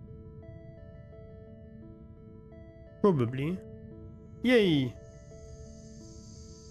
They're each layer, which is good in a way, because if they were like a single layer, then I would have to...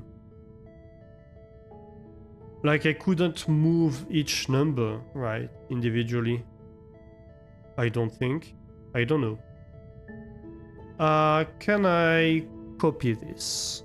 Is my question.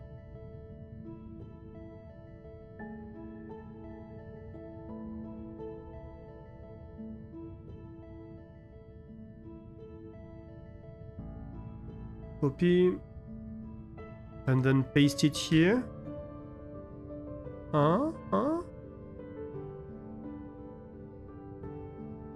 Can I?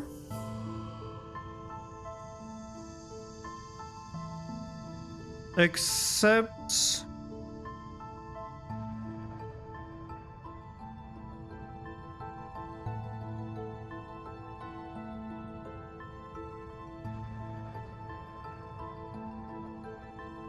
Except it's not a group anymore. I don't know that I like this. What? Can I copy the background here and copy it over on the other side? Might be better? Hey! That does sound better, doesn't it?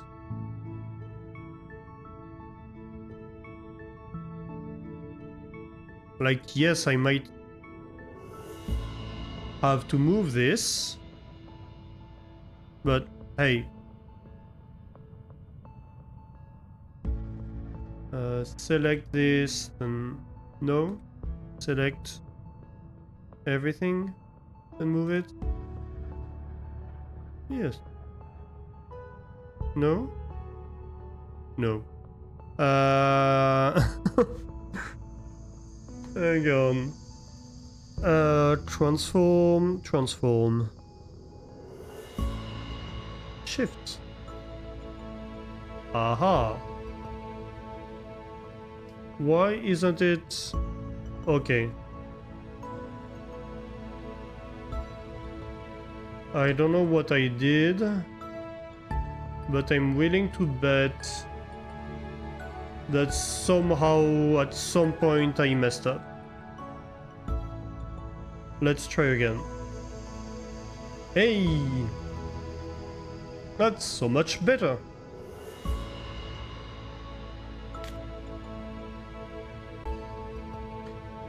And then... Okay, bear with me here.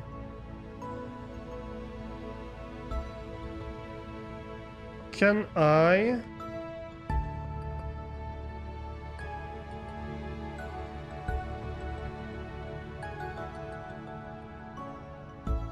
shift this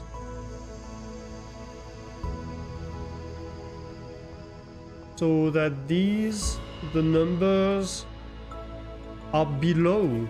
Yes, I can.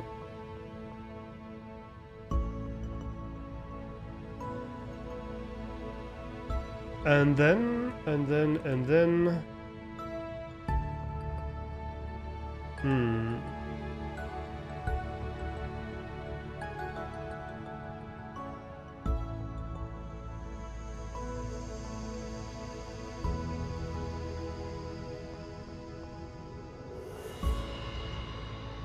Um...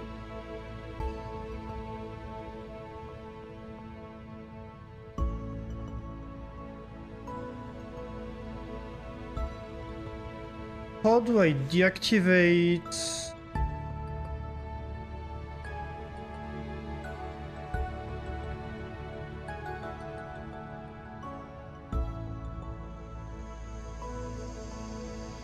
the floating selection or whatever this is?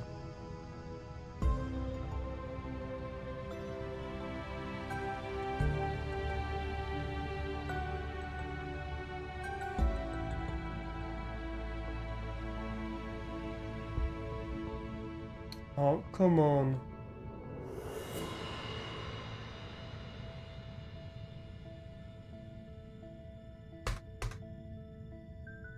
Like...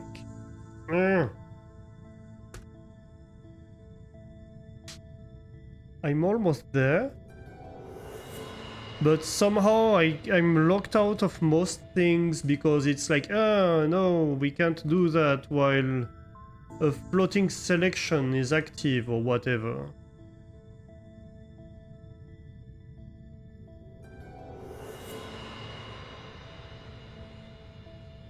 There is no selection to move, okay.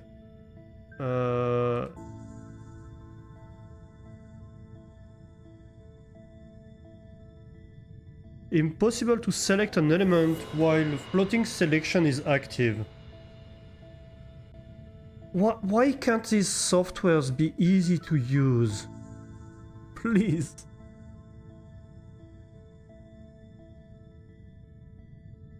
Like, yes, there is something that's labeled as a floating selection, but I have no idea what I can do to make it a non-floating selection.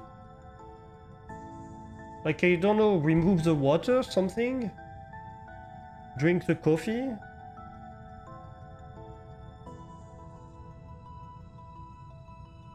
This is harder to do than code. Coding is so much easier. It's straightforward. You write something, it does the thing. Can it choose a different tool?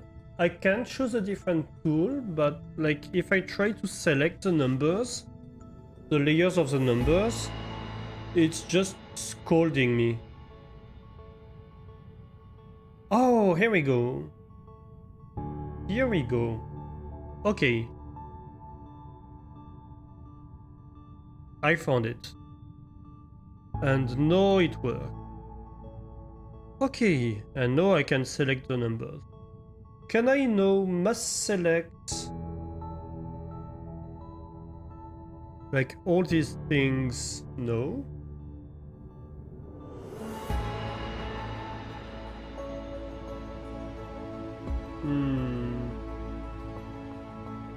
Can I select the layers? I guess is the question. Can I mass change the properties of this text, basically?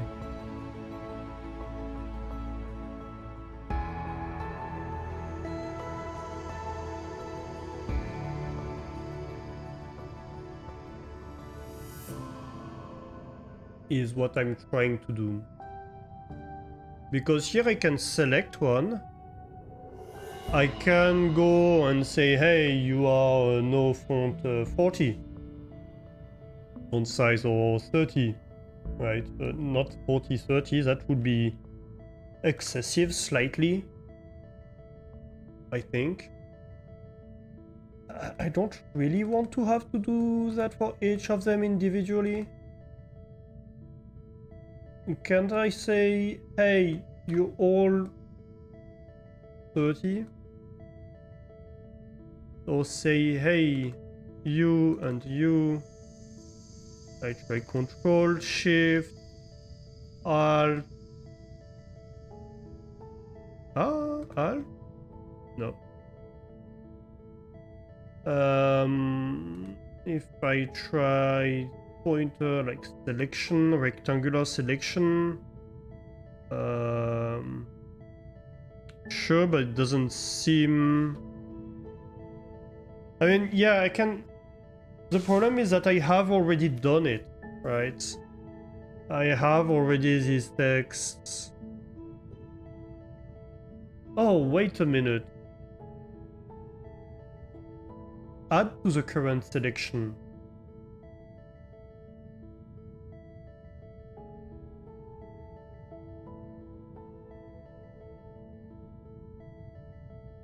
Wait a minute.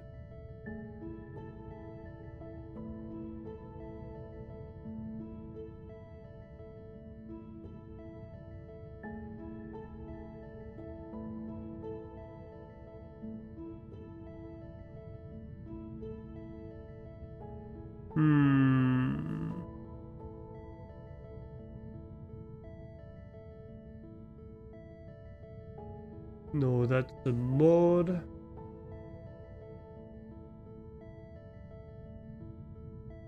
So I can save a setting for the tool.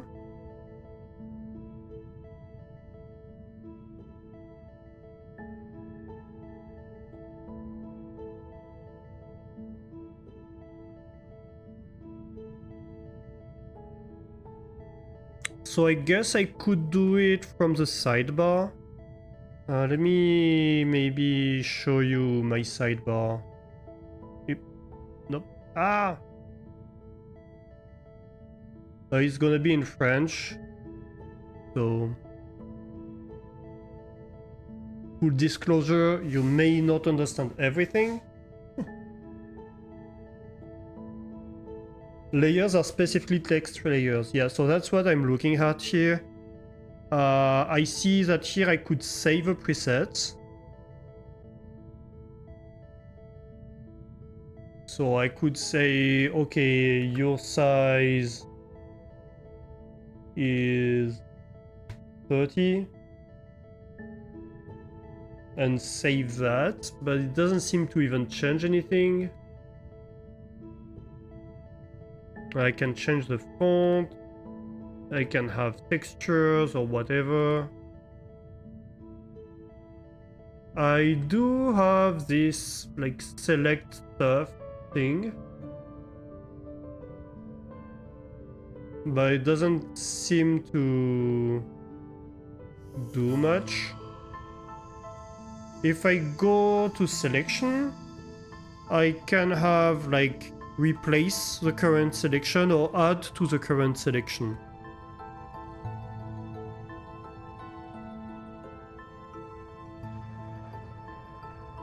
But same, I don't think it... I don't know what it does, honestly.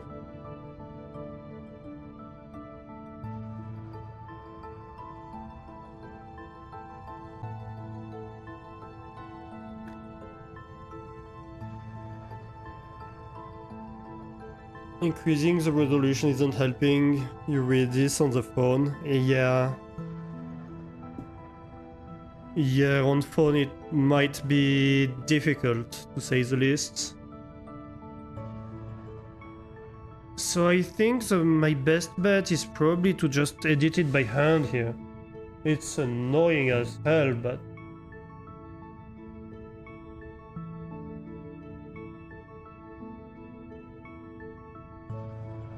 I don't see a better way at the moment. It might just be due to my own lack of skill, to be clear. This is not an assessment of what's possible or not in GIMP. I've barely used it. But yeah. At least I don't know how to do better. So I guess let's do it by hand.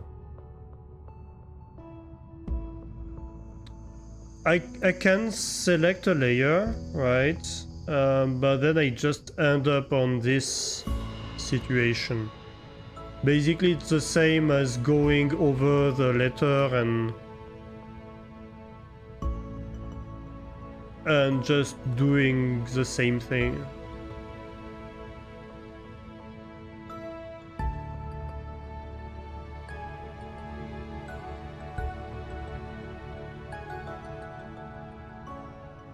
Oh, come on. Seriously? You're gonna do me dirty like that?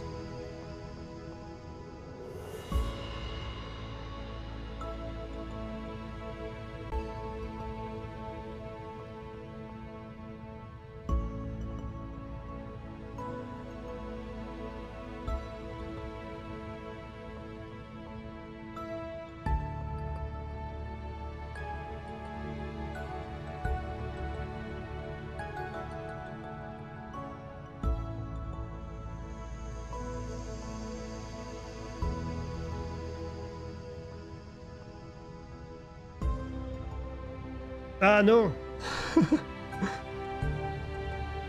I don't want to write 30, I want the size to be 30. My god, this is so tedious.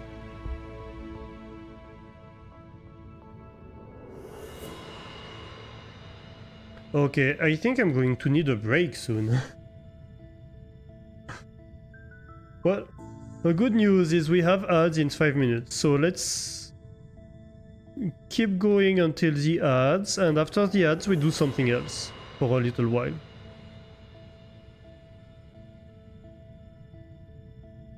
Then can't I select multiple layers as before? No, I've never managed to select multiple layers, that's the problem. I wanted to select multiple layers, but I never found out how. The best I've been able to manage was to put the layers in a group, one by one.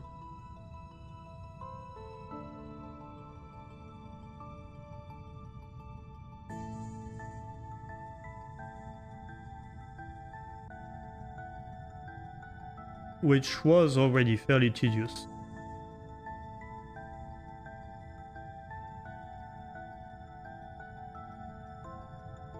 It's okay, I'm patient. I can bide my time.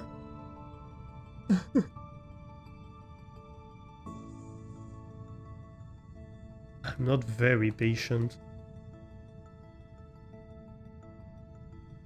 I'm sure I've done worse.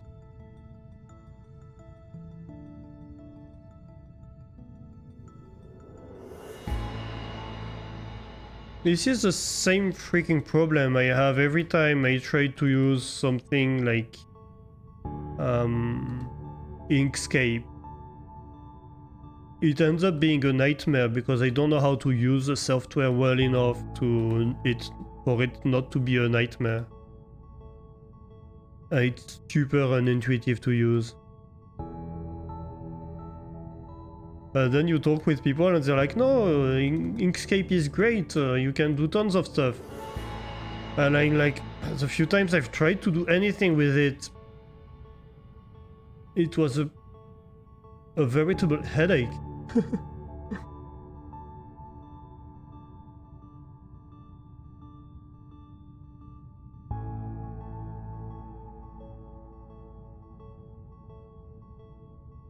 If I click on one layer and then shift click a distant layer, yeah, that's one of the things I've tried and it doesn't, it just clicks, it just selects the other layer.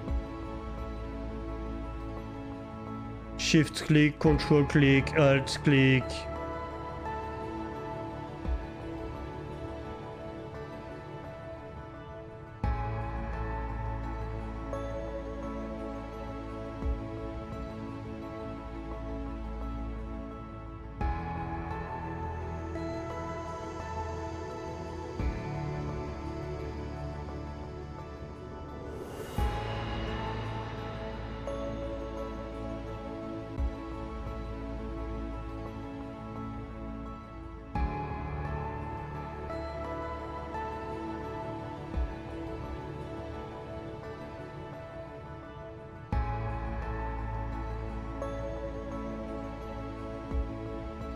It's okay, we can... even if we don't finish today, we'll already have made progress. I can do some of the stuff off camera, worst case scenario. Yeah. I'm starting to misclick because I'm trying to get too fast.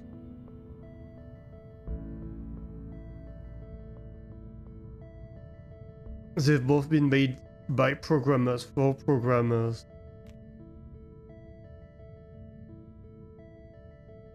But that's the thing. I program. And I don't understand what it's doing.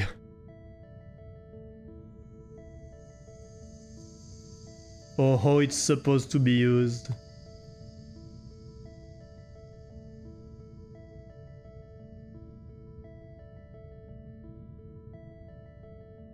I don't feel like it's made for me as a programmer.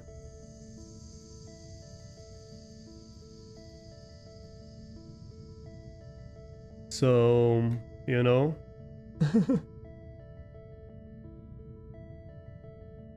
Like something like latex, for example. Yeah, latex. Clearly you have a programming component, and clearly as a programmer, I understand much better what's going on than non-programmers. And how to use it in its more refined ways, etc. There's no doubt about that.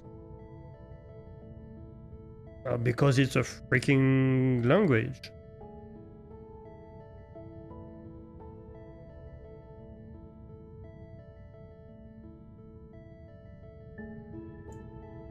Inkscape? Not the same feeling.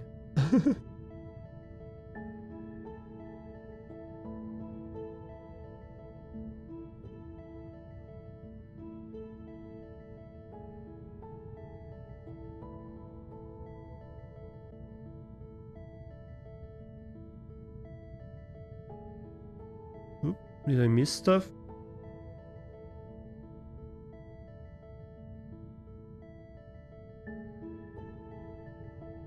Latex is a language and script and encoding, though. All 1D and well-founded. These are 2D UI languages. Yeah, I don't know, it's... This stuff don't talk to me. But yeah, I agree, it's not the same beast at all, clearly.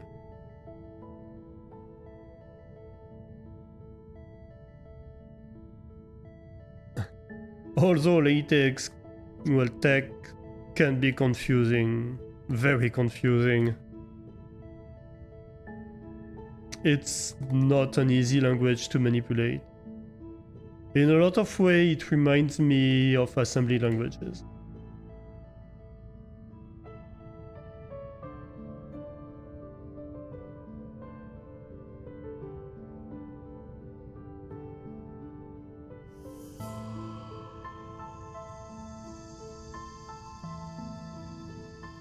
Hey, we've almost successfully, I think we might finish before the end of ads.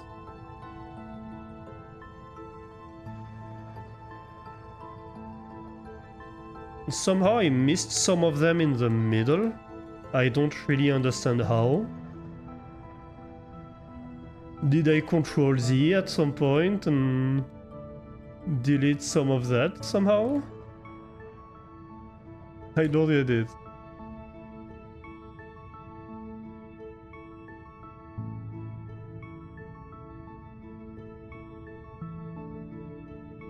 I call that victory.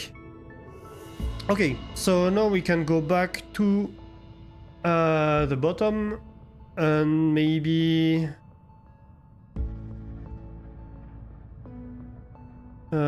transform the layer, shift it. Yeah, something like that.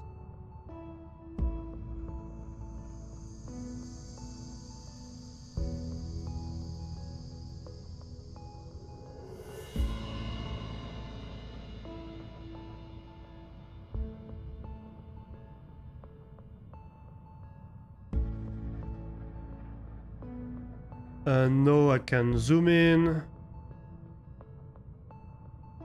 and basically readjust things slightly so it reads better. It's more clear what I'm doing.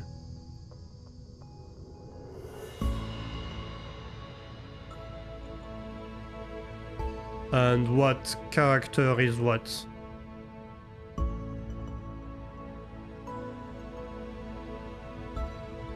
Hey, you know what? I think we pulled through.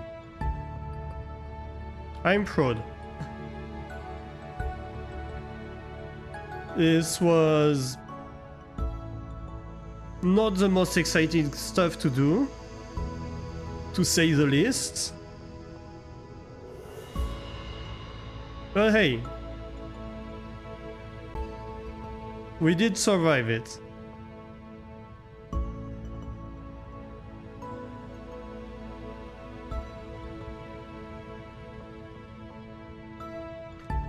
So we are going to go do some more exciting puzzles for a little while as a reward. Let me just adjust things a little bit here and there before we do that, because I don't want to come back to a complete mess basically.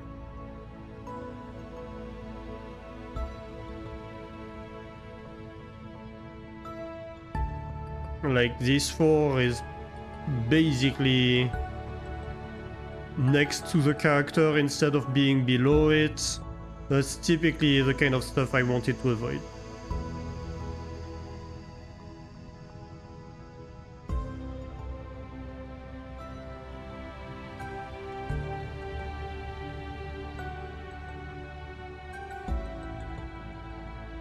Okay. I feel like the 4s have been misplaced a lot.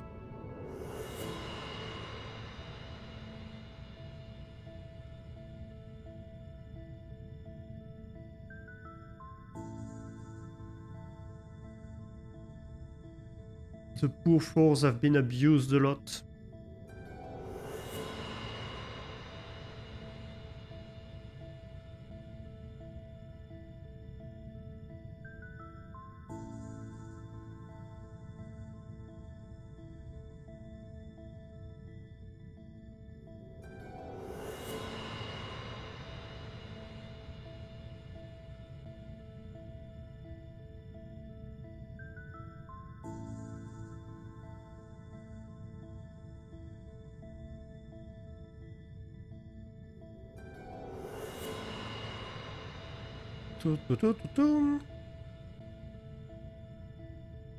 You really need to lurk now, or you'll never get down here. Have a great lurk, Infinity.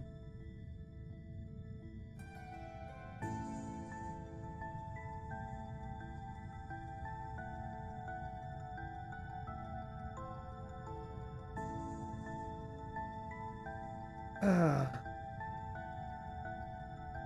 Almost. Almost there. The 5, the 2 maybe gets a little bit higher. That's all good.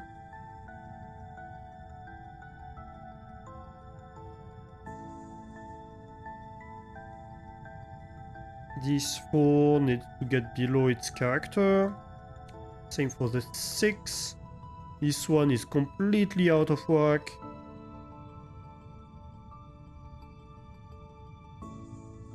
My bottom line is slightly slanted still, but that's okay. Not slanted enough that it remains unreadable.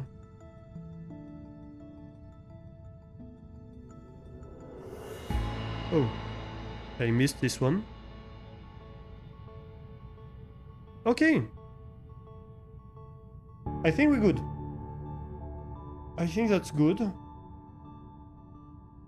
If we unzoom, we now have something that's fairly reasonable, I think. Oh, come on.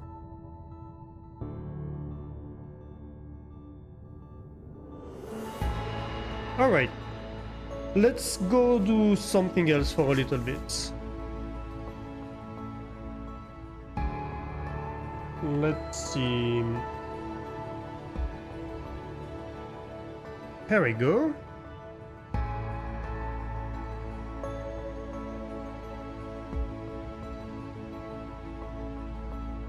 So what do we have left to do on the map?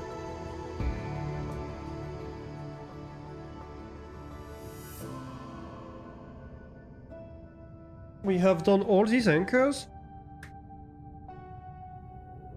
I kinda want to...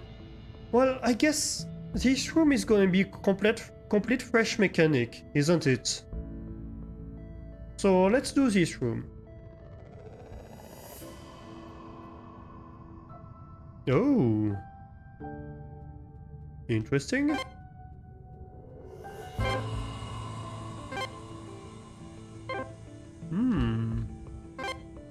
Okay, so here we have red.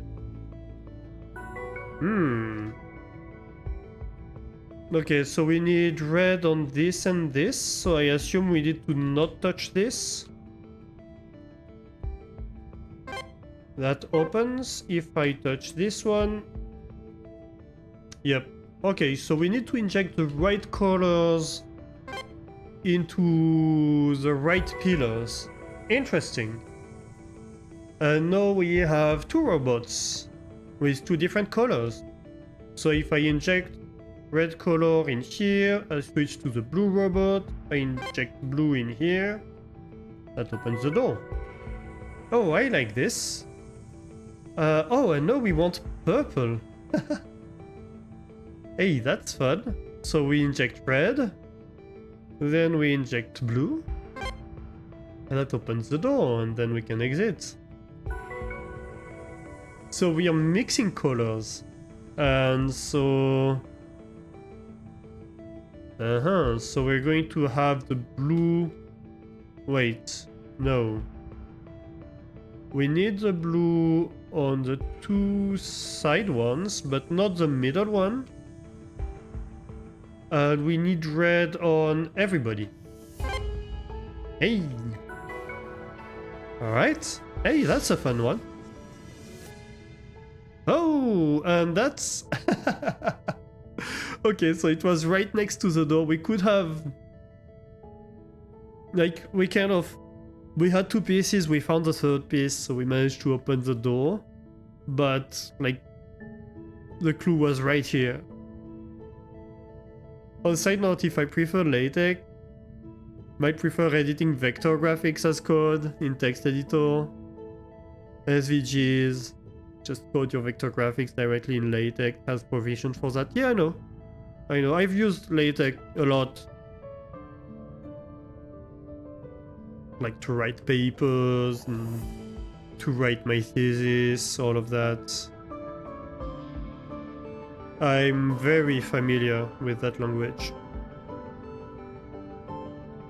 Okay, interesting. So blue obviously can directly touch this, green can directly touch this. The problem is having red touch this, but we can go around this pillar.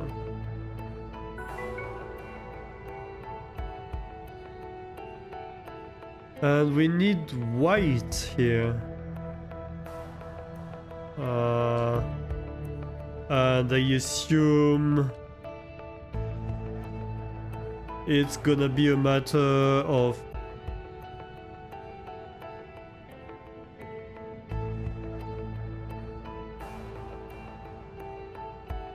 having everything touch. Yep. How do I do that? Probably not like this.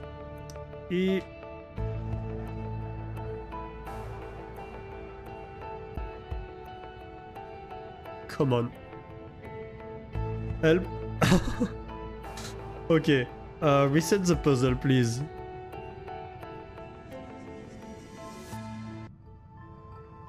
I think I soft-locked myself in this puzzle.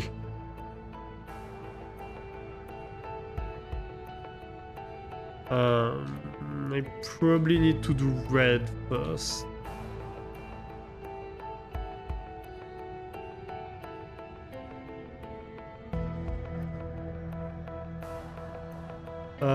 Actually, maybe like that.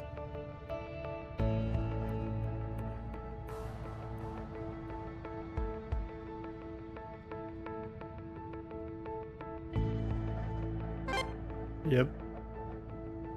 That works. Okay. So white is red plus green plus blue. Expected that much of me.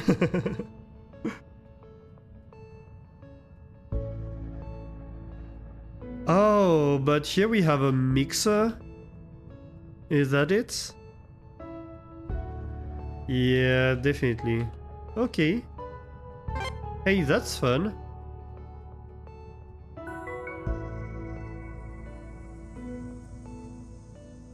Yeah, I have quite a lot of experience with latex.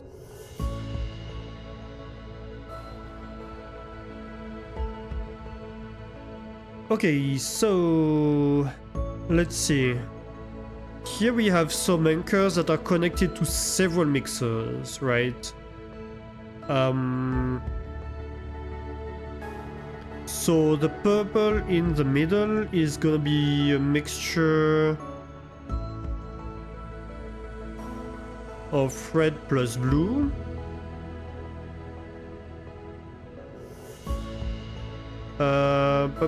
Maybe something like this.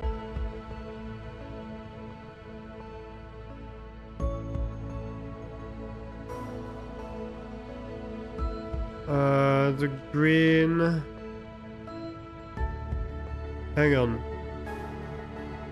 So what happens if I mix?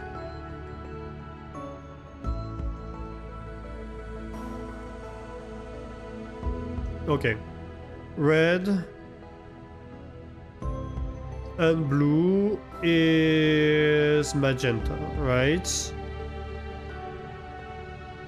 Red plus green is the yellow, okay. And I assume green plus blue is gonna be cyan.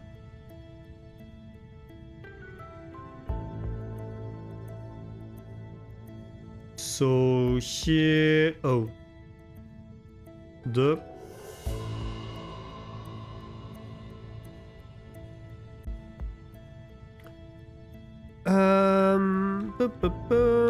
would this work? Yeah, probably.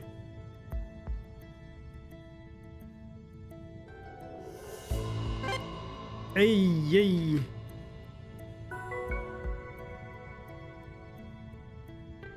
Okay, so I need to do 2 whites and a cyan. So the cyan doesn't have red, and that's it. So the red needs to go everywhere. That one over there is directly connected. And that's a mixer. Okay. So how about my red does something like that? Would that work? Probably, but I feel the red probably needs to do it last then.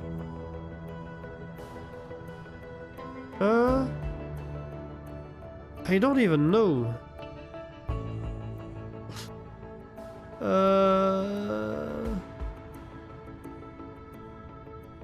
Right, so green. No, probably blue goes.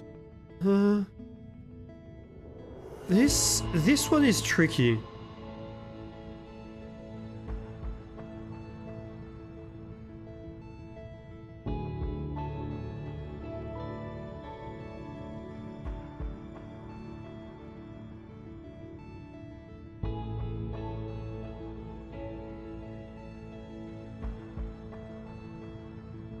because I need to touch...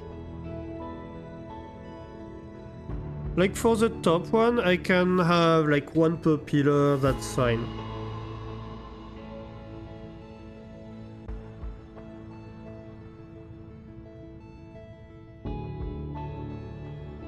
So I guess we start with that, okay? The top.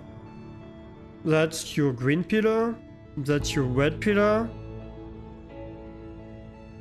That's your blue pillar.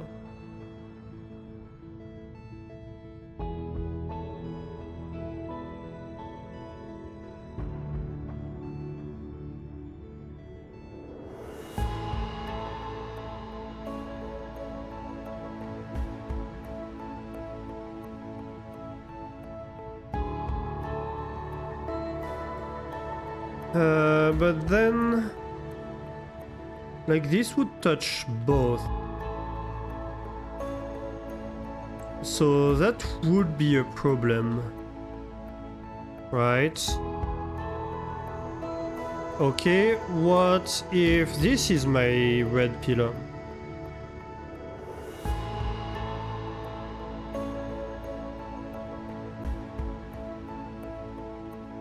And this is... Sorry. And this is my blue pillar. Oh wait, why? What if I say, hey, I don't know. I don't know what to do.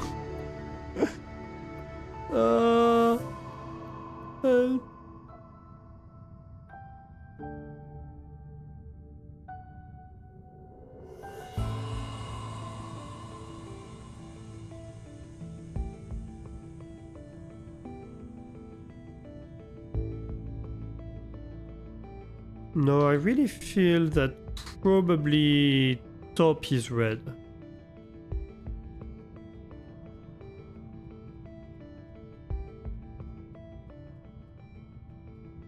And then you can go around.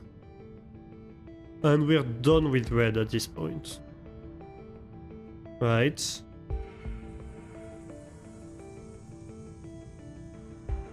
And then this can be green. Blue can go here. Green complements this to form the white.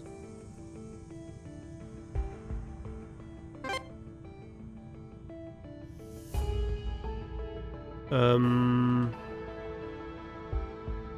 at this point... Yeah, okay, you can touch both. Okay. Cool. That was more difficult than I expected. The mixing isn't always easy. Alright. Oh, what is this? What are the labels? Huh. There's a cut wire. It's black, that's fine. Oh, does it give me color? Yeah, or it takes color from me. Okay. It's anti-red.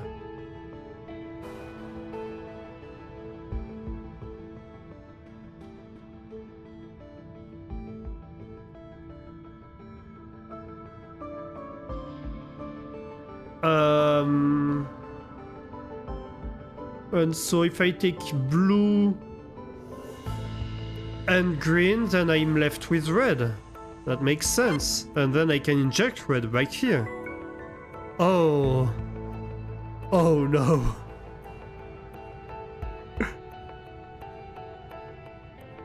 Okay, so bottom needs to be negative. Okay. Help.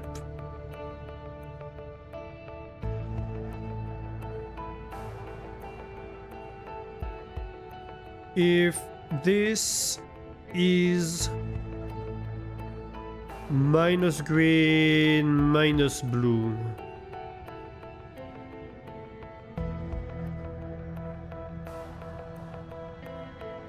you can be red.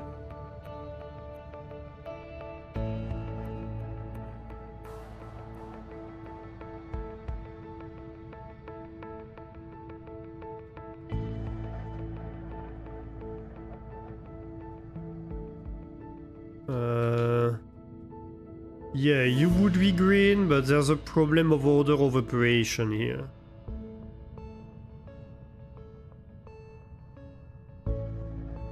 Okay. Each of them needs to be first on one of these pillars.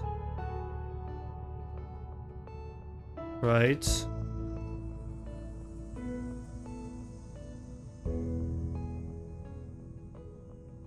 I think. And possibly not in that order.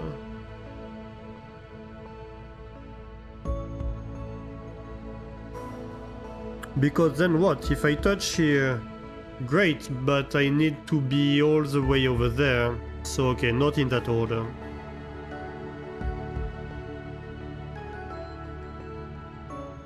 So it's gonna be something like this.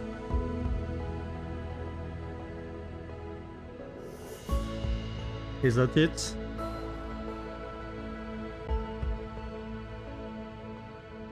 Like you're red. Okay. That's good. You're green.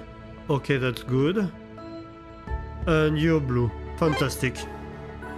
Wow.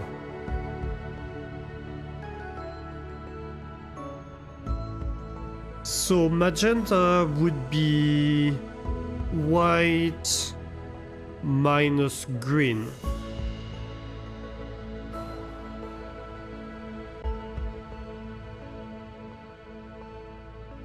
Cyan would be white minus red. White wine. Yes, Alastair. Absolutely. And then if I take away blue, I get green. Okay, I can inject green, and if I take away red, I get blue. Nope.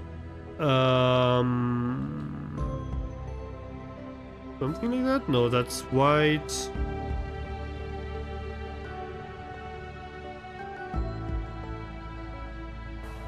Oh.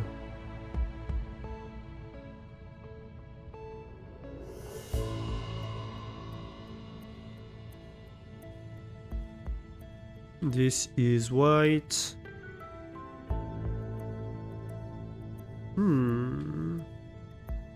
How would I do that? Because I would need...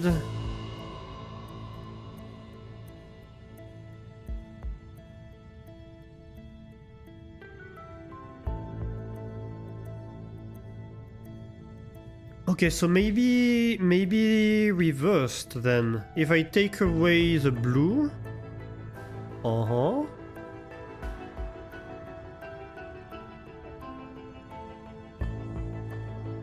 Okay, and if I take away the red, I have blue. Yep. This doesn't touch because the pillar is already colored, and then I can go out. Okay.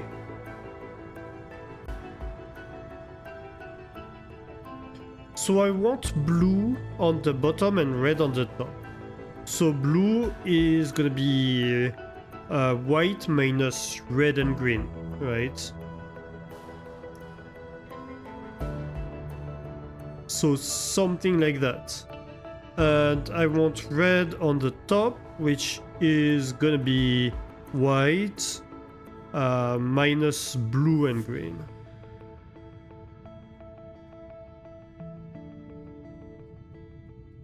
Oh.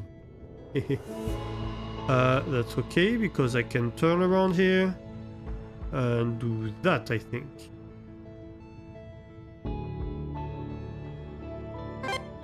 Yes. Okay. Okay, so I want white in the middle, then magenta on bottom,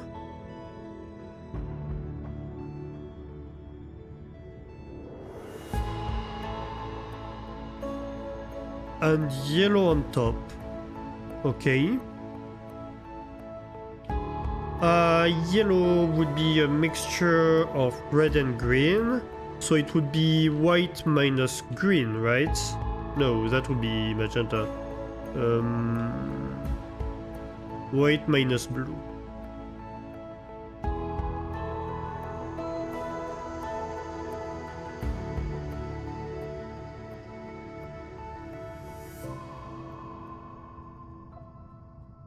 What if I do that? Right, and if I take away blue and then do that, it has no color left.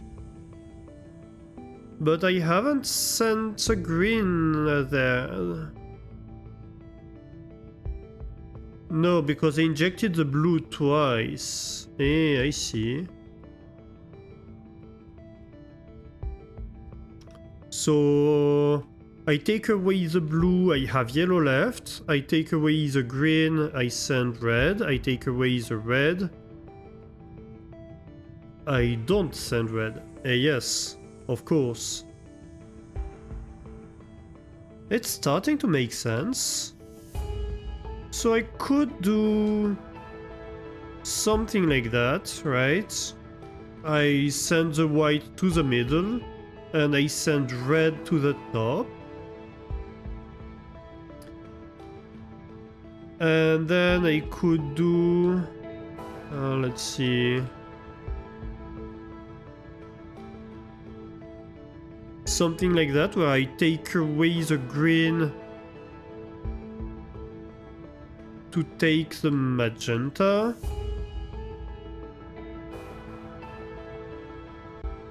And then I need to take my red from here. So I have blue left over there.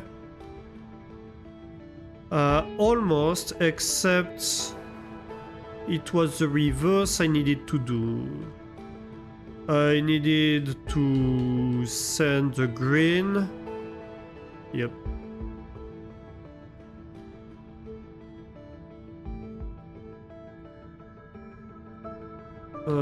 Almost.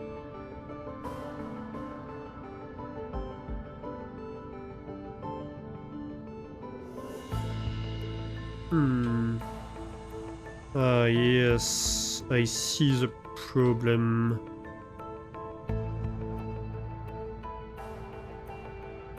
I'm getting messed up. I sent white. I inject green at the moment.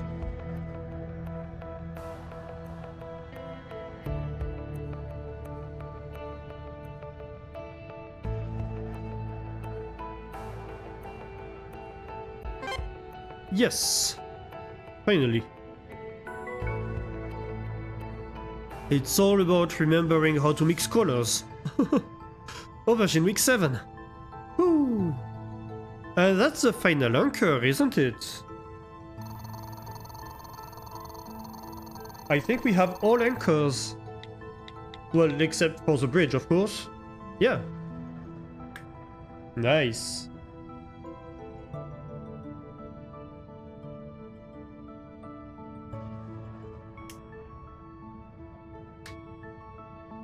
I'm surprised that wasn't an achievement. Maybe I got it before? That could be. I kinda remember having done this kind of puzzles where you had to mix colors at some point. So it's probably that. But anyway...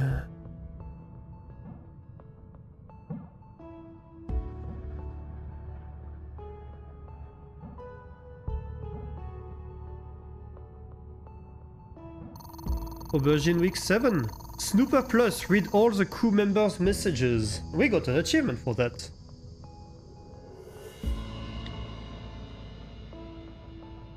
Week 43. Aubergine. Marmalade. Hey, Aubergine. I had it planned that I was going to finish up my fireplace over the next 2 days. Fancy lending me a hand? No worries if not. It's your time off too, but I thought I would extend the invitation either way.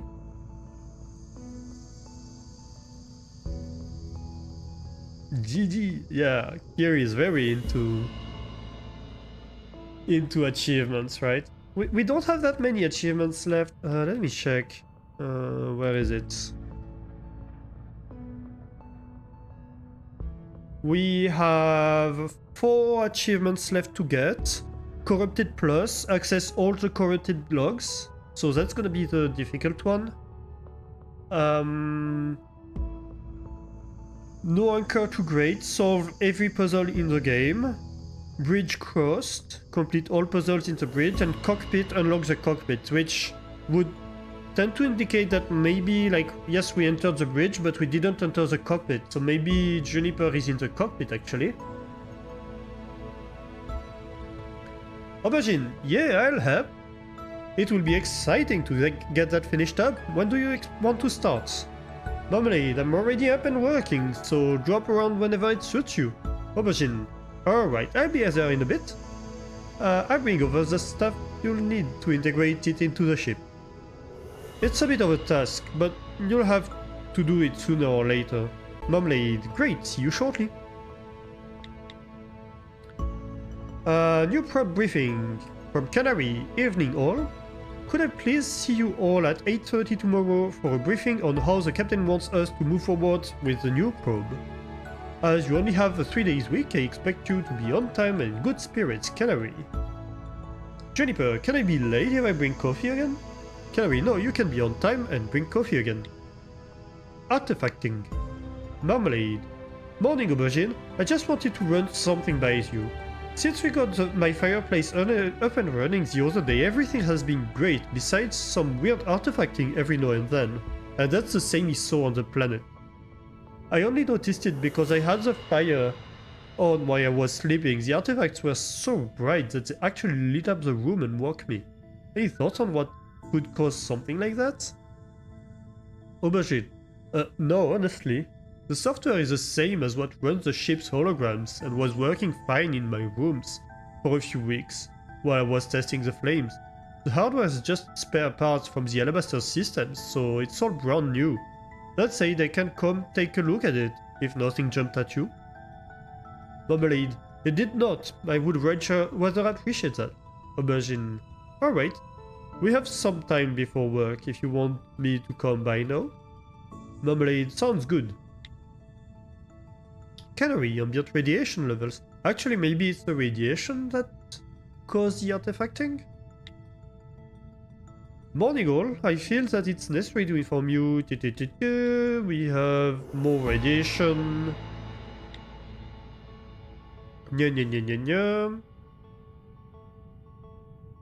Yep.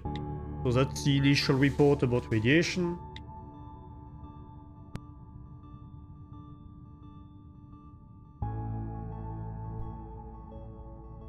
Marmalade to Aubergine. Are you awake? Aubergine, yeah, I'm just working late on a couple of personal projects. What up? Marmalade, I don't know. Something is wrong. Something is really wrong. Aubergine, whoa, it's alright, dude. I'm sure we can fix it. What's the problem? Marmalade, it's Arnold, man. It's a planet. Do you have all of the exterior camera tapes up there with you? Aubergine, the planet? What are you talking about, Em? Yeah, I have the tapes, but why would you need them? They're just hours and hours of nothing. Marmalade, pull them up. I'll be up shortly. Aubergine, what is happening right now?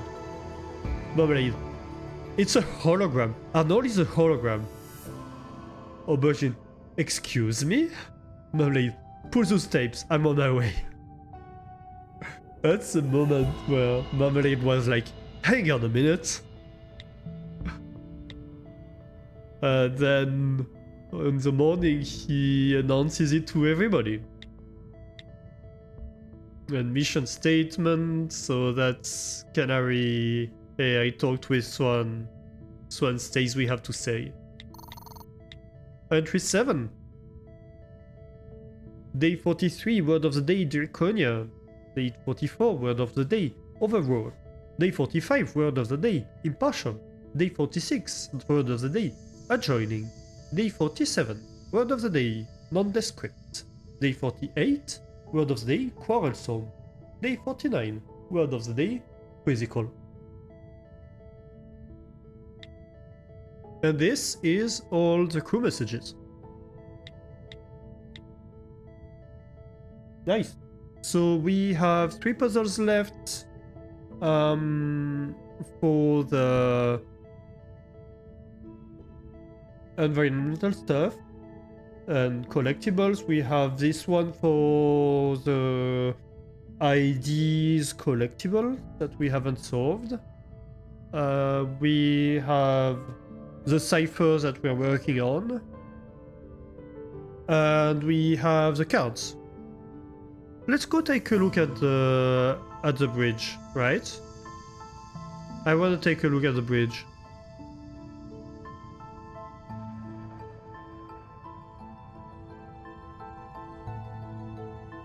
What did she write?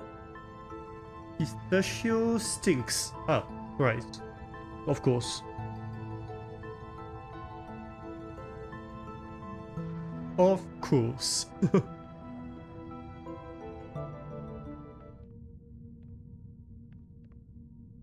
Alright, well, I guess let's start right here, shall we?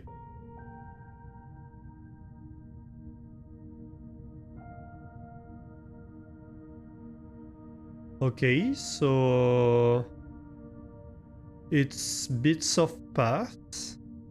I assume we have to follow them to form a complete path.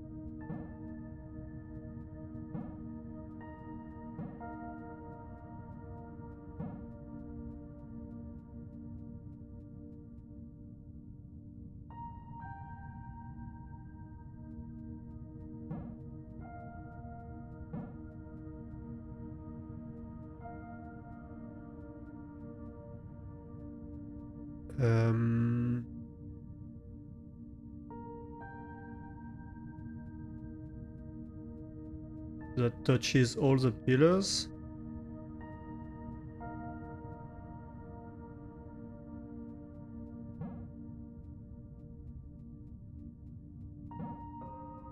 Something like that, I assume. Yep.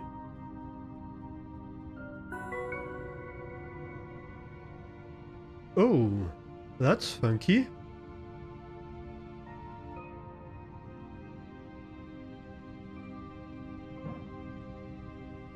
Okay, so when we touch the pillar, it lights things up. Okay, and then we follow things.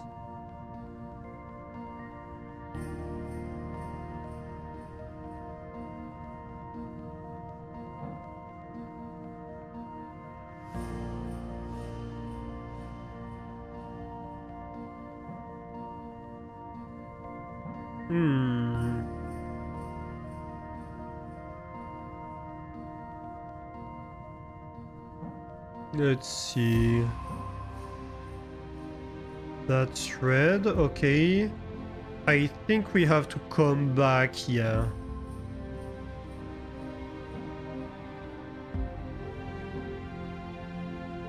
Yes, like that. Okay.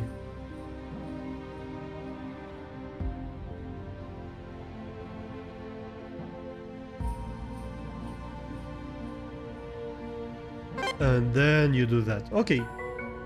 Hey, I like it. And I love the music.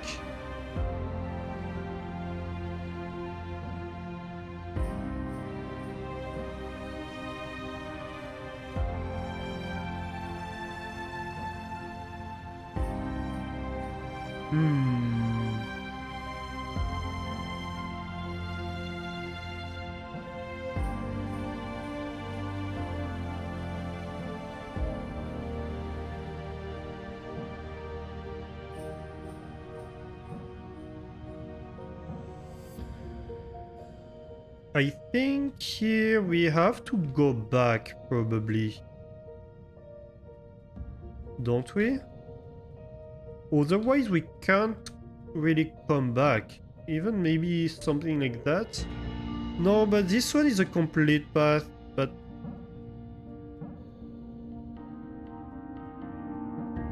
Oh, actually, this one may be a path that returns. It may be a free return like that. No, because we have a path that goes like this.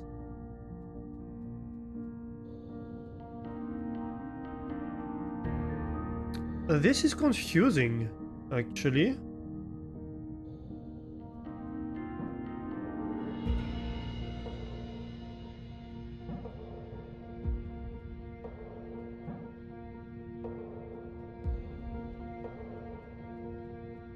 Huh. That's strange.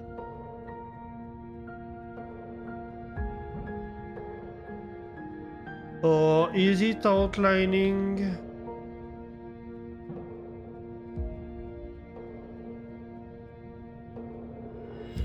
Or is it a case of no, you have to follow like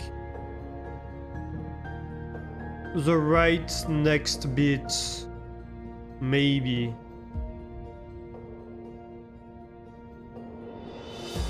Like, okay, maybe then you follow this, and then you follow that.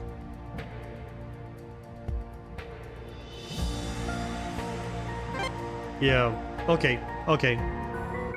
I get it. Think about where you would be right now if you'd taken a different line of work.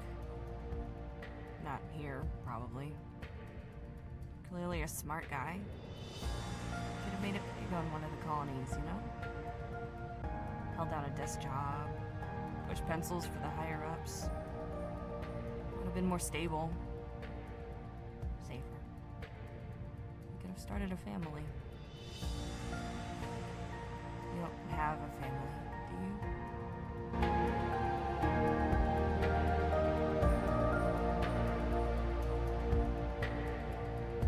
I get the feeling Juniper is not in the best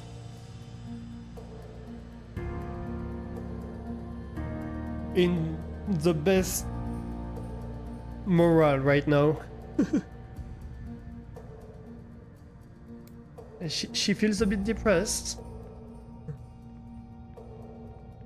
which is fair considering what she just learned, that basically all of her friends are dead.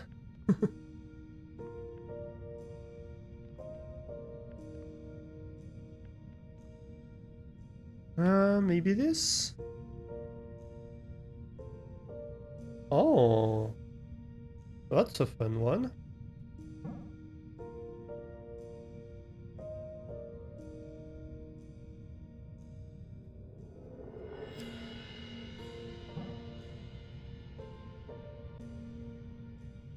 So let's see here.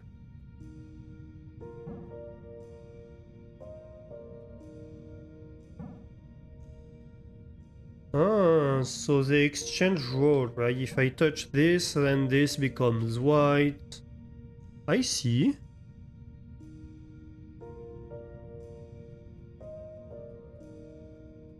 Then if I touch this...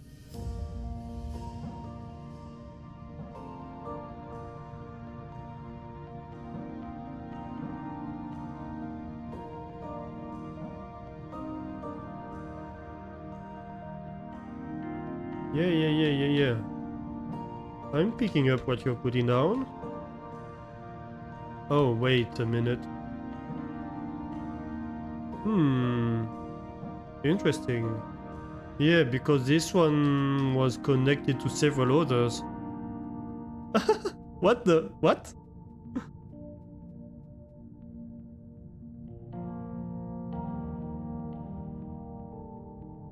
What?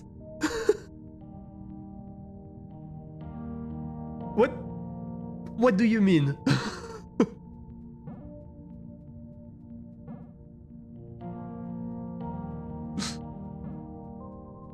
All right.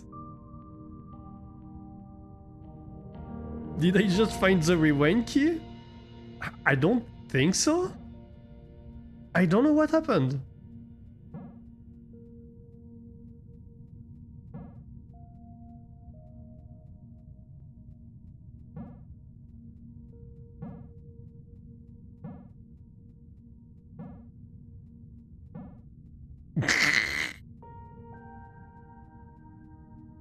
Okay.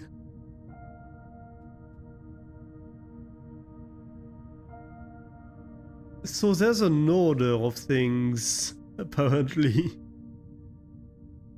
How do I know the order, though?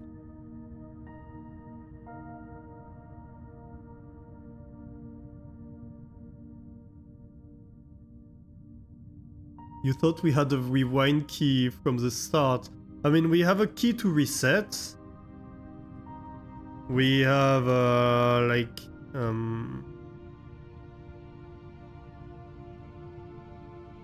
we have a reset puzzle key like that.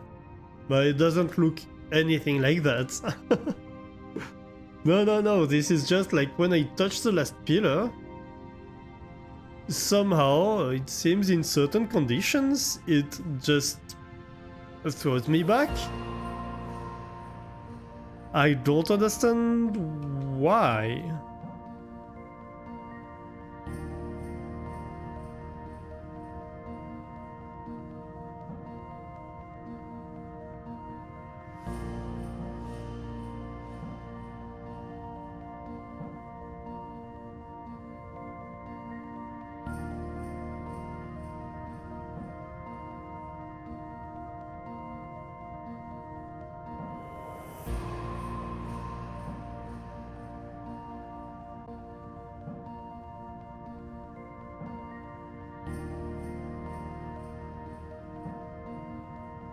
Hmm.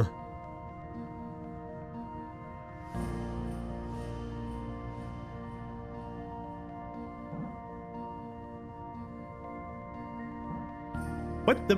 what? No, but seriously, why?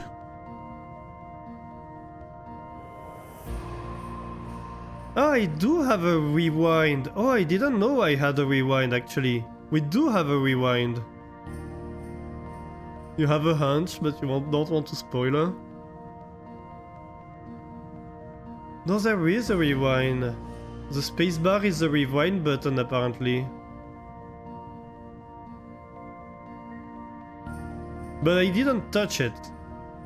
It's not me doing this. Whatever this was, this is not me.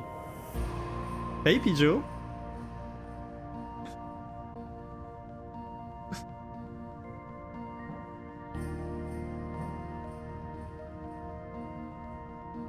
Is it a question of like the number of times it's touched must be equal to the number of lines or something like that?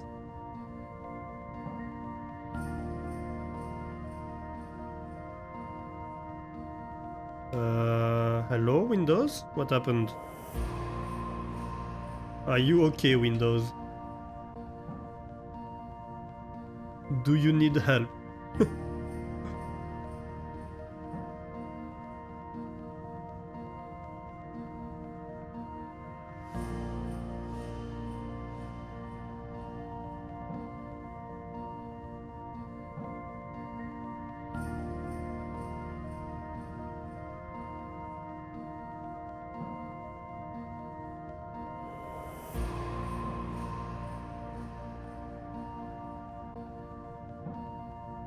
Hmm.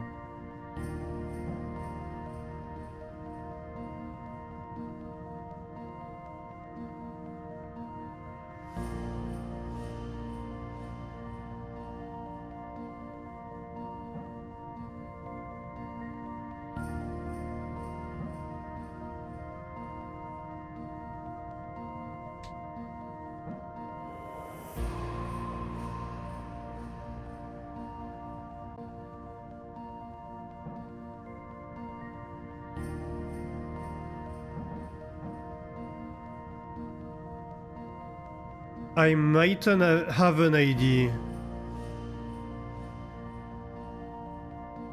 I might have an idea. Might it be something like... The last one must be something with a 1.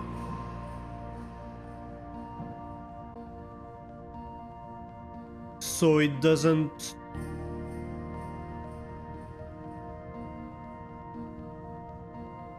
change the state of whatever is happening in the other ones. I don't know.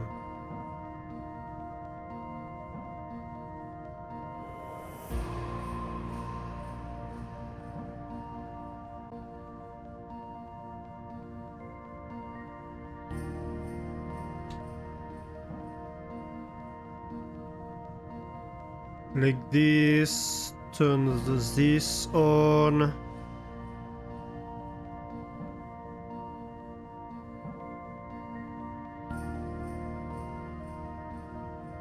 Then turns this on. If I haven't had a break, might be a good time. I have had several breaks. Okay. So that worked. I'm not entirely sure why. I think because I finished with a 1, but I'm not entirely sure. To be quite honest.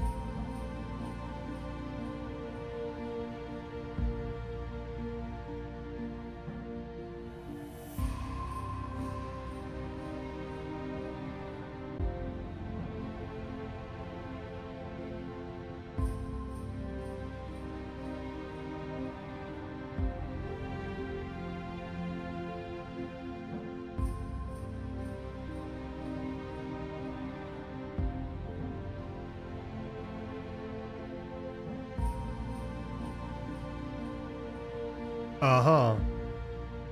Well, that's doomed.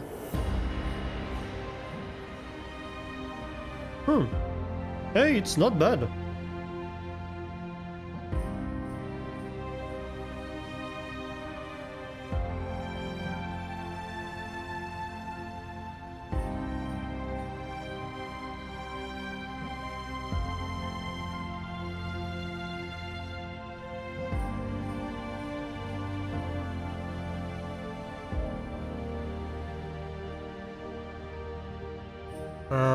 That's never gonna work.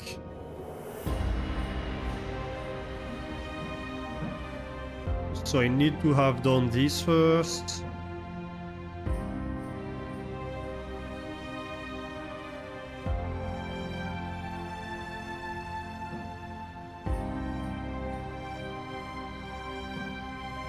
Which I suppose means I need to have done this first.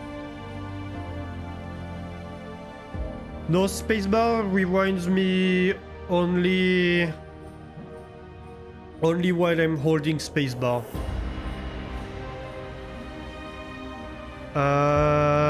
Okay, misunderstood that then. This was a 1 and it wasn't enough to finish.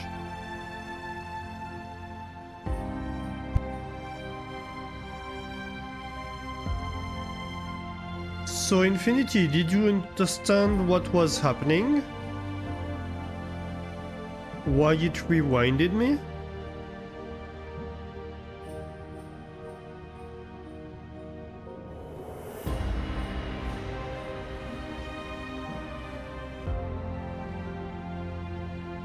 What was your ID?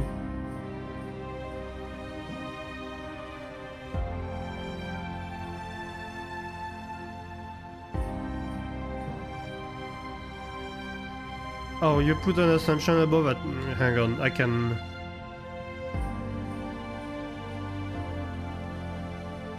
Space around will probably also... Wait,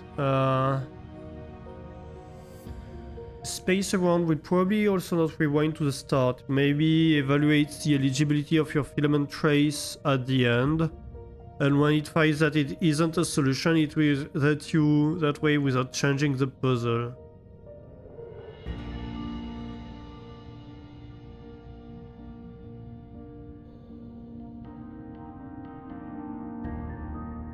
I mean, yes and no, because as we go along, it does evaluate my filament, right? Because it's giving me like black and white. If I try to touch a black, I kill the filament.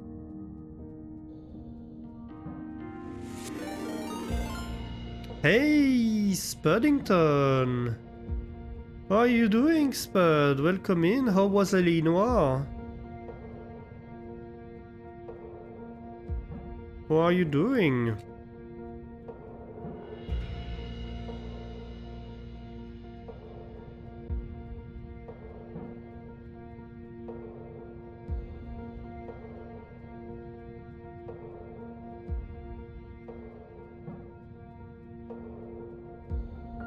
Welcome in, everybody. Straight in with the mask cam. Oh, you haven't seen anything.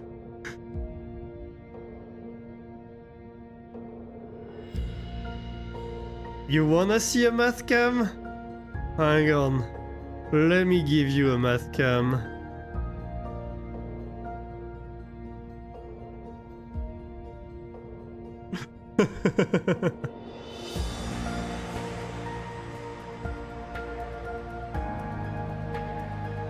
Hey Sally, Pixels, Blitzy, the Bloody Pie. Welcome in, everybody.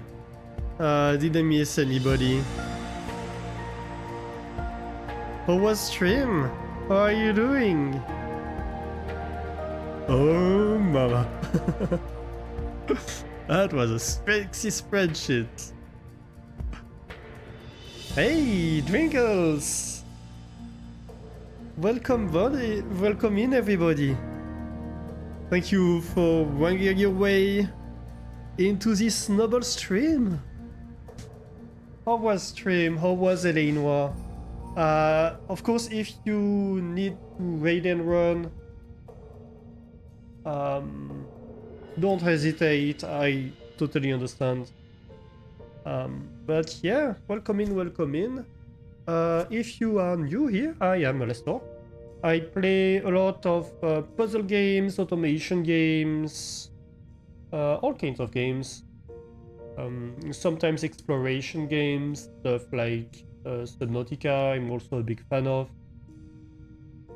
And today we are playing Filament. Filament is a puzzle game, story-heavy puzzle game, where we arrived on a lost ship in space and we're trying to understand what happened. Where is everybody? What happened to the crew and all of that? And to do that, we have to unlock a bunch of anchors, which are kind of pillars in the ship.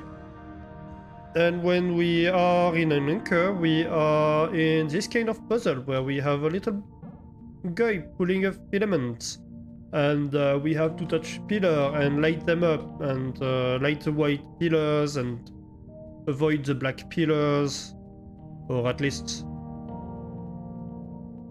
not touch them, because if we touch the black pillars, it kills our filament. And in every room, pretty much, we find new mechanics that are introduced to us. Let me rewind a little bit. I don't think that was it.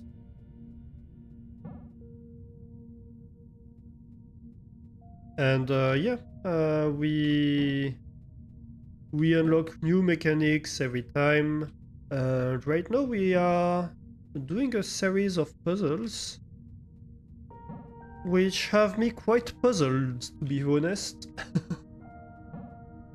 Because when we arrive at the end, it rewinds us most of the time. And I don't understand why it's rewinding us.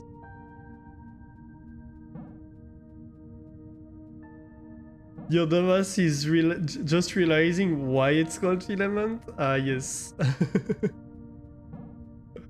Yeah, it's an absolutely great game.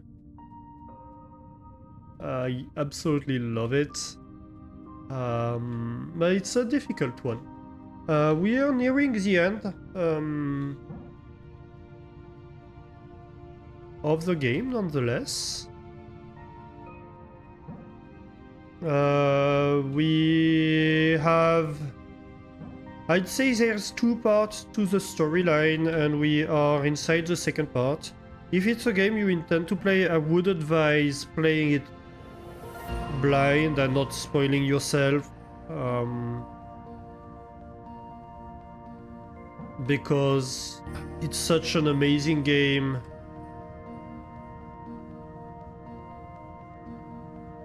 Hang on, why am I not unlocking? Is it directional? Wait a minute, is it a directional thing?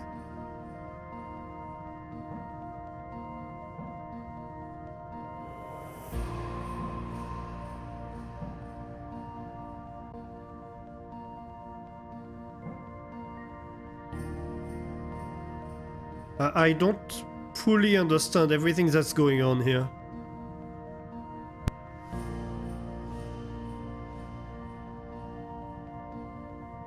Been really enjoying it though. Yeah, it's super nice. So what we did earlier today, we have finished fully unlocking all the emails between the members of the crew.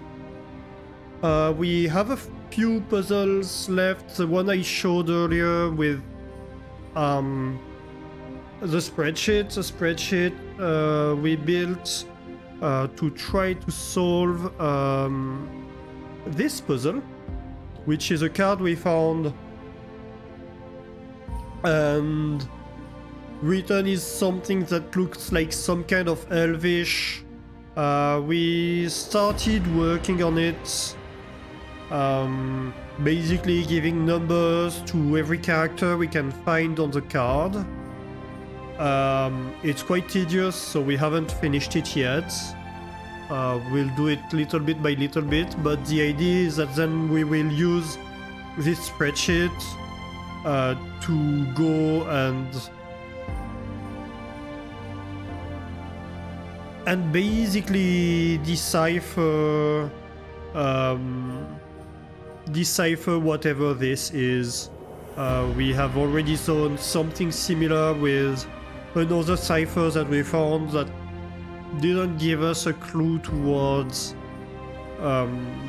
resolving a puzzle, but I mean, we found the puzzle, we solved the puzzle, and it didn't give us a code towards new things, but the only way to find that out was to solve it first. And what's it like being smarter than everyone else? I don't believe I'm smarter than everyone else. I know, like, stuff like cryptography, etc. Is stuff I know a little bit about, and so I know the techniques, basically, to do this kind of puzzles. It's mostly about knowing the technique rather than that allow you to do better guesswork than just assigning a random letter to a character and see what happens, you know. You can totally do it by guesswork. You don't need a spreadsheet like that. It's just gonna be longer and more difficult. So this spreadsheet is me implementing tools to help us solve that better, basically. But yes. And so yeah, we'll come back to that. And we have a few other puzzles. We have this. We have found ID cards for each of the crew members of the ship. On these ID cards were letters that were colored. And they were part of a number that's 16 long, and it turns out that the codes that we have to find are 60 long. Well, or hexadecimal at least. And each of these letters was at a unique position in this 16 long chain. So I also wrote down the position in the chain below in red. We haven't managed to find like the right way to turn that into a code. We have tried a few ones.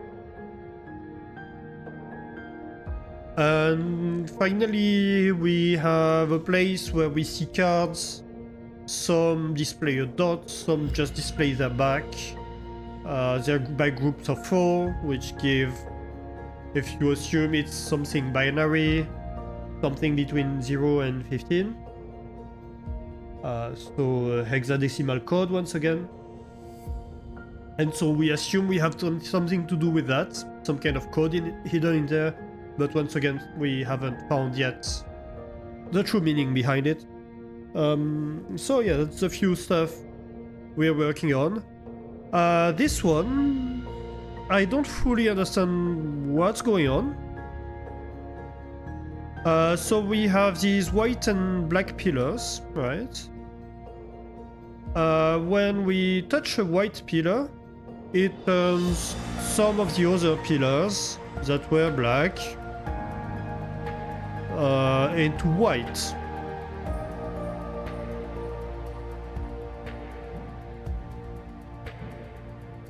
Which is good.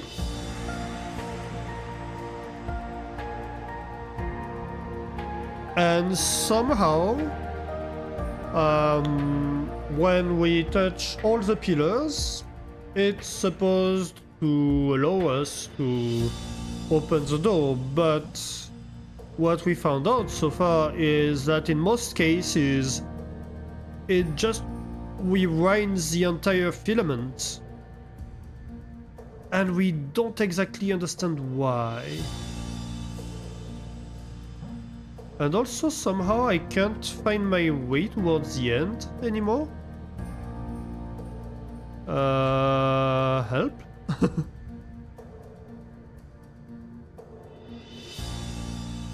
Okay, so I have a white thing here.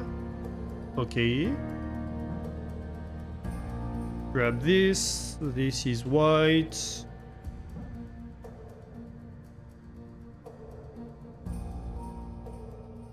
This turns this thing white. Sure.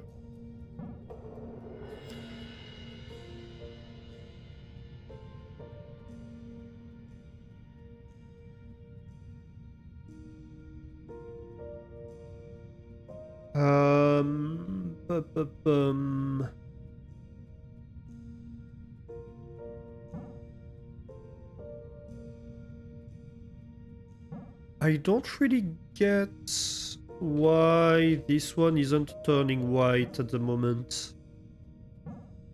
Yeah, I really don't fully understand this puzzle yet.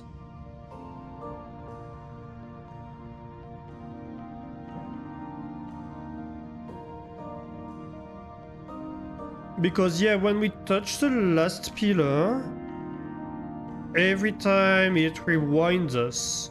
Unless, might it be something like it's changing the arrows, and as a result, it changes the solution to the puzzle every time, and we have to solve it a few times in a row or something like that?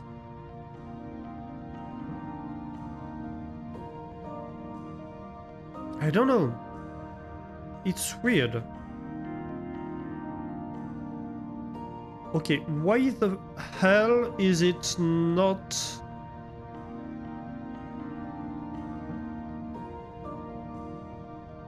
How? So I have to solve that, right? Then I have to touch this. Okay, okay. Then I have to touch that one.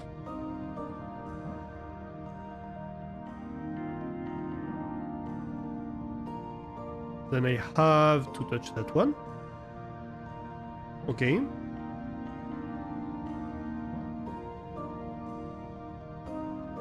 Hmm.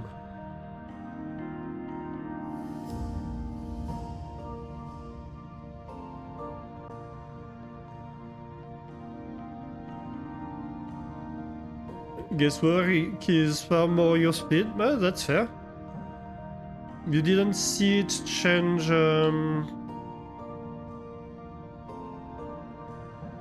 change Infinity? Then I don't know. What the hell is going on?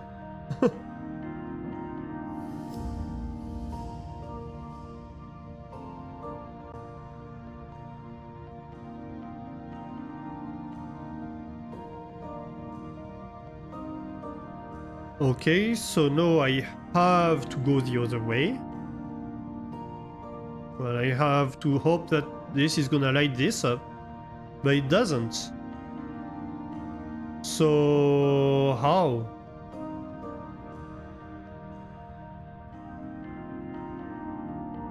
Like, what I don't understand is that, like, this one, the first time I tried it, I managed to complete it pretty easily, right? And no, I can't seem to find the solution that completes it. To me, that's quite suspicious.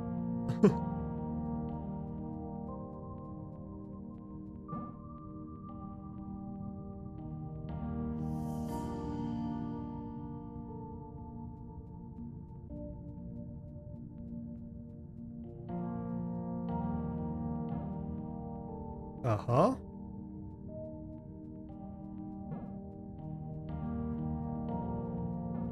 It's like, I would expect that if it was that difficult to begin with, I wouldn't have been able to stumble upon the solution the first time around. Like, right now it resets me. I'm not touching anything. My hands are not on my keyboard right now. Like, what the hell?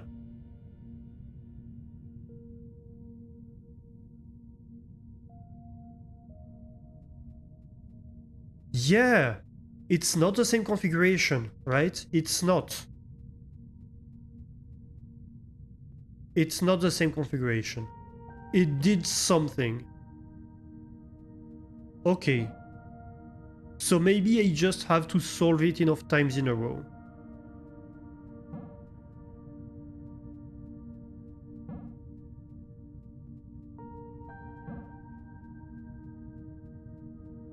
That would be a relief. Because otherwise I'm like, I don't understand what's going on with this puzzle.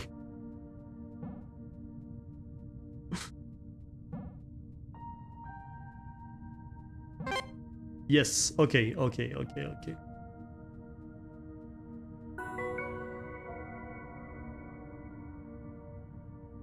Cool. Yeah, so we have to touch the white pillars. We cannot touch pillars that are black. And in these puzzles, specifically,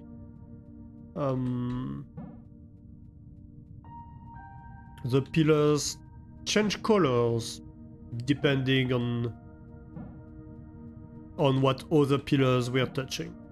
And obviously you see there are bits of walls on the sides of some of these pillars, and these walls prevent the filament from making contact with said pillar whenever we touch. So, like you see that here it doesn't touch.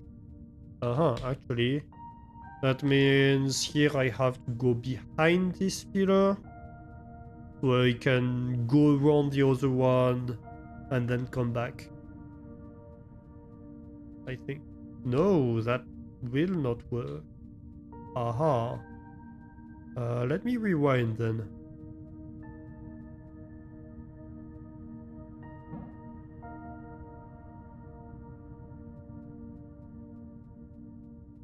Because that means my solution didn't work.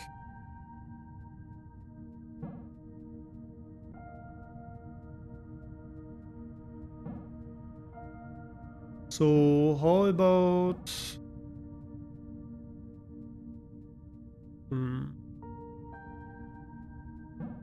No, I would like this one to be lit up before I attempt to...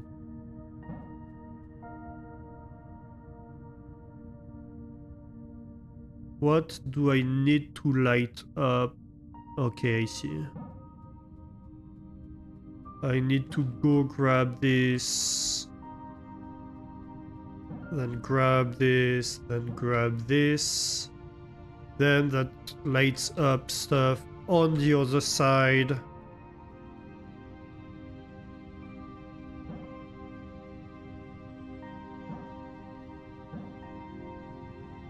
Yes, okay.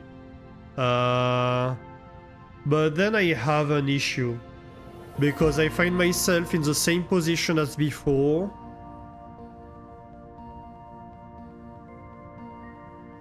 Where this pillar in the middle, I'm not going to be able to contact the filament with it, aren't I? Like, I can't turn around this way, I can't turn around this way. I can do nothing about it. I guess if it's the last one, maybe. Maybe if it's the last one, I can do some kind of shenanigan like that. Yep, that works. Okay. That works.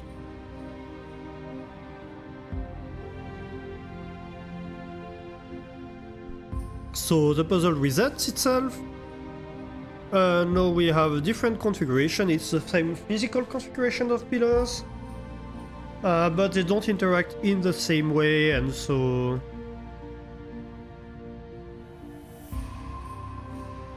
I have to find my way around the new order of pillars.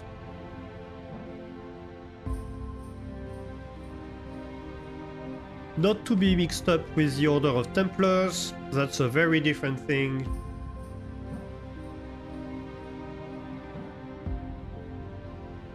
But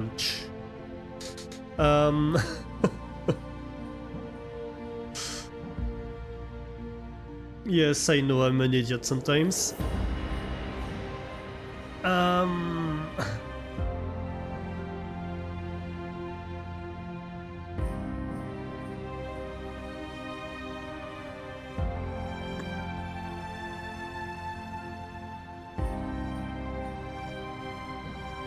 Ah, here we go. No, I can grab you. And if you haven't noticed, the music in this game is absolutely amazing. It's a treat.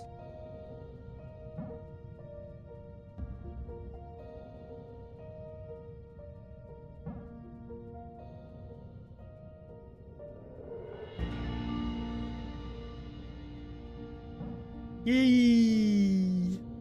Whee!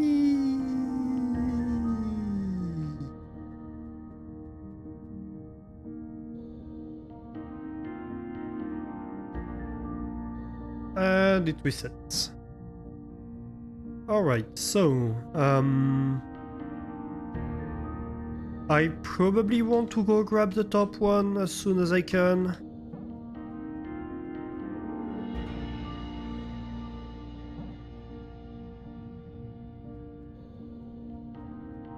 Then this is one I can bounce around.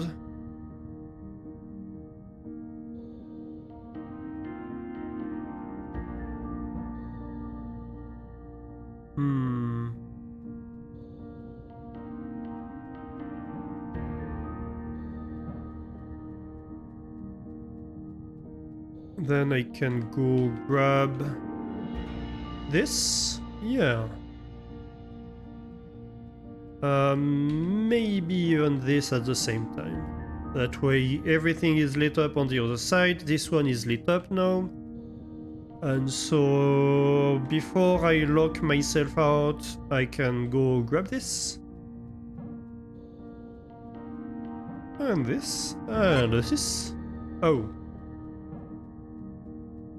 And now I have to go grab to go out the door. And it's story time, I think. Hey, Juniper. How are you doing? No, nothing to say? Oh. Usually Juniper talks to us at the end of these. So yes, this is the Alabaster, the ship that we are on. Around planet Arnold. And we are currently on the bridge of the ship. And so you see each of these ones is one of these anchors, and each anchor, each series of anchors has a different mechanic. And so we enter the ship on its ground floor, and we went through the whole ship, solving anchors and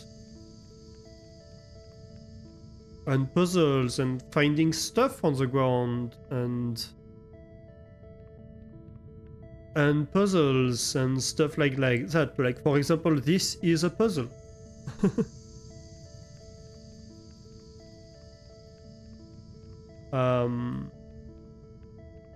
And learning more about the crew of the Alabaster. And so these puzzles that we find around form patterns on this grid, right? And so basically we've been slowly but surely finding codes to unlock more stuff. At this point we have unlocked, so there are two types of things you can unlock. You find archives as you solve the puzzles of the anchors, and these archives give you patterns. So you see here, I have a pattern drawn below the Xoxo. The Xoxo means that I solved it. And they give us emails that were exchanged between the crew members. So all these emails, so that's Juniper's inbox basically. And we see all the emails she has received throughout the trip. Juniper is the only character that's talking to us. Or at least somebody who pretends to be Juniper, or something that pretends to be Juniper. We don't exactly know. We haven't ever met her. We're supposed to be opening these anchors to go unlock the cockpit where she's locked in.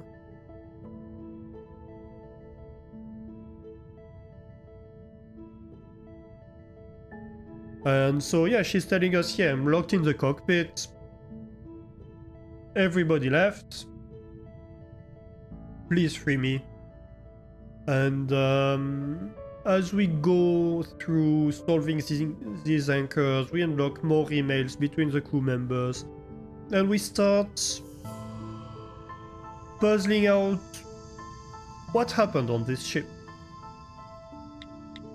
The other kind of things we get is these corrupted messages, which are basically stuff recovered from scraped memory. We have like flavor stuff, like the diary of unnamed Earthman, who are like bits of someone who left Earth and tells his story of what happened to me. We have bits of interview of the crew members during their recruitment interview. We have interview summaries.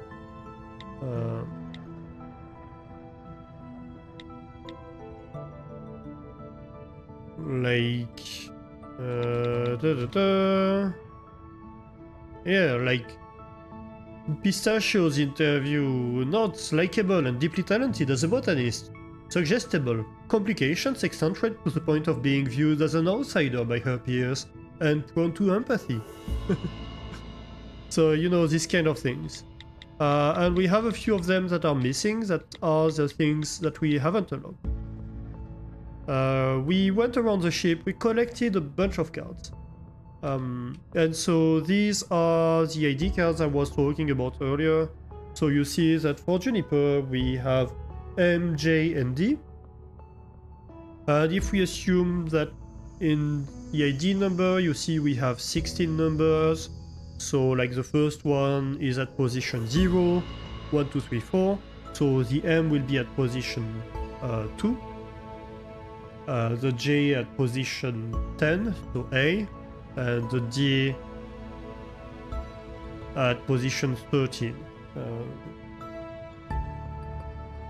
Or it's an O actually? Yeah, it's an O, not a D. Ah, actually, no, it's a D. Ah, that may change things.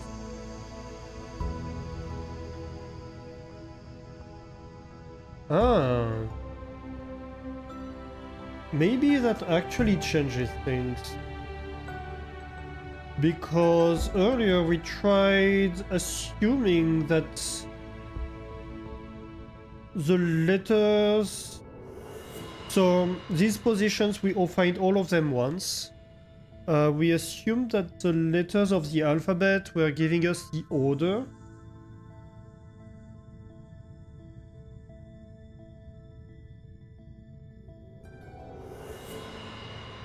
But we had issues with that. These issues might be alleviated by if we made a mistake. Oh, interesting. So yeah, MJD, let me check. BA for Vermilion, that's okay. Pistachio, LGT, yes. Canary XY, yes.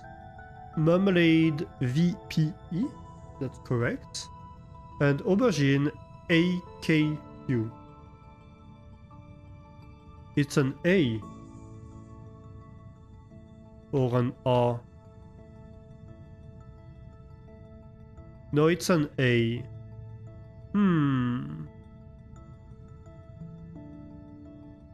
But that's a problem then.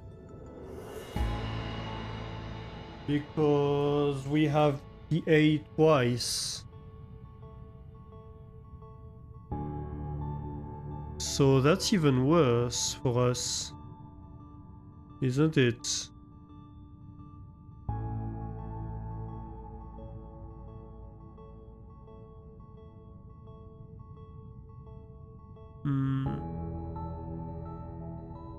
But yeah, the R would be like in Canary. So it's an A.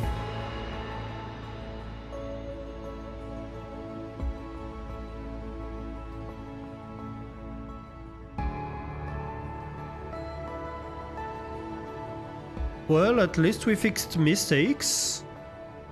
But it poses more questions than it raises. But yeah, other than that, like we had this kind of stuff, this is a puzzle, this gives us a code. And every time you have to figure out what the code is. For some of them it's fairly easy. For some of them it's fairly hard. And for some of them it might be easy for one person and very hard for the other person as well. That's something to consider. Like even in the anchors, theoretically the puzzles are in order of difficulty. There are a bunch where like in the middle of the anchors I was completely blocked. But once I passed that, then I would do the rest without any issue. For some reason.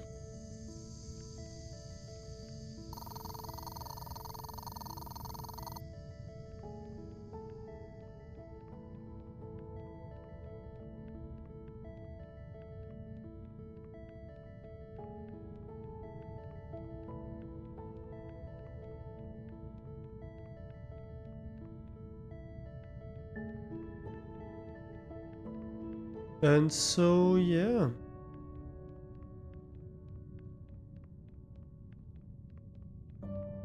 And so that's the other puzzle we haven't solved. We have these cards here. We have some with the black dot, some that we just have the blue back.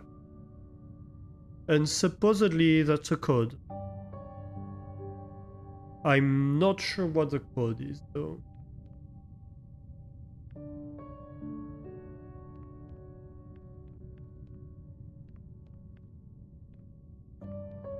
It could be that we're just missing a number because we have cards on the floor. Couldn't it?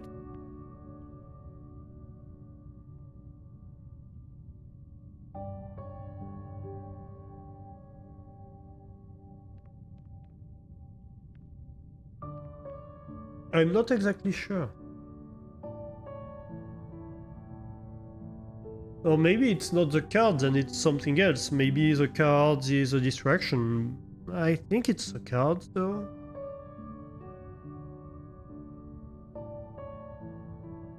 But I'm not 100% sure.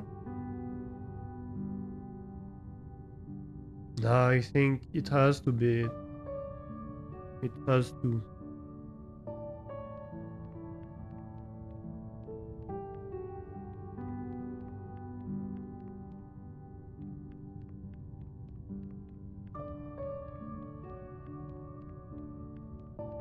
This is such a cozy ship. If you ignore everything that happened on it.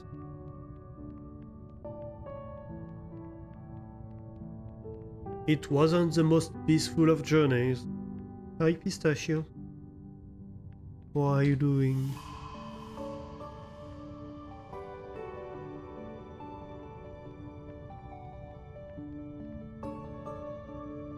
A cozy ship of death. It looks like a really chill place to live and work, yeah.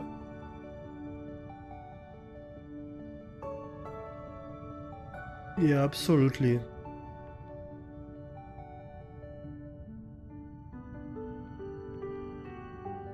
A million stuff. Oh.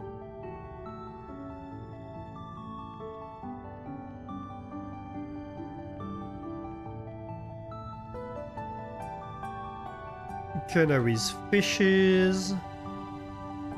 So yeah, this is a crew quarters. Each crew member has his own room. This is Aubergine's room. He was sleeping in his couch because he had pulled out the bed to tinker with stuff.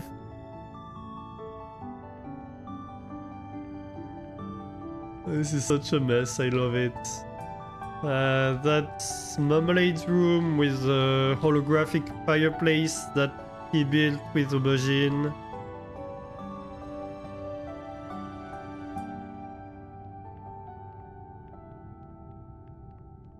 And Juniper's bedroom with a little game.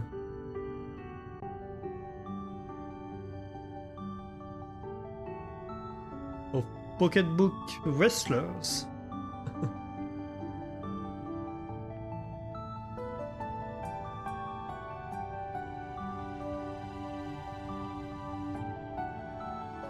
We found Sable's collar, by the way. And we also found out why. So Sable was the onboard pet cat, and Sable was found out to be pregnant by the crew. It took them by surprise. They didn't know. They were like, "How could the Filament Corporation miss that? Right? How is it possible that they missed it?" And we found out today that actually it was part of an experiment to give pregnant pets to crews of ships and to see how having kittens might affect mood and productivity.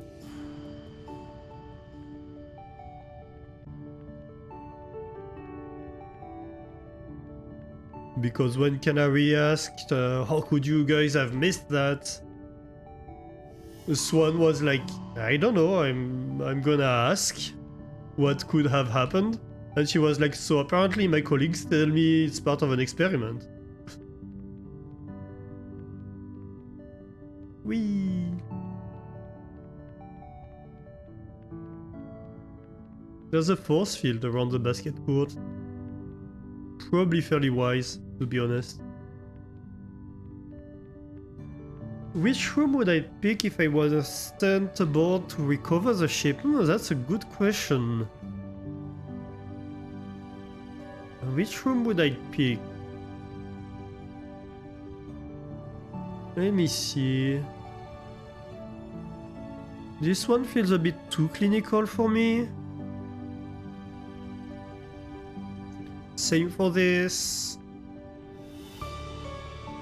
That's slightly too messy for me. This one feels super cozy.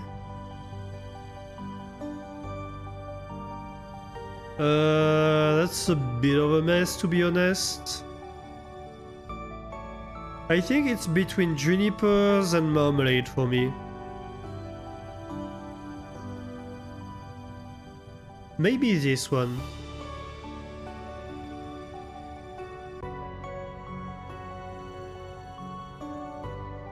I think that may be my vibe, like sitting in the armchair, having a nice chill time next to the fire, with a book maybe or something. But I wouldn't mind stealing Juniper's room either. The chair and the fire definitely sold it for you as well. Yeah. So they built that during the journey. Marmalade and Aubergine built that during the journey, and that's how they found out what the planet was.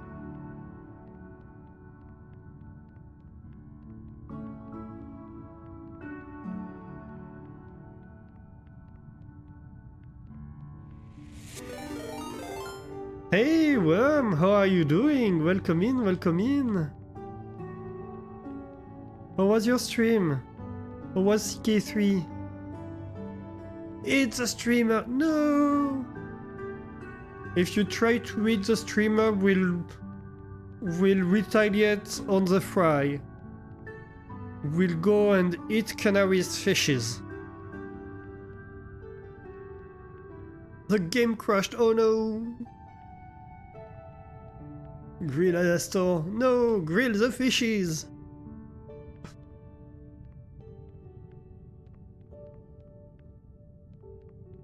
You really hope it's also saved recently? Yeah, I hope it did. It would be a bummer if it didn't. A real bummer. Oh, how did it go other than that?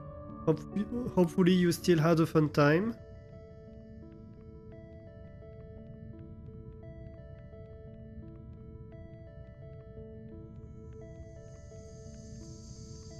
Should we try another anchor? I think let's try a last anchor and then we're going to end. Because it's a bit late. Let's try that one. We made it to the bridge, as you can see. Oh. Interesting, so we have a combination between two mechanics here. We have to go over these paths to light stuff up.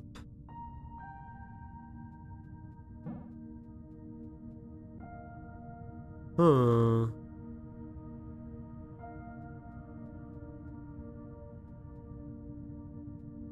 Interesting.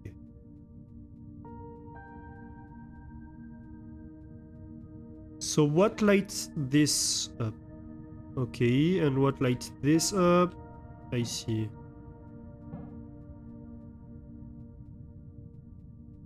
Right, so maybe this is my first one.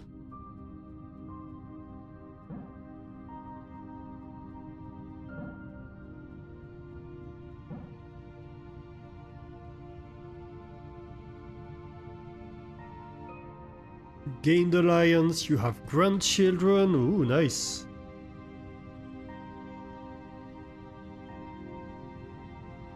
Aha.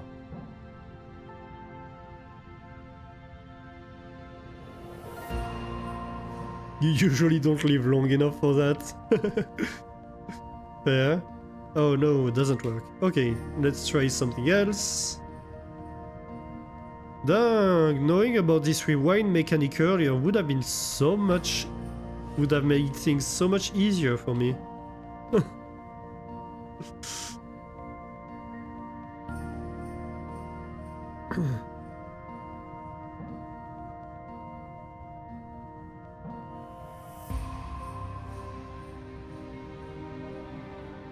Your current king took the throne at 8. Yeah. I mean, yeah. That's... that can quickly become an issue. Taking the throne too young. Can be bad for your health. Ah, I see.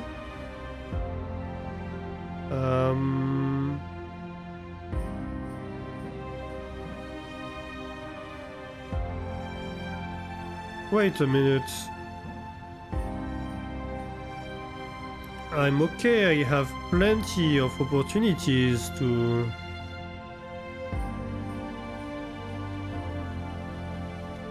actually not that many. No. Okay, I see. Okay, so here I have to walk over the pads, and when I walk over the pads, it sends signals to the pillars to turn them white, right? And so I have to find the right order of operations. Basically for...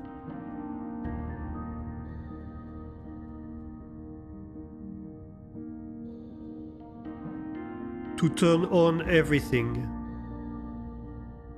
And that's not easy.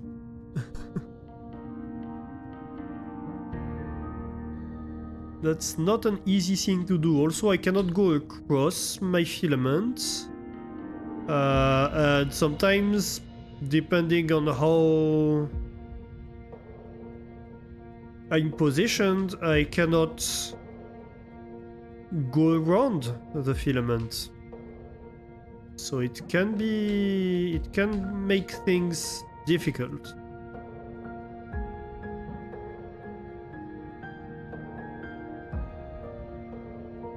Uh-huh.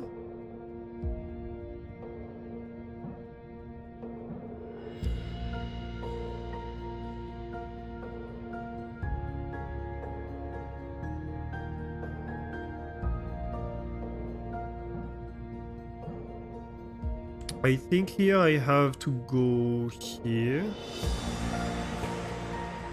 No, that doesn't work.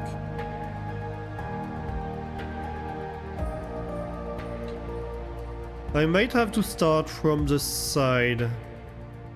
He's lived to his early 50s so far. Oh, that's not bad. So all you need to do now is become a witch, found a coven, make yourself immortal, and kill all your descendants again, so you can reign forever! Pretty much CK3 in a nutshell.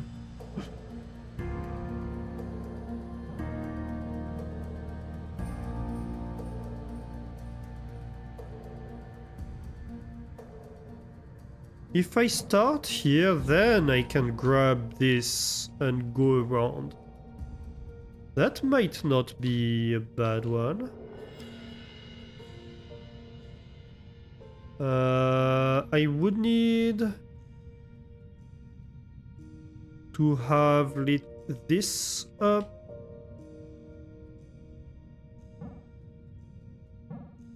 Okay, if I do that, I'm not going to be able to light a small pad here. So I'm going to need to light a small pad.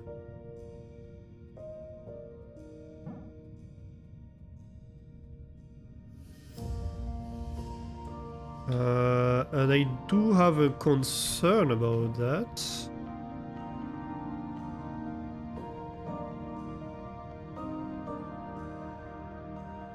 Okay, this allows me... No, because no, it doesn't light up.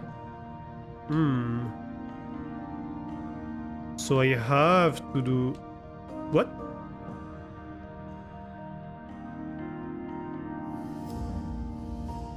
Eh? What was that?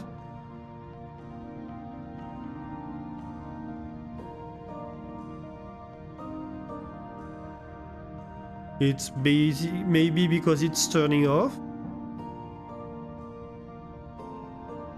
I don't know what happened here.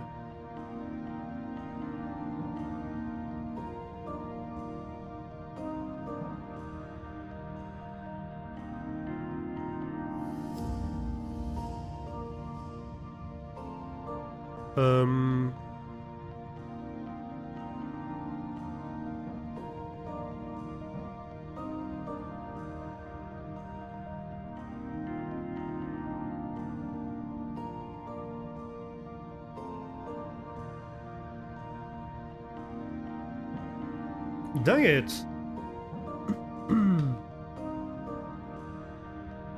How on earth do I do this?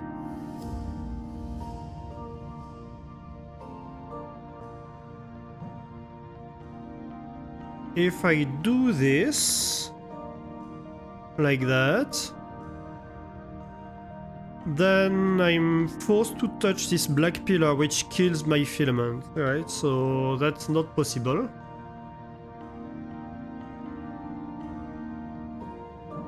If I do this like that, that's all well, but no, I can never grab that again. So maybe I just shouldn't have touched that one yet. No, but if I don't touch that one, then I'm doomed. I'm never touching it. Like ever.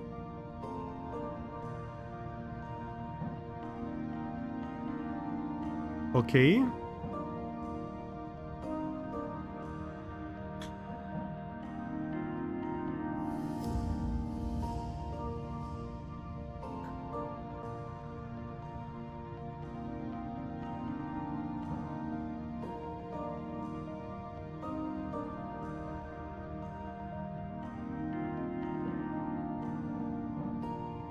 What if I go across?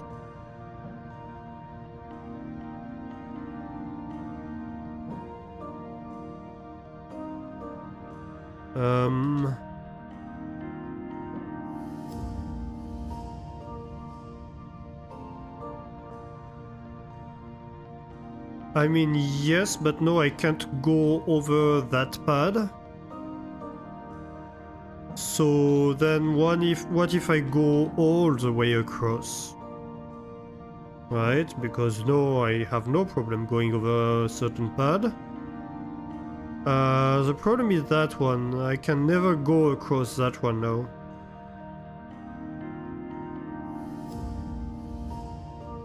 So that means I have to do the top first.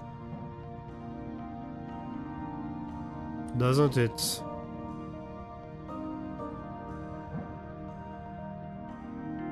Because then I can light up these two pads. Wait a minute. Dang it. Okay, let's restart.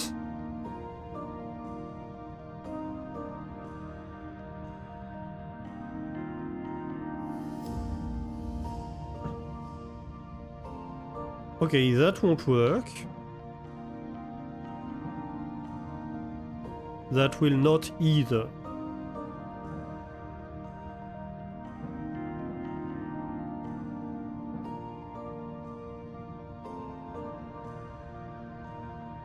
So somehow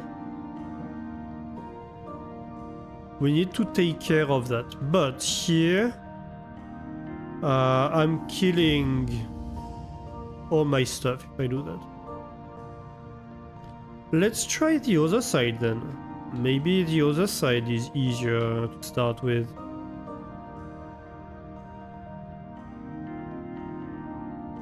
If I go around this, I cannot go around this that way. Okay. That makes things very easy. What if I try this start? Don't.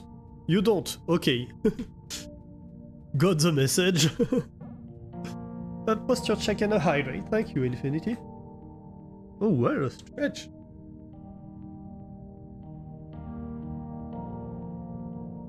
Ah. Ah.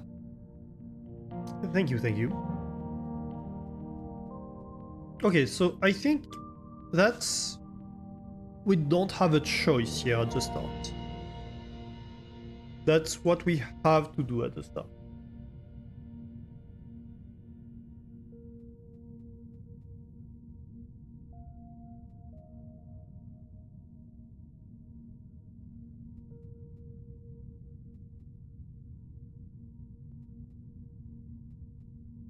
Pretty much.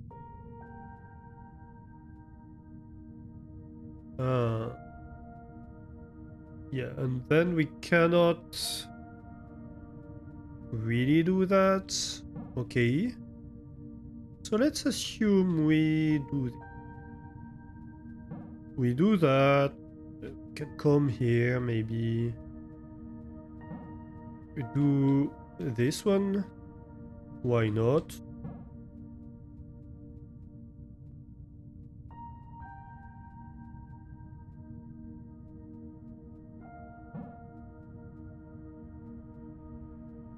Can we manage to catch all three? No, we cannot.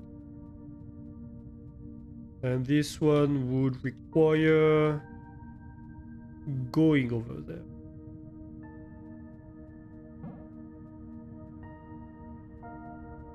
So the order of stuff we have to do stuff in seems pretty clear.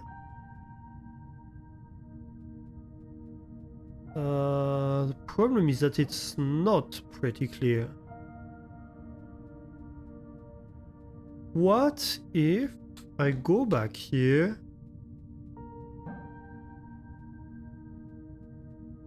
and then try to do something like that? Ah, yes.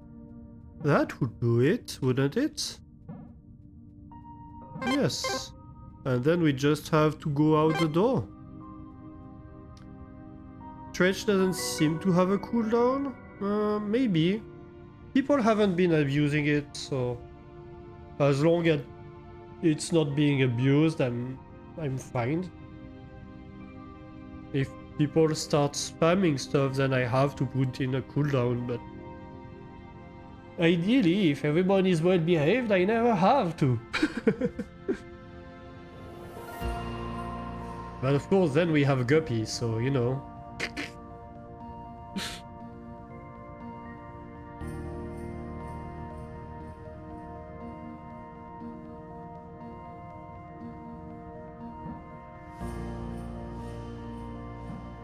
Shots fired. Maybe.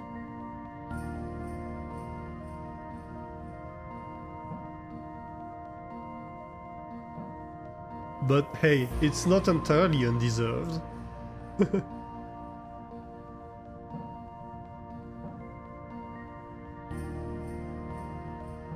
Oh yeah. Interesting. So that's when it turns off and we are still in contact with it. Interesting.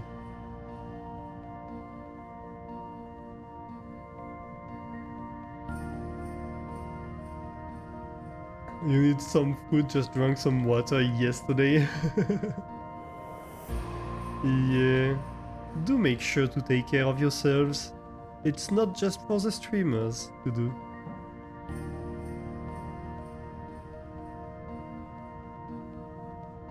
The finest sleeper wielder in all of Twitch. Who's threatening me?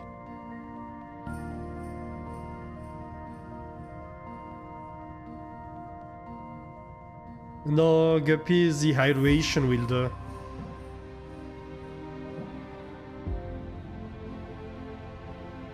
Hmm. Hey, that's not easy. Okay, I think it has to be something like that. Maybe something like that. But then where do I go?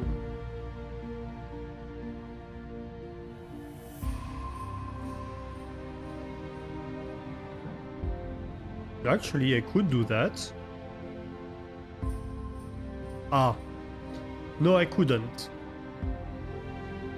Oh, ad break. You know what? Let's take a real quick break during the ads. And we'll be right back. And welcome back, everybody. We are back from the ads.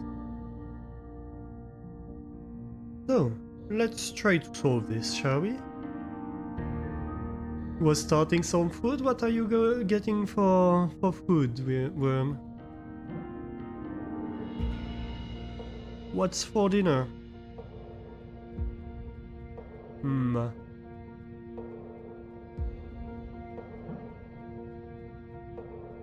Or maybe... Could it be something like that? Ooh, or maybe the other direction? No, definitely not this direction. And not this.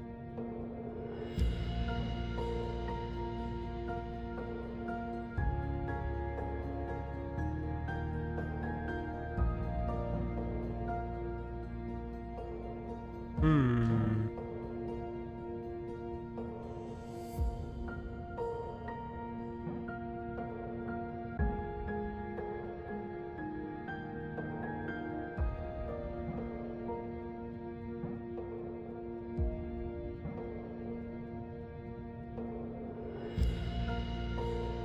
Dang it.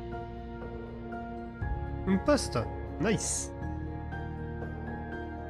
I think I'm out of pasta. I don't know what I'm going to eat tonight, actually. That's a very good question.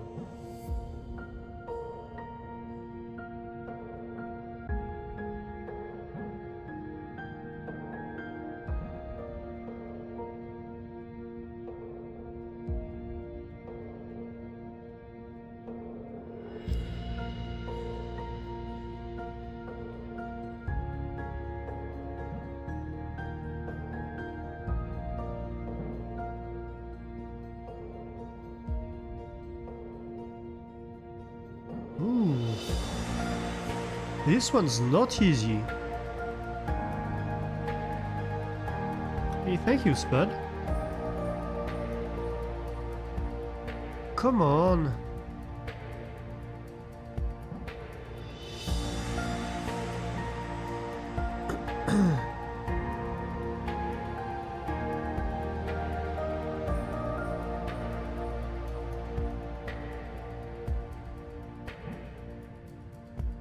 What music, though. That's such a treat to listen to.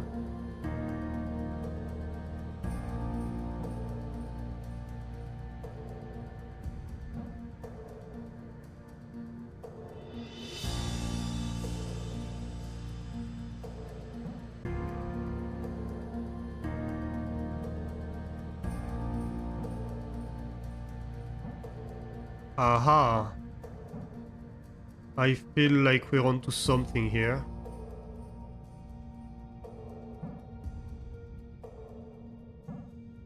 No. Definitely somewhere around here. Wait, what? What do you mean? Okay, I know what I can...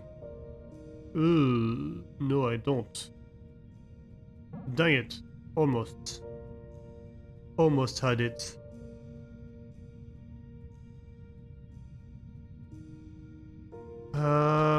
Can I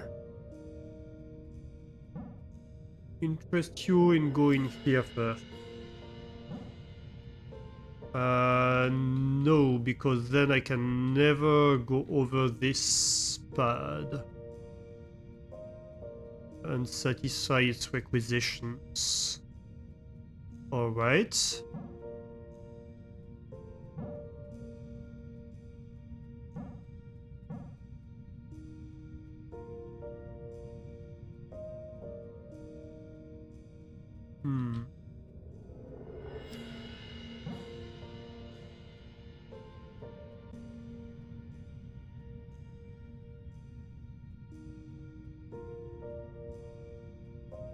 That's never gonna work. I mean, almost. But almost doesn't cut it.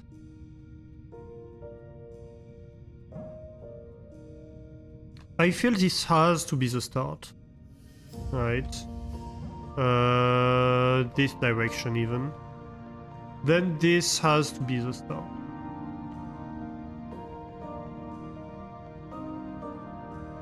Could be something like that.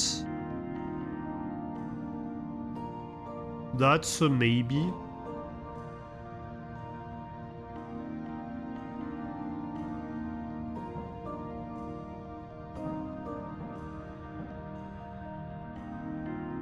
Okay, so we have everything on this side.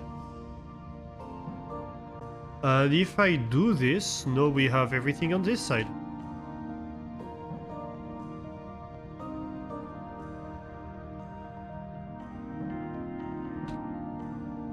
Oh, finally. Yay.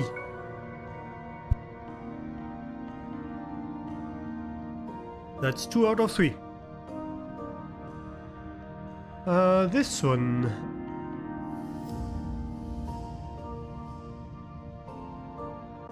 So let's see here.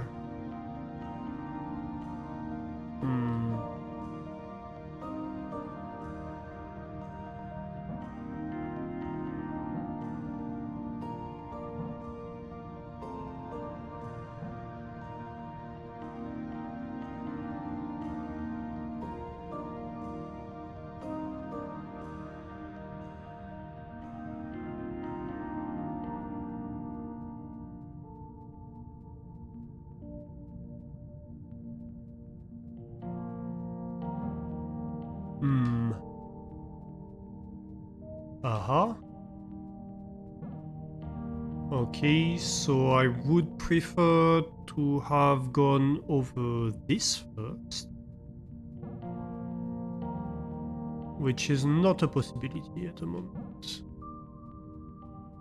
So what if I do the reverse? Right. Where can I go? Here, basically, is the only one. Hello?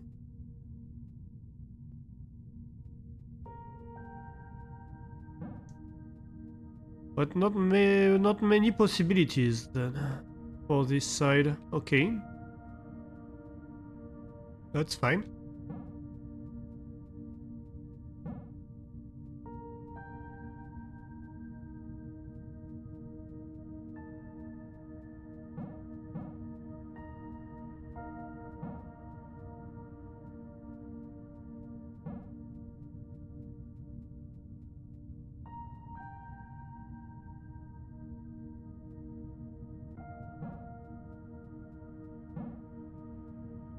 Uh-huh.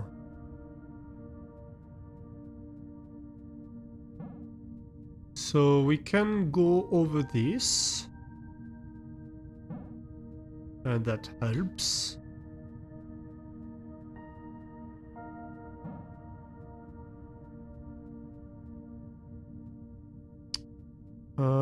Where is... Interesting.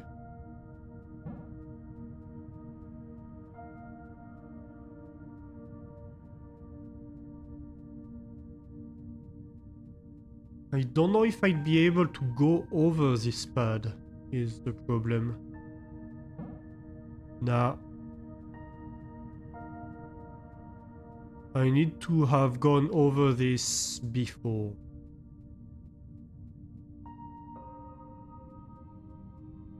So I need to have done...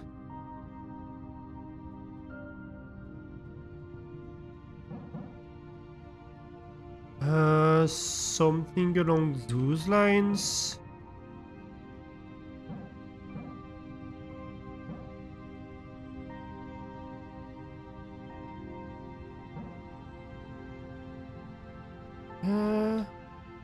Really? Maybe something like that. Yeah, maybe. Because then I can...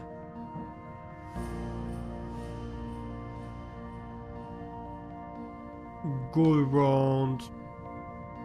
Probably don't have to go back to the other side first. I can directly go in here. And then I can go grab the other side. Okay. That works. It's not the most elegant solution ever, but it works. I think.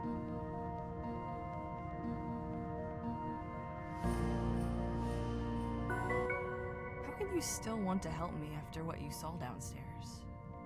I thought for sure that you would leave, but here you are. Persistent. You're nothing if not persistent. Not many people in your position would go to all the effort. Not many people would try as hard as you have. I appreciate it, I do. You're doing a good thing for me.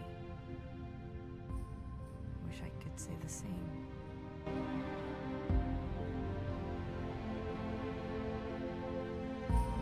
A hydrate and a stretch. Thank you, Gavin. So she's not doing a good thing for us? This doesn't bode well.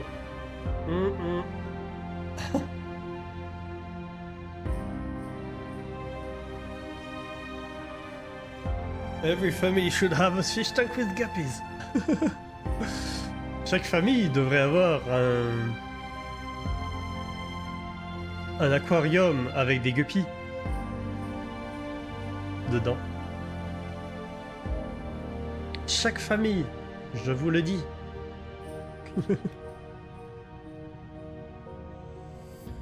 Yeah, so that was Juniper.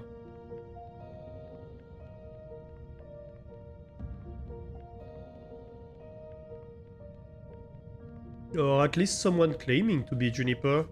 The problem is that what Juniper told us, so when we finish Anchors, most of the game, less so at the end, but most of the game, Juniper tells us a little bit about what happened on the ship. But at the same time we have the emails. And what Juniper tells us doesn't line up with the emails. So there's something fishy going on. And I'm not entirely convinced that Juniper is actually Juniper. I think Juniper might be Swan, maybe. Or that...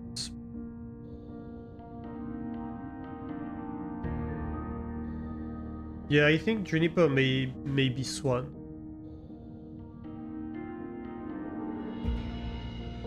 Like this comment, like after what you saw downstairs, I'm surprised you still help me.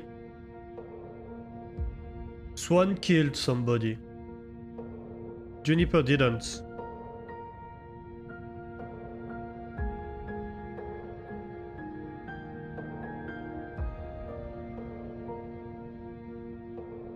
But Swan isn't supposed to be on board the ship, so I don't understand.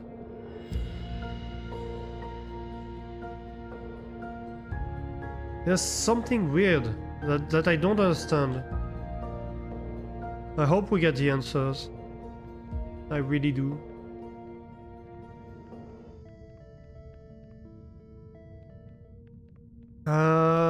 But I think it's a good place to end for tonight. thank you everybody for joining me. I had a blast, as always with this game, to be honest. I hope you did too. We made a lot of progress today. We finished entirely the 3rd floor, of course with the exception of the bridge.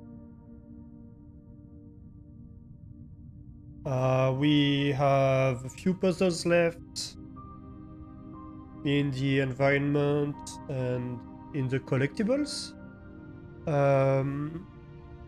Off camera, I think I will continue numbering. Where is it?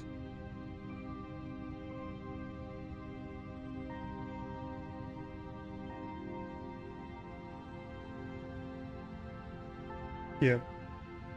So I will continue the numbering of this a little bit off camera. The parts that are pretty easy but very tedious to do. That way, next time we can discuss the parts that are a bit hard and do the actual solving of the cryptogram.